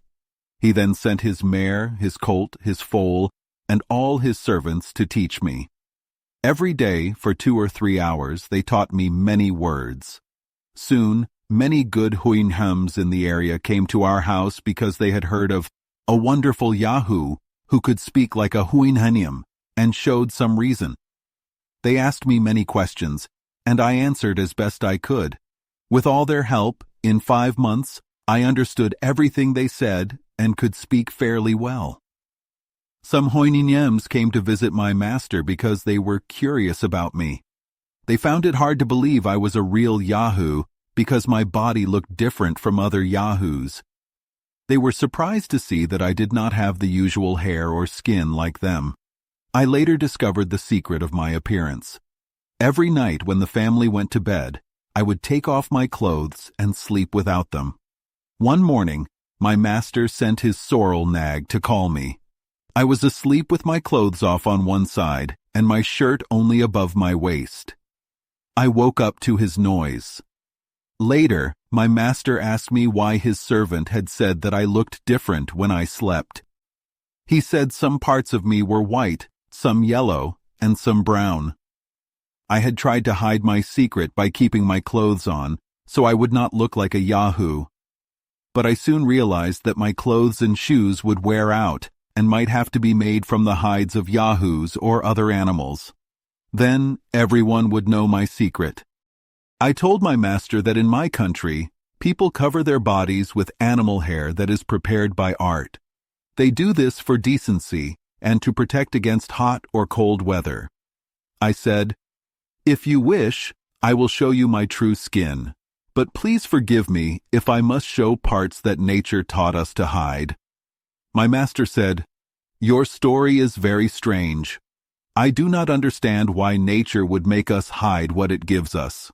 My family and I are not ashamed of any part of our bodies, but you may do as you wish." Then I unbuttoned my coat and took it off. I did the same with my waistcoat, shoes, stockings, and breeches. I let my shirt fall to my waist and pulled up the bottom to hide my nakedness. My master looked at me with great curiosity and admiration. He took all my clothes in his forehoof and examined them carefully. Then he stroked my body gently and looked at me closely. After that, he said that I must be a perfect Yahoo, but that I was very different from other Yahoos. He noted the softness, whiteness, and smoothness of my skin, the little hair on my body, the shape and shortness of my claws, and my habit of walking on my 2 hind feet. He then told me not to worry and allowed me to put my clothes back on because I was shivering from the cold. I told him that I did not like being called a Yahoo, for I hated that word and the animal it described. I asked him kindly to stop using that name for me and to tell his family and friends not to call me that. I also asked that my secret, how I had a false covering on my body, be kept only between us for as long as my current clothes lasted. My master agreed very kindly, and so my secret was kept until my clothes began to wear out. Later, I had to get new clothes by using several methods, which I will mention later.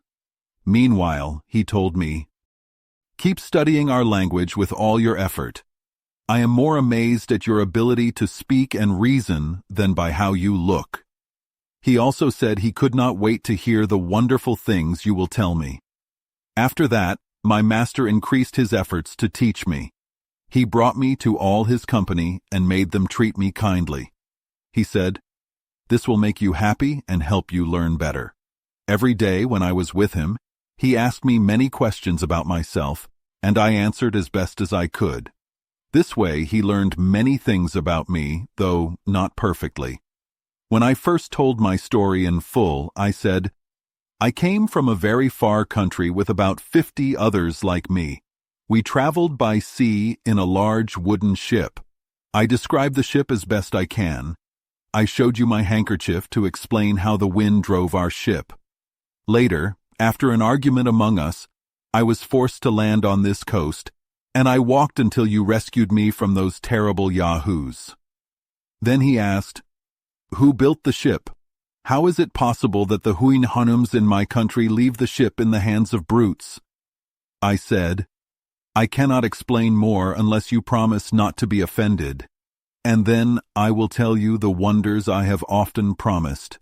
He agreed, and I continued, "The ship was made by creatures like me.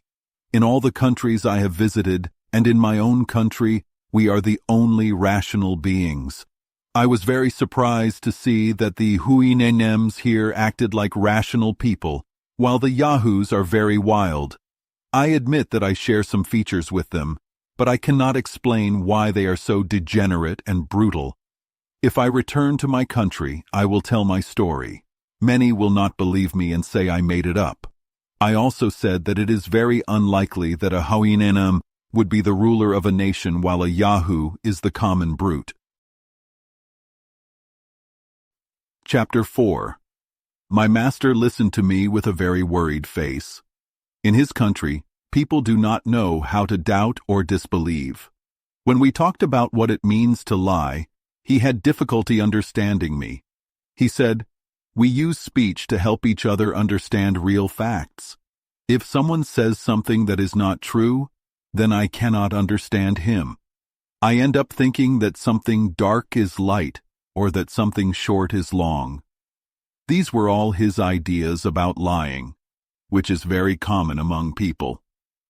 When I said that the Yahoos were the only animals who rule in my country, my master was confused. He asked, "Do you have Huinwams in your land? What do they do?" I answered, "Yes, we have many. In summer, they graze in the fields. In winter, they stay in houses with hay and oats. We even have Yahoo servants who clean and groom them." My master said, "I understand you now. It is clear from your words that even if the Yahoos seem to have some reason, the Huinnems are really in charge. I wish our own Yahoos were so gentle." I begged him to let me stop speaking on this topic because I was sure he would not like my story. But he insisted, "Tell me both the good and the bad." So I continued. I told him, "The Huinsims in my country, which we call horses, are very kind and handsome. They are strong and fast. When they belong to noble people, they are used for travel, racing, or pulling chariots. They are cared for until they become sick or injured. Then they are sold and used for hard work until they die. After that, their skins are stripped and sold, and their bodies are eaten by dogs and birds.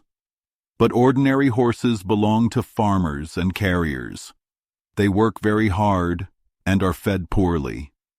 I also described how we ride them, and the use of bridles, saddles, spurs, and whips.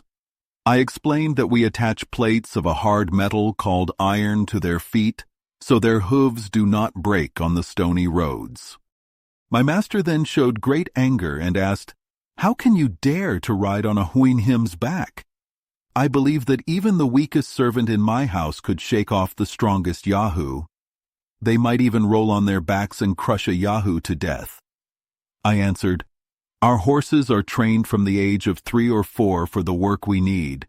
If one is too wild, we use it for carriages. When a horse does a mischief, we beat it when it is young. The male horses, which are used for riding or pulling, are usually castrated when they are 2 years old to calm them down. They know rewards and punishments well, but I must say, they do not have any more reason than the Yahoos in this country." It took many words and long explanations for me to make my master understand. Their language does not have many different words, because their needs and feelings are simple. Yet, he was very upset by the way we treat our Huinhanems. He did not like that we castrate our horses to make them easier to manage. He said, "If there is a country where only Yahoos have reason, then they must rule. For in time, reason will win over brute strength. But when I see your body and how you live, I do not think any animal as large as you can use reason well. Then he asked, Do the people you live with look like you or like the yahoos in my country? I answered, I am in good shape for my age, but the younger people and the females are much softer and tender. Their skin is as white as milk. He then said, You are different from other yahoos. You are cleaner and not as deformed. But I think you are worse in some ways. Your nails are too soft for your front and hind feet. I have never seen you walk on your 4 feet. They are too soft to touch the ground safely, and sometimes you walk without covering them. The covering you sometimes wear on your front feet is not as strong as that on your hind feet. You cannot walk securely. If one of your hind feet slips, you will fall. Then he began to find fault with other parts of my body. He said, Your face is very flat, your nose is too large, your eyes are straight ahead so you cannot look to the side without turning your head. You must lift one of your 4 feet to eat. Nature made your joints for that. I do not know what use your soft, divided hind feet are. They are too soft to walk on hard stones without a protective covering made from another animal's skin. Your whole body needs protection against heat and cold. You must put on and take off your clothes every day with great trouble. Finally, he said, I see every animal here naturally hates the yahoos. The weak avoid us, and the strong chase us away. If we had true reason, I do not know how we could change this natural dislike. I do not see how we can tame them. Then he stopped and said he did not want to talk more about this. He was now more interested in hearing my own story, the country where I was born, and the many events in my life before I came here. I assured him, I want to tell you everything, but I worry that some subjects are too difficult for you to understand, because I do not see anything in your country that is like my own. I will do my best and ask for your help when I need the right words. Then I told him my story. I was born to honest parents in an island called England. It is far from your country. I was trained as a surgeon. My job is to treat wounds from accidents or violence. My country is ruled by a queen. I left it to get rich so I could support my family when I return. On my last voyage, I was the commander of a ship with about 50 yahoos under me. Many of them died at sea, so I had to replace them with others from many countries. Our ship was almost sunk twice, once by a great storm and once when we hit a rock. Then my master asked, How did you make strangers from different countries sail with you after all these losses and dangers? I answered, They were people with desperate fortunes. They had to flee their homelands because they were very poor or because they had committed crimes. Some lost everything in lawsuits. Others spent all their money on drinking, whoring, or gambling. Some fled for treason, murder, theft, poisoning, robbery, perjury, forgery, or counterfeiting money. Many of them even escaped from prison. None of them dared return home for fear of being hanged or starved in jail. They had no choice but to work in other lands. During this long talk, my master interrupted me many times. I used many long phrases to describe the crimes of most of our crew. It took several days of conversation for him to understand. He was completely lost in understanding why people practice such bad habits. I tried to explain by giving examples of the desire for power and money and the terrible effects of lust, overdrinking, anger, and envy. I gave many examples and made many guesses. Then he looked at me with amazement and anger. Words like power, government, war, law, and punishment were hard to explain in his language. This made it very difficult for him to understand what I meant. But, because he was very smart and careful, he finally understood what human nature in my part of the world can do. He then asked me to give him a detailed account of the land we call Europe, and especially about my own country. Chapter 5. My master looked very worried when I spoke about truth and lying. In his land, people do not know how to doubt or disbelieve. When I talked about what it means to lie, he had trouble understanding. He said, "We speak so that we understand each other and learn facts. If someone says something untrue, I cannot learn the truth. I might think something dark is light, or something short is long." This was all he knew about lying, which is common among people. Then, when I said that the Yahoos were the only animals that rule in my country, my master asked, "Do you have huinems there? What do they do?" I answered, "Yes, we have many. In summer, they graze in the fields. In winter, they live in houses with hay and oats. We even have servants to care for them." He then said, "I understand you now. It is clear that the huinems are truly in charge. I wish our own Yahoos were so gentle." I begged him to let me stop, because I was sure he would not like my full story. But he said, "Tell me both the good and the bad." So I continued. I told him that the huinems in my country, we call them horses, are very kind and beautiful. They are strong and fast. When noble people own them, they use them for travel, racing or pulling chariots. They are well cared for until they become sick or hurt. Then they are sold and used for hard work until they die. Their skins are then sold, and their bodies are eaten by dogs and birds. But ordinary horses, kept by farmers, work very hard and are fed badly. I also described our way of riding. I explained the use of a bridle, saddle, spur, and whip. I said we put metal plates on their feet so that their hooves do not break on rocky roads. My master then became very angry. He asked, "How can you ride on a huinem's back? I believe even the weakest servant in my house could throw off a Yahoo. They might even roll on their back and crush a Yahoo." I answered, "Our horses are well trained from a young age. If one becomes too wild, we use it only for pulling carriages. We beat them when they are young if they do mischief. The male horses, used for riding or pulling, are castrated at about 2 years old. This makes them calm. They know rewards and punishments well. But I must say, they have no more reason than the Yahoos in this country." It took many simple words and long explanations for my master to understand. Their language does not have many different words because they have few needs and feelings. Yet, he was very upset by how we treat our huinems. He did not like that we castrate our horses to make them easier to manage. He said, "If a country had only Yahoos with reason, they would rule because reason always wins over brute strength.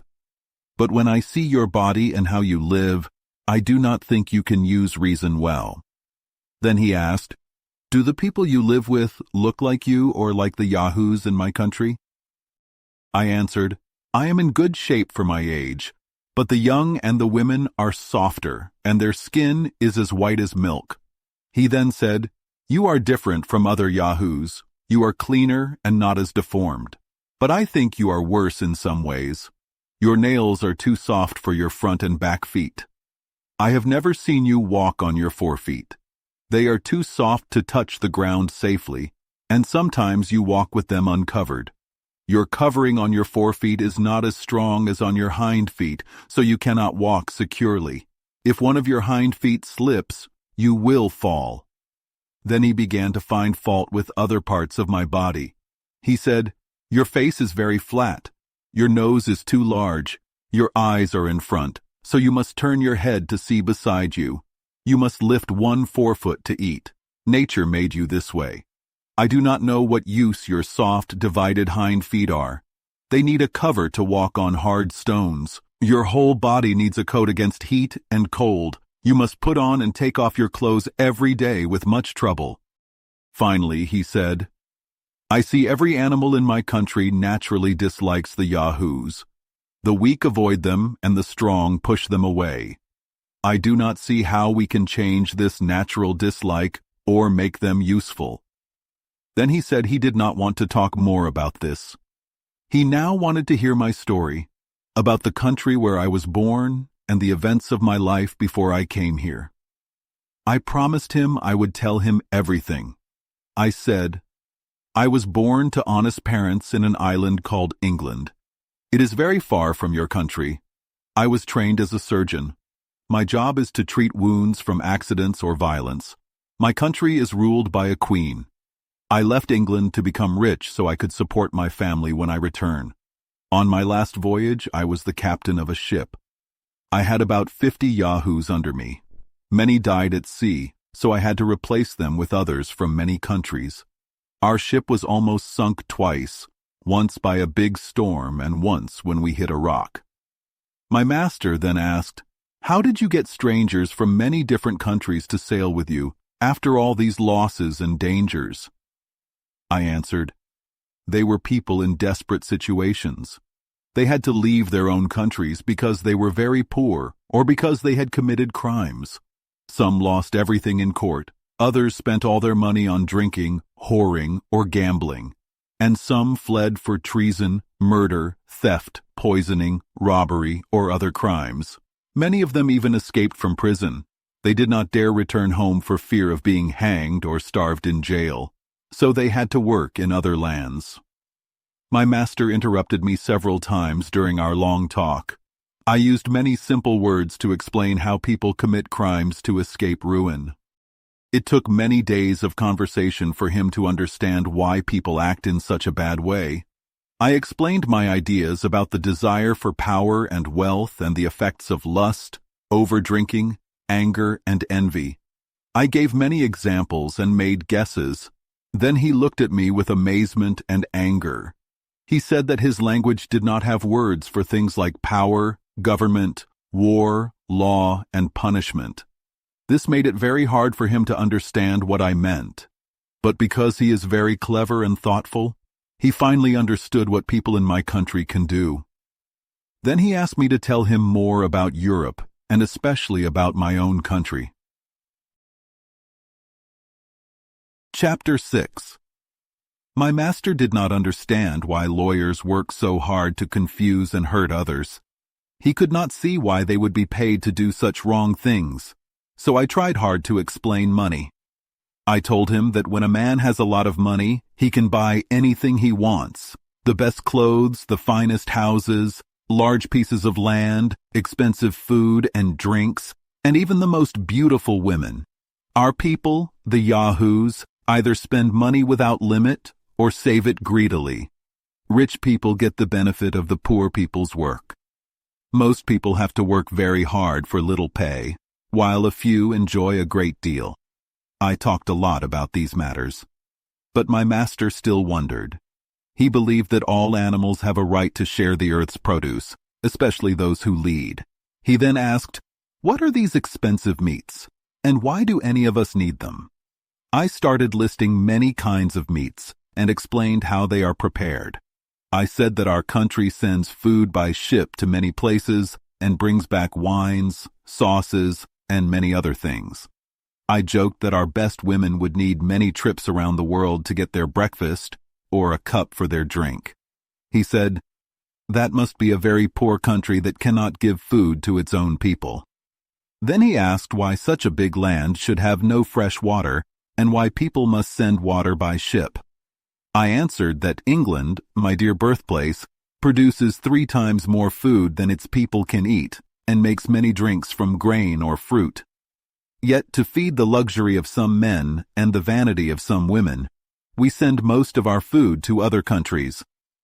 In return, we bring back disease, foolishness, and vice. This is why many of our people must beg, steal, cheat, or use other means to make a living.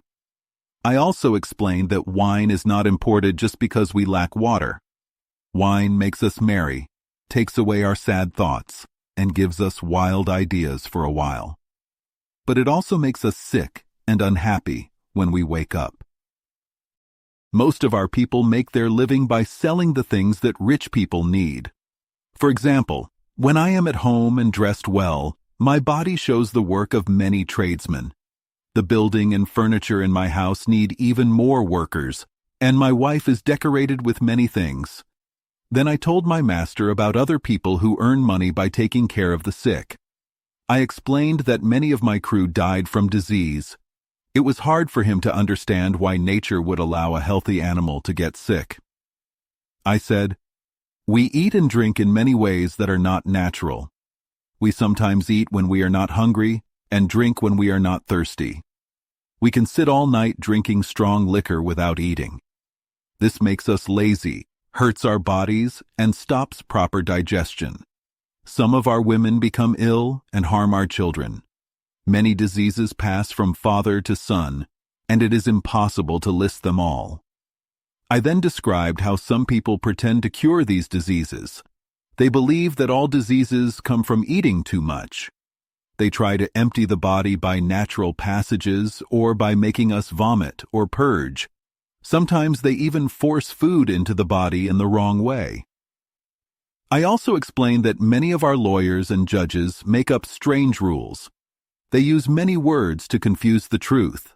They care more about small details like the color of a cow or the shape of a field than about who really owns something. They use old decisions, called precedents, to support opinions that are often very unfair. They avoid talking about the main issue and instead talk loudly about unimportant things. This makes it very hard to get justice. My master then asked me to explain the kind of person I meant by a first minister of state. I told him that a first minister is a man who has no real feelings like joy, sorrow, love, or anger. He only cares about wealth, power, and titles. When he speaks, he makes you believe a lie is true and a truth is false. He will speak badly about others so that he may rise in favor. If he praises you, you will soon lose his favor. The worst thing he can do is to make a promise and then break it. After that, every wise person gives up hope. I added that there are 3 ways for a man to become a first minister. The first is by knowing how to get rid of a wife, daughter, or sister. The second is by betraying the minister before him. The third is by showing fierce passion against the corruption of the court in public meetings. A wise prince prefers ministers who use the third way. These ministers keep their power by bribing most of the Senate or council. In the end, they use a trick called an act of indemnity to protect themselves and then retire with a great share of the nation's wealth. I also described that the palace of a first minister is like a school for his helpers. The pages, lackeys, and porters learn to be ministers by copying him. Some of them eventually become his successors. Often, a first minister is controlled by a decayed mistress or a favorite footman. He is the last authority in the kingdom. One day, my master said a kind word to me. He told me that he believed I must have been born into a noble family because I looked far better in shape, color, and cleanliness than the other yahoos of his country. He added that even though I was not as strong or agile, I was a prodigy because I could speak and show some reason. Then he remarked that among the Huyinhems, some colors like white, sorrel, and iron gray are not as good as bay, dapple gray, or black. They do not all have the same talents or abilities, so they remain servants and never become rulers. I thanked him very humbly for his kind opinion. I told him, however, that my birth was of a lower sort. I was born to plain, honest parents who could only give me a basic education. In my country, nobility is very different from what you think. Young noblemen live in idleness and luxury. Soon, they lose their strength and get sick from bad habits. When their fortunes fall, they marry women of low birth, women they soon hate. Their children are often weak, sickly, or deformed. This means the noble family rarely lasts more than 3 generations unless the wife takes care of a healthy man from her family. I said that a weak, sickly body, a thin face, and a yellow skin are the true marks of noble blood. A healthy, strong body is not liked in a noble man because people think his real father was a groom or a coachman. The faults of his mind go with the faults of his body. They are made of dullness, ignorance, caprice, sensuality, and pride. I ended by saying, without the consent of these nobles, no law can be made or changed. They decide all our possessions without any right to appeal. Chapter 7. I understand that the reader may wonder why I spoke so freely about my own people, especially to a race like the Houyhnhnms, who already thought poorly of humans because they resembled the Yahoos. But I must admit that after spending time with these wise and virtuous creatures, I began to see human actions differently. I no longer thought my own race was worth defending, especially in front of someone as intelligent as my master. He helped me see faults in myself that I had never noticed before, faults that humans do not even consider as weaknesses. His honesty and wisdom made me love the truth so much that I decided always to speak it, no matter what. There was also another reason why I spoke so openly. After spending some time in the land of the Houyhnhnms, I grew to love them deeply. I decided that I never wanted to return to human society. I wished to spend the rest of my life among these noble creatures, practicing their virtues and staying away from the corruption of mankind. But fate, my constant enemy, did not allow this happiness. However, I take comfort in knowing that I described my countrymen as kindly as I could before such a strict and intelligent listener as my master. Over time, I had many long conversations with my master. One morning, he asked me to sit down, which was an honor he had never given me before. He told me he had thought carefully about everything I had said about myself and my country. He saw humans as creatures who had received a small amount of reason, but instead of using it to improve themselves, they only made their natural faults worse.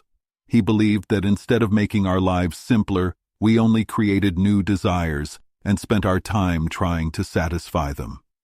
My master also noticed that I did not have the strength or speed of the Yahoos. I could not run fast or climb trees. I had made my claws useless by cutting them, and I had removed the hair from my face, which was supposed to protect me from the sun and rain. He thought this was strange. Then he spoke about government and laws. He said they only existed because humans lacked reason and virtue. If we were truly rational creatures, we would not need laws to tell us what is right or wrong. He saw that I had tried to make my people look better than they really were, but he still believed we were no different from the Yahoos in our behavior. My master pointed out that Yahoos hated each other more than they hated any other species. He believed this was because they could see their own ugly features in others but not in themselves. He had once thought that clothing was used to hide our ugliness, but now he realized that it did not stop us from fighting. He told me that if 5 Yahoos were given food meant for 50, they would not share it but would fight until only one had it all. They often fought over food, and when one Yahoo found something valuable, others would attack to take it away. He also told me about certain shiny stones found in the fields. The Yahoos were obsessed with these stones, digging them up and hiding them in their homes. He never understood why they wanted them, but now he believed it was like the human love of money. He once took a Yahoo's hidden stones as an experiment. The creature became miserable, refused to eat, and howled in sorrow. When my master secretly returned the stones, the Yahoo was happy again and quickly moved them to a new hiding place. My master then spoke of how Yahoos often fought over these stones. If 2 of them found a stone, they would argue over it until a 3rd Yahoo came and stole it from both. My master said this was like our court cases, where people fight over property, and in the end, the lawyers take most of it. I did not correct him because I thought his description was actually more fair than how things really worked in human courts. Then he told me about another bad habit of the Yahoos. They would eat anything, plants, rotten meat, or even things stolen from others.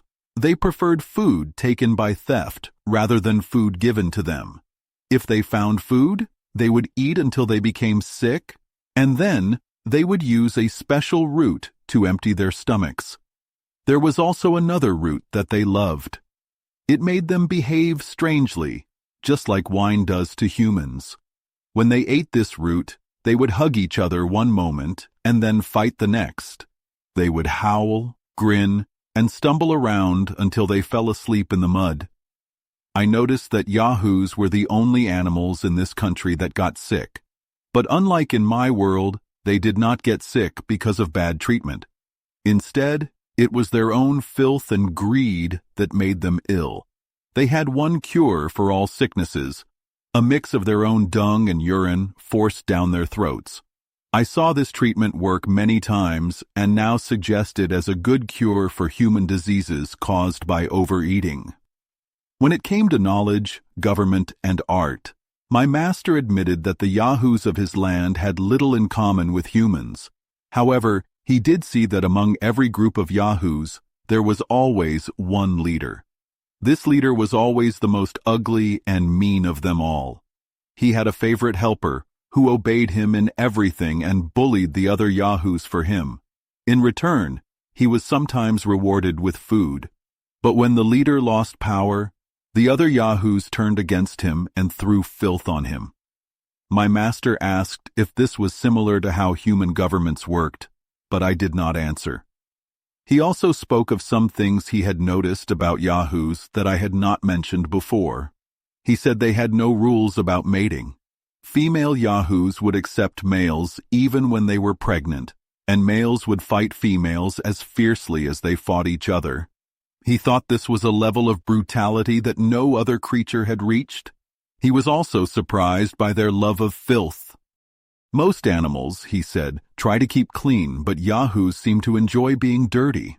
I could have argued that pigs are just as dirty as yahoos, but since there were no pigs in this land, I had no proof to give. My master also noticed something strange about some yahoos. Sometimes a yahoo would lie in a corner, refusing to eat or move. No one could understand why. But if it was forced to do hard work, it always recovered. I realized that this was like the human sickness called spleen or depression. Lazy and rich people suffer from it, but if they were forced to work, they would be cured. Finally, he described how female yahoos behaved when they saw males. They would hide behind bushes and then suddenly appear, making strange movements. They gave off a bad smell, but they pretended to be afraid, and ran away slowly so the male would follow. If a new female appeared, the other females would gather around, sniffing her, and then walk away as if they disapproved. Hearing this, I was amazed and sad to think that bad behavior like vanity, gossip, and jealousy existed even among animals. I waited for my master to accuse the yahoos of the unnatural desires common among humans. But nature had not taught them such things. It seems that only humans, with their so-called reason, could create such unnatural behaviors. Chapter 8. I learned many things about the yahoos and the great virtues of the Houyhnhnms. I often asked my master to let me go among the yahoos near our home. He always kindly allowed me because he trusted that my dislike for them would keep me safe. He even sent a strong, good-natured sorrel nag to guard me. Without this guard, I was very afraid of falling into their hands. I have told you before how much trouble these animals caused me when I first arrived.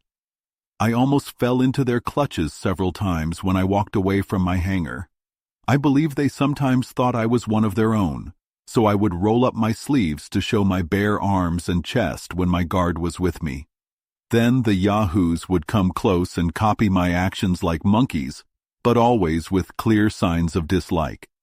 Just as a tame jackdaw with a cap and stockings is chased by wild ones. The yahoos are very quick from when they are young. One time, I caught a young male yahoo who was 3 years old. I tried very hard to calm him down, but he cried, scratched, and bit very hard. I had to let him go, and soon a group of older yahoos came because of the noise. They did not come near us because my guard was close by. I noticed that the young animal smelled very bad, like a mix between a weasel and a fox. I also remember that when I held the little creature, it pooped a yellow liquid all over my clothes. Luckily, A small brook was nearby, so I washed myself until I was clean. I did not dare return to my master's presence until I was well aired. From what I observed, the yahoos seem to be the least teachable of all animals. They can only pull or carry loads. I believe this is mostly because they are stubborn and restless.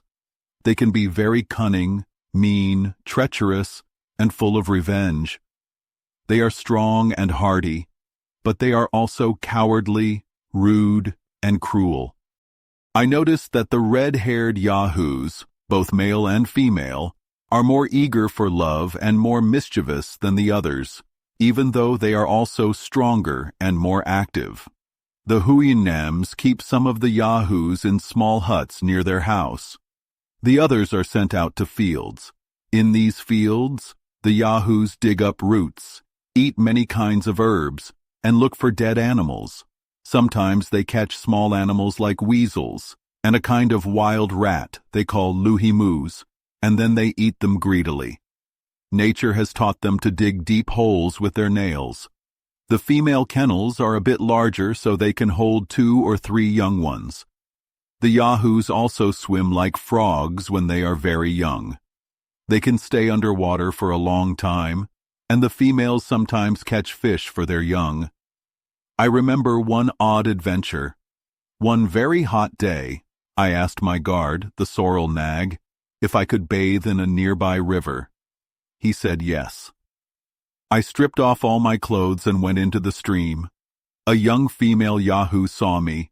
Filled with what I think was desire, she ran to the water and jumped in, coming very close to where I bathed. I was very frightened. My guard was a little distance away, not knowing what was happening. The female yahoo came very close and hugged me tightly. I roared with fear, and then my guard came running.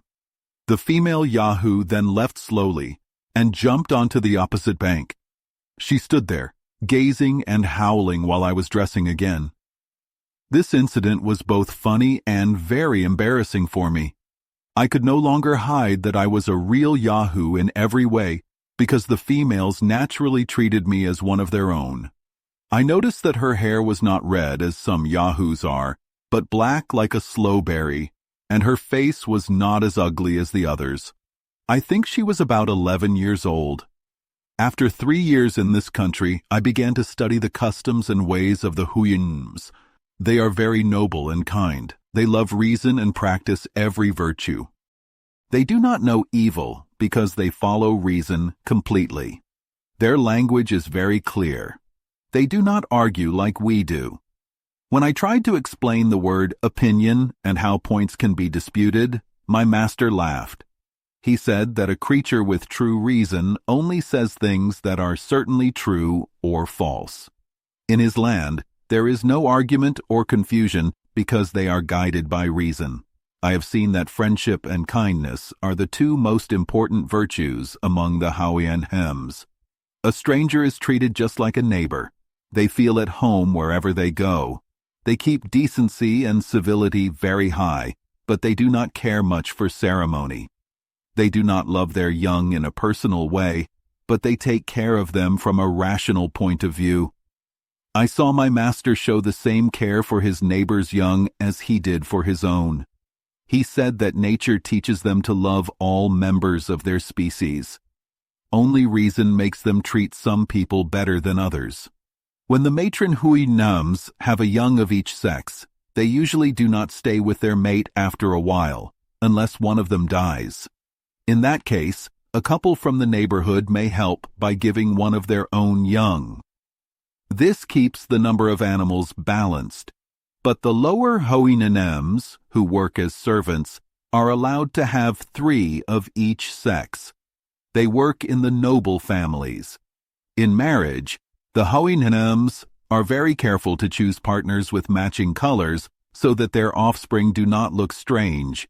They value strength in the male and beauty in the female. They do not choose for love, but to keep the race from getting worse. Courtship and love are not expressed in words like in our world. Young horses meet and join because their parents and friends decide it is best. There is no talk of presents or settlements. Once married, they live with friendship and kindness, without jealousy or quarrels. The education of young Huinainims is very admirable. They are not allowed to eat oats until a set time and rarely drink milk before they are older. In summer, they graze for only 2 hours in the morning and 2 in the evening. Their parents watch them closely. Servants are allowed even less time. Much of the grass is saved to be eaten at the best times, when work does not stop them. I have now described many details about the Yahoos and the Huinainims, their qualities and habits, their way of living, and their ways of working together in groups. This is the life I have observed in this country. Chapter 9. A few months before I left, a great meeting of the Huinainims was held. My master, who represented our district, later told me many details of that debate. At the meeting, they discussed one very important question. Should the Yahoos be wiped from the earth? One speaker argued very strongly that the Yahoos were the filthiest, noisiest, and ugliest animals. He said they were wild, stubborn, and very dangerous. He even mentioned an old story. Long ago, 2 Yahoos first appeared on a mountain. No one knew if they came from sun-heated mud or sea foam. Soon, these Yahoos multiplied and spread over the land. To get rid of this evil, the Huinainims once hunted them down and gathered all the Yahoos. They then raised only 2 young ones in each kennel. He also said that the people made a mistake by not raising asses. Asses are a better animal. They are tame, easy to keep, and do not smell bad. They work well, even though they are not as quick as other animals. My master then told me what he had learned at the council. He said that the 2 original Yahoos had come over the sea. When they landed and were abandoned by their companions, they went to the mountains. Over time, they became even more wild than the Yahoos in the land where they were born. He explained this by telling the assembly how he first met me. He said that I had been covered with a false skin made from other animals. I had learned their language very well, and I had told him the story of my voyage. He saw that when I removed my covering, I was a complete Yahoo, only a little whiter, with less hair and shorter claws.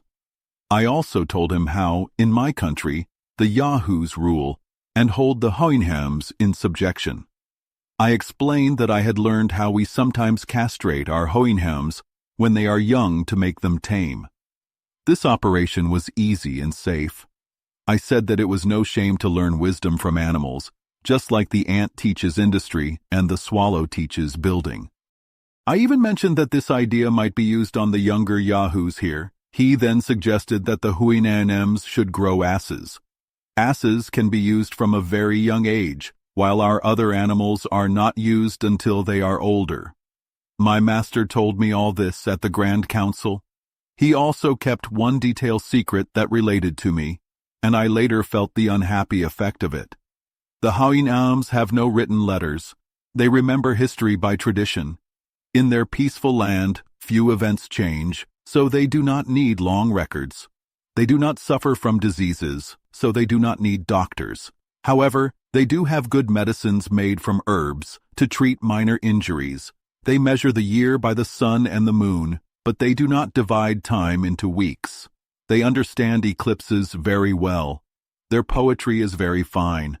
Their similes and detailed descriptions are perfect. Their poems praise friendship, kindness, and the victories in races and other sports. Their buildings are simple but well made to protect them from cold and heat. They build using a kind of tree. When a tree is about 40 years old, its roots loosen and it falls. They cut the tree into sharp stakes and place them in the ground about 10 inches apart. Then they weave oat straw or branches between the stakes to make a roof and doors. The Huinainims use the space between the pastern and hoof of their front foot like we use our hands. They are very clever with this joint. I once saw a white mare thread a needle with her forefoot. They milk their cows, reap their oats, and do all work that needs hands in a similar way. They use hard flint stones, which they grind against each other to make tools like wedges, axes, and hammers. They also cut hay and reap oats with these tools. The Yahoos then take the sheaves in carts, and the servants help remove the grain in covered huts. They bake their food in earthen and wooden vessels that they heat in the sun. If the Houyhnhnms avoid accidents, they die only of old age. They are buried in simple, hidden places. Their friends and relatives do not show much grief at a death, and the dying person does not feel deep regret, as if returning home from a visit. I remember one time my master had arranged an important meeting at his house. On the day, a lady and her 2 children came very late. She made 2 excuses. First, she said her husband had schnoon that very morning, a word in their language that means to retire to his first mother. Then she said that because her husband had died late in the morning, she needed time to ask her servants where to bury his body. I noticed that she behaved as cheerfully as everyone else at the meeting, and she died about 3 months later. Generally, the Houyhnhnms live to be about 70 or 75 years old. It is rare for them to live until 80. A few weeks before death, they feel their strength slowly leave them, but without pain. In the 10 days before their death, which they always know exactly, they return the visits of their friends. They are carried in a small sledge drawn by Yahoos. This sledge is also used by them on long journeys or when they are injured. When the dying Houyhnhnms return these visits, they say farewell to their friends as if they are leaving for a far place. I do not know if it is important to add that the Houyhnhnms have no word in their language for evil. They only use words for bad things by borrowing from the Yahoos. For example, they add the word Yahoo to a servant's mistake, to a child's misbehavior, or even to bad weather. Words like HHNM Yahoo, Wanahome Yahoo, or Wine Alam Dwilma Yahoo are used to describe these things. They even call a poorly built house Yin Homham Roln W Yahoo. I could happily say more about the manners and virtues of this excellent people, but I plan to publish a book just on that subject. For now, I will continue with the sad story of my own life. Chapter 10. I had made a small home for myself. My master had ordered a room built for me about 6 yards from his house. I plastered its walls and floor with clay and covered them with rush mats that I made. I also made cloth from wild hemp, filled it with bird feathers, which I caught using traps made of Yahoo's hairs, and even built 2 chairs with the help of my sorrel nag. When my clothes were worn out, I sewed new ones from rabbit skins and the skin of a beautiful animal called Nuhno. I made stockings and repaired my shoes with wood and, later, with dried Yahoo's skins. I often collected honey from hollow trees to mix with water or to eat with my bread. In my new home, I enjoyed good health and peace. I had no need for bribes or protection from enemies. There were no doctors or lawyers to harm me, no thieves or quarrels. All was calm and simple. I was lucky to be invited to many dinners and meetings with the Houyhnhnms. My master often asked me questions and listened to my answers. I became a quiet, humble listener in their conversations. They spoke in clear, short words about friendship, kindness, order, nature, and even poetry. I learned much from them and tried to imitate their way of speaking. My master and his friends often said I trot like a horse, which I took as a kind compliment, even though sometimes I was teased. Then one morning, my master called me earlier than usual. I saw on his face that he was very troubled. After a short silence, he said that at the last great assembly, the Houyhnhnms had complained. They did not like that I, who seemed more like a Houyhnhnm than a Yahoo, had been kept with his family. They were afraid I might lead the Yahoos away or cause trouble with their cattle. My master was forced by the assembly to choose, either treat me like the rest of my kind or send me away. He also thought that I might even be able to swim to another land. Because of this, He told me that I must build a small boat to leave the country. He promised to help me by giving me 2 months to finish it, and ordered his servants, including my good sorrel nag, to help. I went to the part of the coast where my rebellious crew had left me. I climbed to a high place and looked out to sea. I saw a small island to the northeast. I used my pocket glass and measured that it was about 5 leagues away. My sorrel nag, however, thought it looked like a blue cloud, because he was not used to seeing far away. I decided that this island might be the first place where I could be banished. I returned home and, with my guard, went into a small wood. Using my knife and my nag's sharp flint attached to a wooden handle, I cut down some oak branches and larger pieces of wood. In 6 weeks, with his help, I built a kind of canoe. It was like an Indian boat but much larger. I covered it with Yahoo's skins stitched with hemp threads that I made. I also made a sail from the skin of a young Yahoo, since older skins were too tough, and carved 4 paddles. I stored some boiled rabbit and fowl meat and took 2 small vessels, one filled with milk and one with water. I first tested my canoe in a large pond near my master's house. I fixed every leak with Yahoo's tallow until it became strong enough to carry me and my supplies. When the boat was ready, my master ordered his servants to gently carry it on a carriage to the seashore. On the day of my departure, I said goodbye to my master, his lady, and all his family. I cried many tears, and my heart was heavy with grief. Yet my master, curious and kind, wanted to see me off in my canoe. He gathered several neighbors to come with him. I had to wait over an hour for the tide. When the tide came and the wind blew favorably toward the island I hoped to reach, I said one more goodbye. As I was about to bow down to kiss his hoof, he lifted it gently to my mouth. Although some people criticize this, I know that the Hawaiianams are very noble and kind. After paying my respects to the other Hawaiianams in my master's company, I got into my canoe and pushed off from the shore. Chapter 11. I began my dangerous voyage on February 15th, 1714-15, at 9 in the morning. The wind was very good. At first I paddled, but soon I raised a small sail. With the tide's help, I traveled about 1.5 leagues per hour. My master and his friends stayed on the shore until I was almost gone. I often heard my faithful sorrel nag calling, "Take care of yourself, gentle Yahoo." My plan was to find a small, uninhabited island where I could live alone.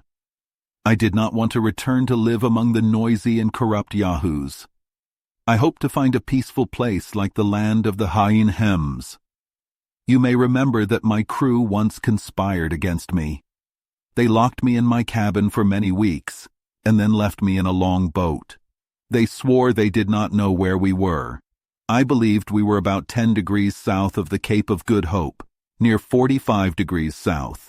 Even if this was only a guess, I set my course eastward, hoping to reach the southwest coast of New Holland and maybe an island nearby. By 6 in the evening, I had sailed about 18 leagues east when I saw a very small island half a league away. It was only a rock with a small creek carved by storms. I landed in my canoe and climbed a part of the rock. I saw land extending from south to north. I spent the night in my canoe and, in the morning, after 7 hours of travel, I reached the southeast point of New Holland. This confirmed for me that the maps were off by a few degrees. I found no people where I landed, so I stayed close to the shore. I discovered some shellfish and ate them raw because I was afraid to light a fire and be seen by the natives. For 3 days, I survived on oysters and limpets, and I found a brook with very good water that refreshed me. On the 4th day, I went too far from shore early in the morning. I saw 20 or 30 naked natives, men, women, and children, on a small hill near a fire.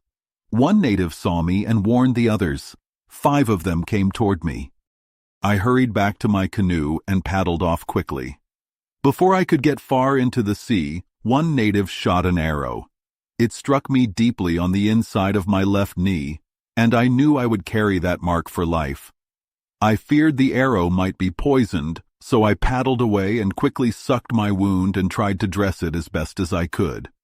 I did not know where to go, so I moved north. The gentle wind blew from the northwest, and while I looked for a safe place to land, I saw a sail to the north-northeast. As it grew larger, I decided not to wait because I hated the Yahoos. I turned my canoe south, paddled back to the same creek where I had begun that morning, and hid behind a large stone near the brook. Soon a ship came within half a league of the creek. It sent a longboat to collect fresh water from the creek. I did not see the boat until it was almost on shore, and then it was too late to hide. The seamen on board looked over my canoe.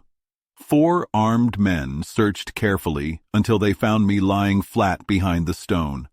They looked at my strange dress, my coat made of animal skins, wooden-soled shoes, and furred stockings. They thought I was not a native, because all the locals were naked. One of the seamen spoke in Portuguese and asked who I was. I answered, "I am a poor Yahoo banished from the Hoinhums. Please let me depart." They were surprised to hear me speak in their language and saw from my skin color that I was European. However, they did not understand what I meant by Yahoos and Hoinhums and laughed at my strange, horse-like voice. I trembled with fear and hatred. I begged again to be set free and answered, "I was born in England. I came here about 5 years ago, and our countries were at peace. I mean you no harm. I am a poor Yahoo seeking a quiet place to live my remaining days." They talked among themselves, and I thought it was as strange as if a dog or a cow could speak in England. The kind Portuguese seaman said, "We are sure our captain will take you free to Lisbon, from where you can return to your country. 2 seamen will go back to the ship to tell our captain what they have seen and receive his orders. But unless you swear not to run away, we will keep you by force."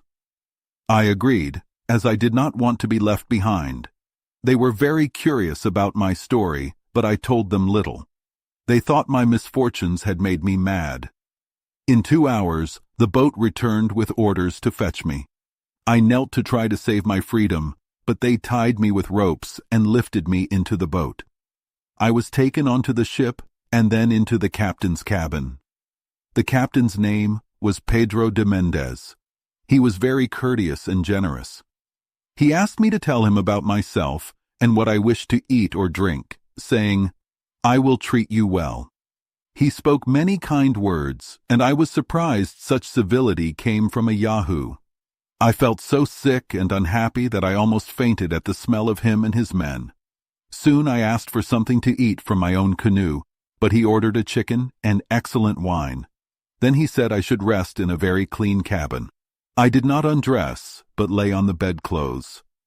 After half an hour, I tried to leave when I thought the crew was at dinner and I could jump into the sea to save my life. But one seaman stopped me. They told the captain, and I was chained in my cabin.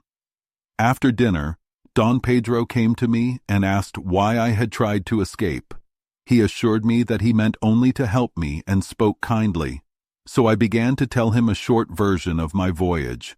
I told him about the conspiracy of my crew, the land where I was left, and my 5 years living there. He listened as if it were a dream. I was offended because I had forgotten how common it is among Yahoos to speak falsehoods. I asked him, "Is it your custom to speak what is not true?" I answered, "I have almost forgotten what falsehood means. Even if I lived 1,000 years in Hoinhamland, I would never hear a lie from the smallest servant." I told him I did not mind if he believed me or not, but I promised to answer any objection. The captain then said, "Since you claim to always speak the truth, you must give me your word never to try anything that may harm your life. Otherwise, I will keep you as a prisoner until we reach Lisbon." I promised him, but I also said, I would rather suffer many hardships than return to live among the Yahoos. Our voyage continued without any major accidents. Sometimes I sat with the captain, but I usually stayed in my cabin to avoid the crew. The captain often asked me to change out of my savage clothes and offered me fine new clothes. I refused to wear anything that had been on a Yahoo, so I only took 2 clean shirts that had been washed, and I changed them every 2 days. We arrived in Lisbon on November 5, 1715. When we landed, the captain forced me to cover myself with his cloak so that a crowd would not gather. I was taken to his house. I begged him to hide from others my story about the Houyhnhams, because even a small hint would bring many people to see me and could put me in danger. The captain convinced me to accept a newly made suit of clothes. I did not let the tailor take my measurements, but since Don Pedro was almost my size, they fit me well. He also gave me many other new things that I aired for 24 hours before using. The captain did not have a wife and had only 3 servants who did not come to meals. He was very kind and understanding, and I slowly began to tolerate his company. He became so close to me that I looked out of a window, and after a week he brought me to the door. I still felt fear, but also grew more hateful and disgusted inside. Eventually, I was brave enough to walk on the street with him, but I always covered my nose with rue or tobacco. After 10 days, Don Pedro told me that I must return to my native country to live with my wife and children. He said an English ship was in port and that he would give me everything I needed. I finally agreed, as I saw no better choice. I left Lisbon on November 24th on an English merchant ship. Don Pedro accompanied me to the ship and lent me 20 pounds. He said goodbye and hugged me. During the last part of the voyage, I stayed in my cabin pretending to be sick. On December 5, 1715, we anchored in the Downs, and by 3 in the afternoon, I safely reached my house at Rotherhithe. When I arrived, my wife and family were very happy because they thought I was dead. But I must confess that seeing them filled me with hatred and disgust, because I was angry that I had almost been forced to live with Yahoos. Since my exile from the Houyhnhnm land, I had been forced to live with Yahoos and speak with men like Don Pedro de Mendez. I always remembered the virtues of the noble Houyhnhnms. I was also deeply ashamed when I thought that, by mixing with Yahoos, I had become one of them. When I entered my house, my wife hugged and kissed me. I was not used to human touch after so many years, and I fainted for almost an hour. It has been 5 years since my last return to England. During the first year, I could not stand being near my wife or children. I hated their smell and did not want to share food with them. I never allowed any of them to touch my hand. The first money I spent was to buy 2 young stone horses, which I keep in a good stable. Next to them, I have a groom whom I love because his smell in the stable revives my spirits. My horses understand me well, and I speak with them for at least 4 hours every day. They are not used to bridles or saddles. They live happily together. Chapter 12. The author tells the truth. He explains why he wrote this book. He criticizes travelers who do not tell the truth. He says he has no bad intentions. He answers a question. He talks about starting colonies. He praises his country. He supports the king's right to the lands he describes. He explains how hard it is to conquer them. He says goodbye to the reader, talks about his future life, gives advice, and finishes. Dear reader, I have told you a true story of my travels. I traveled for 16 years and 7 months. I did not try to make the story beautiful, only true. I could have told strange and impossible stories like some others, but I chose to tell simple facts in a simple way. I wanted to teach you, not just entertain you. When we travel to faraway countries that few people visit, we can describe many strange animals in the sea and on land. But a traveler should help people learn and become better. He must show both good and bad examples of foreign places. I wish there was a law that made every traveler promise before a high official that his story is true. Then, the world would not be tricked by false stories. Some writers tell lies to make their books sell better. They trick readers who do not know the truth. When I was young, I read many travel books with pleasure. Later, when I traveled myself, I saw that many stories were not true. This made me feel sad and angry. I did not like how people believed these lies. My friends thought my book was good, so I promised myself to always tell the truth. I learned this lesson from my teacher and from the wise Huin Hems, who I listened to for a long time. I know that writing without special talent does not make someone famous. It only needs a good memory or careful notes. I also know that travel writers are soon forgotten when new writers come. New writers may become more famous. In the future, other travelers will visit the countries I describe. They may find my mistakes, if I made any, and add new discoveries. They might become more famous than me. People might forget I was an author. This would be very sad if I wrote only for fame. But I wrote to help people, so I am not disappointed.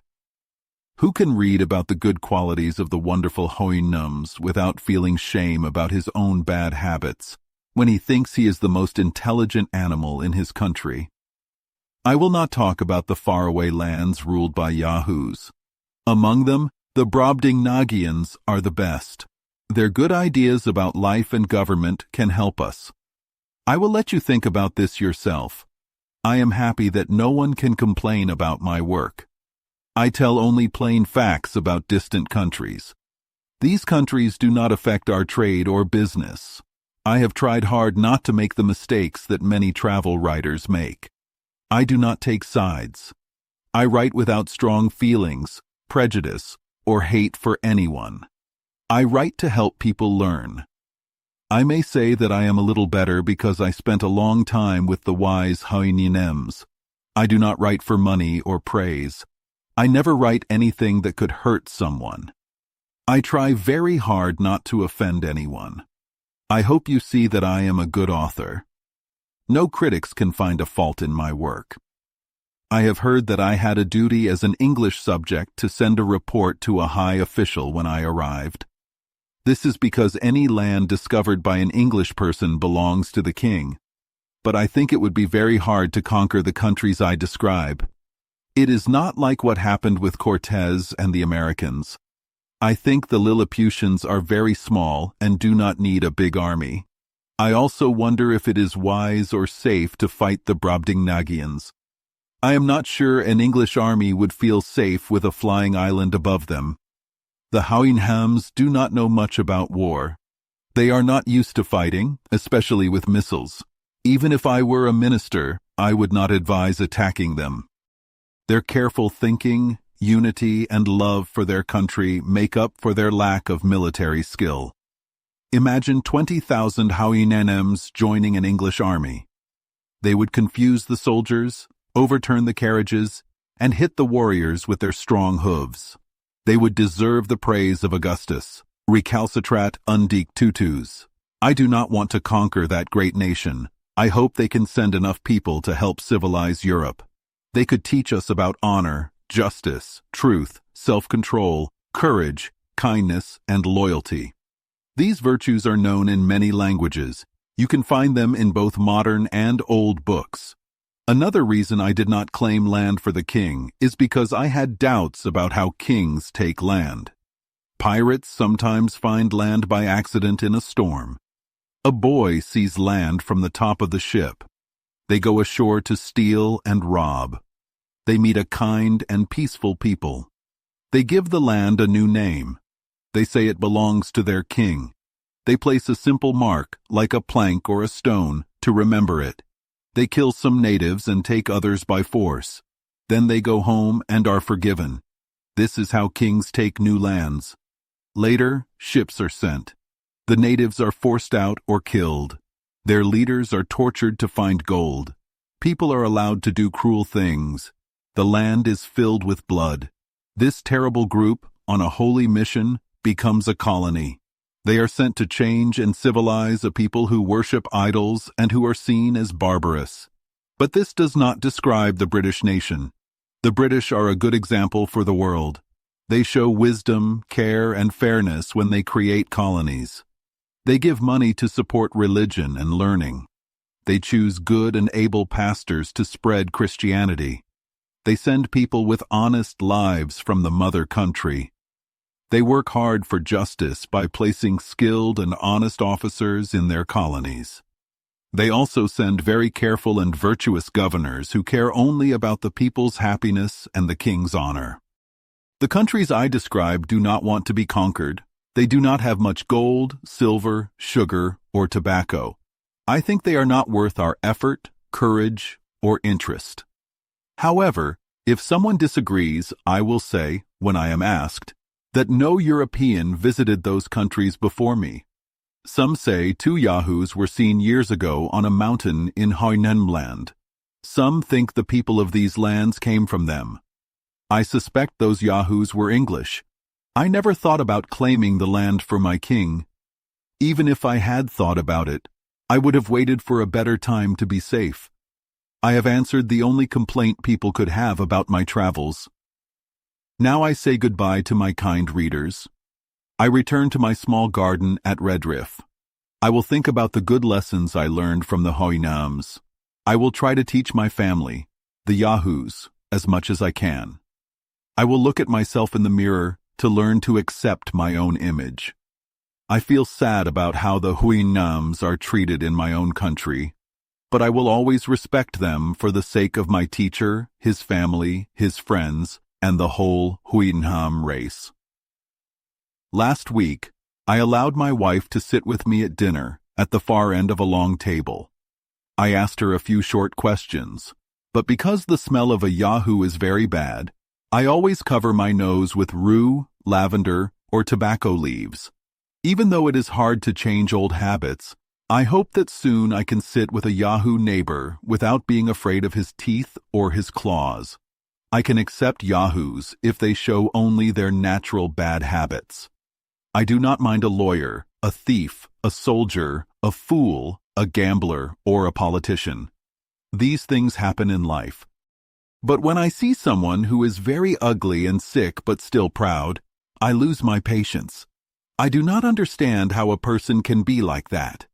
The wise Hoinhems, who have many good qualities, do not have a word for pride. They only have words for the bad qualities of Yahoos. They do not understand pride because they do not know human nature.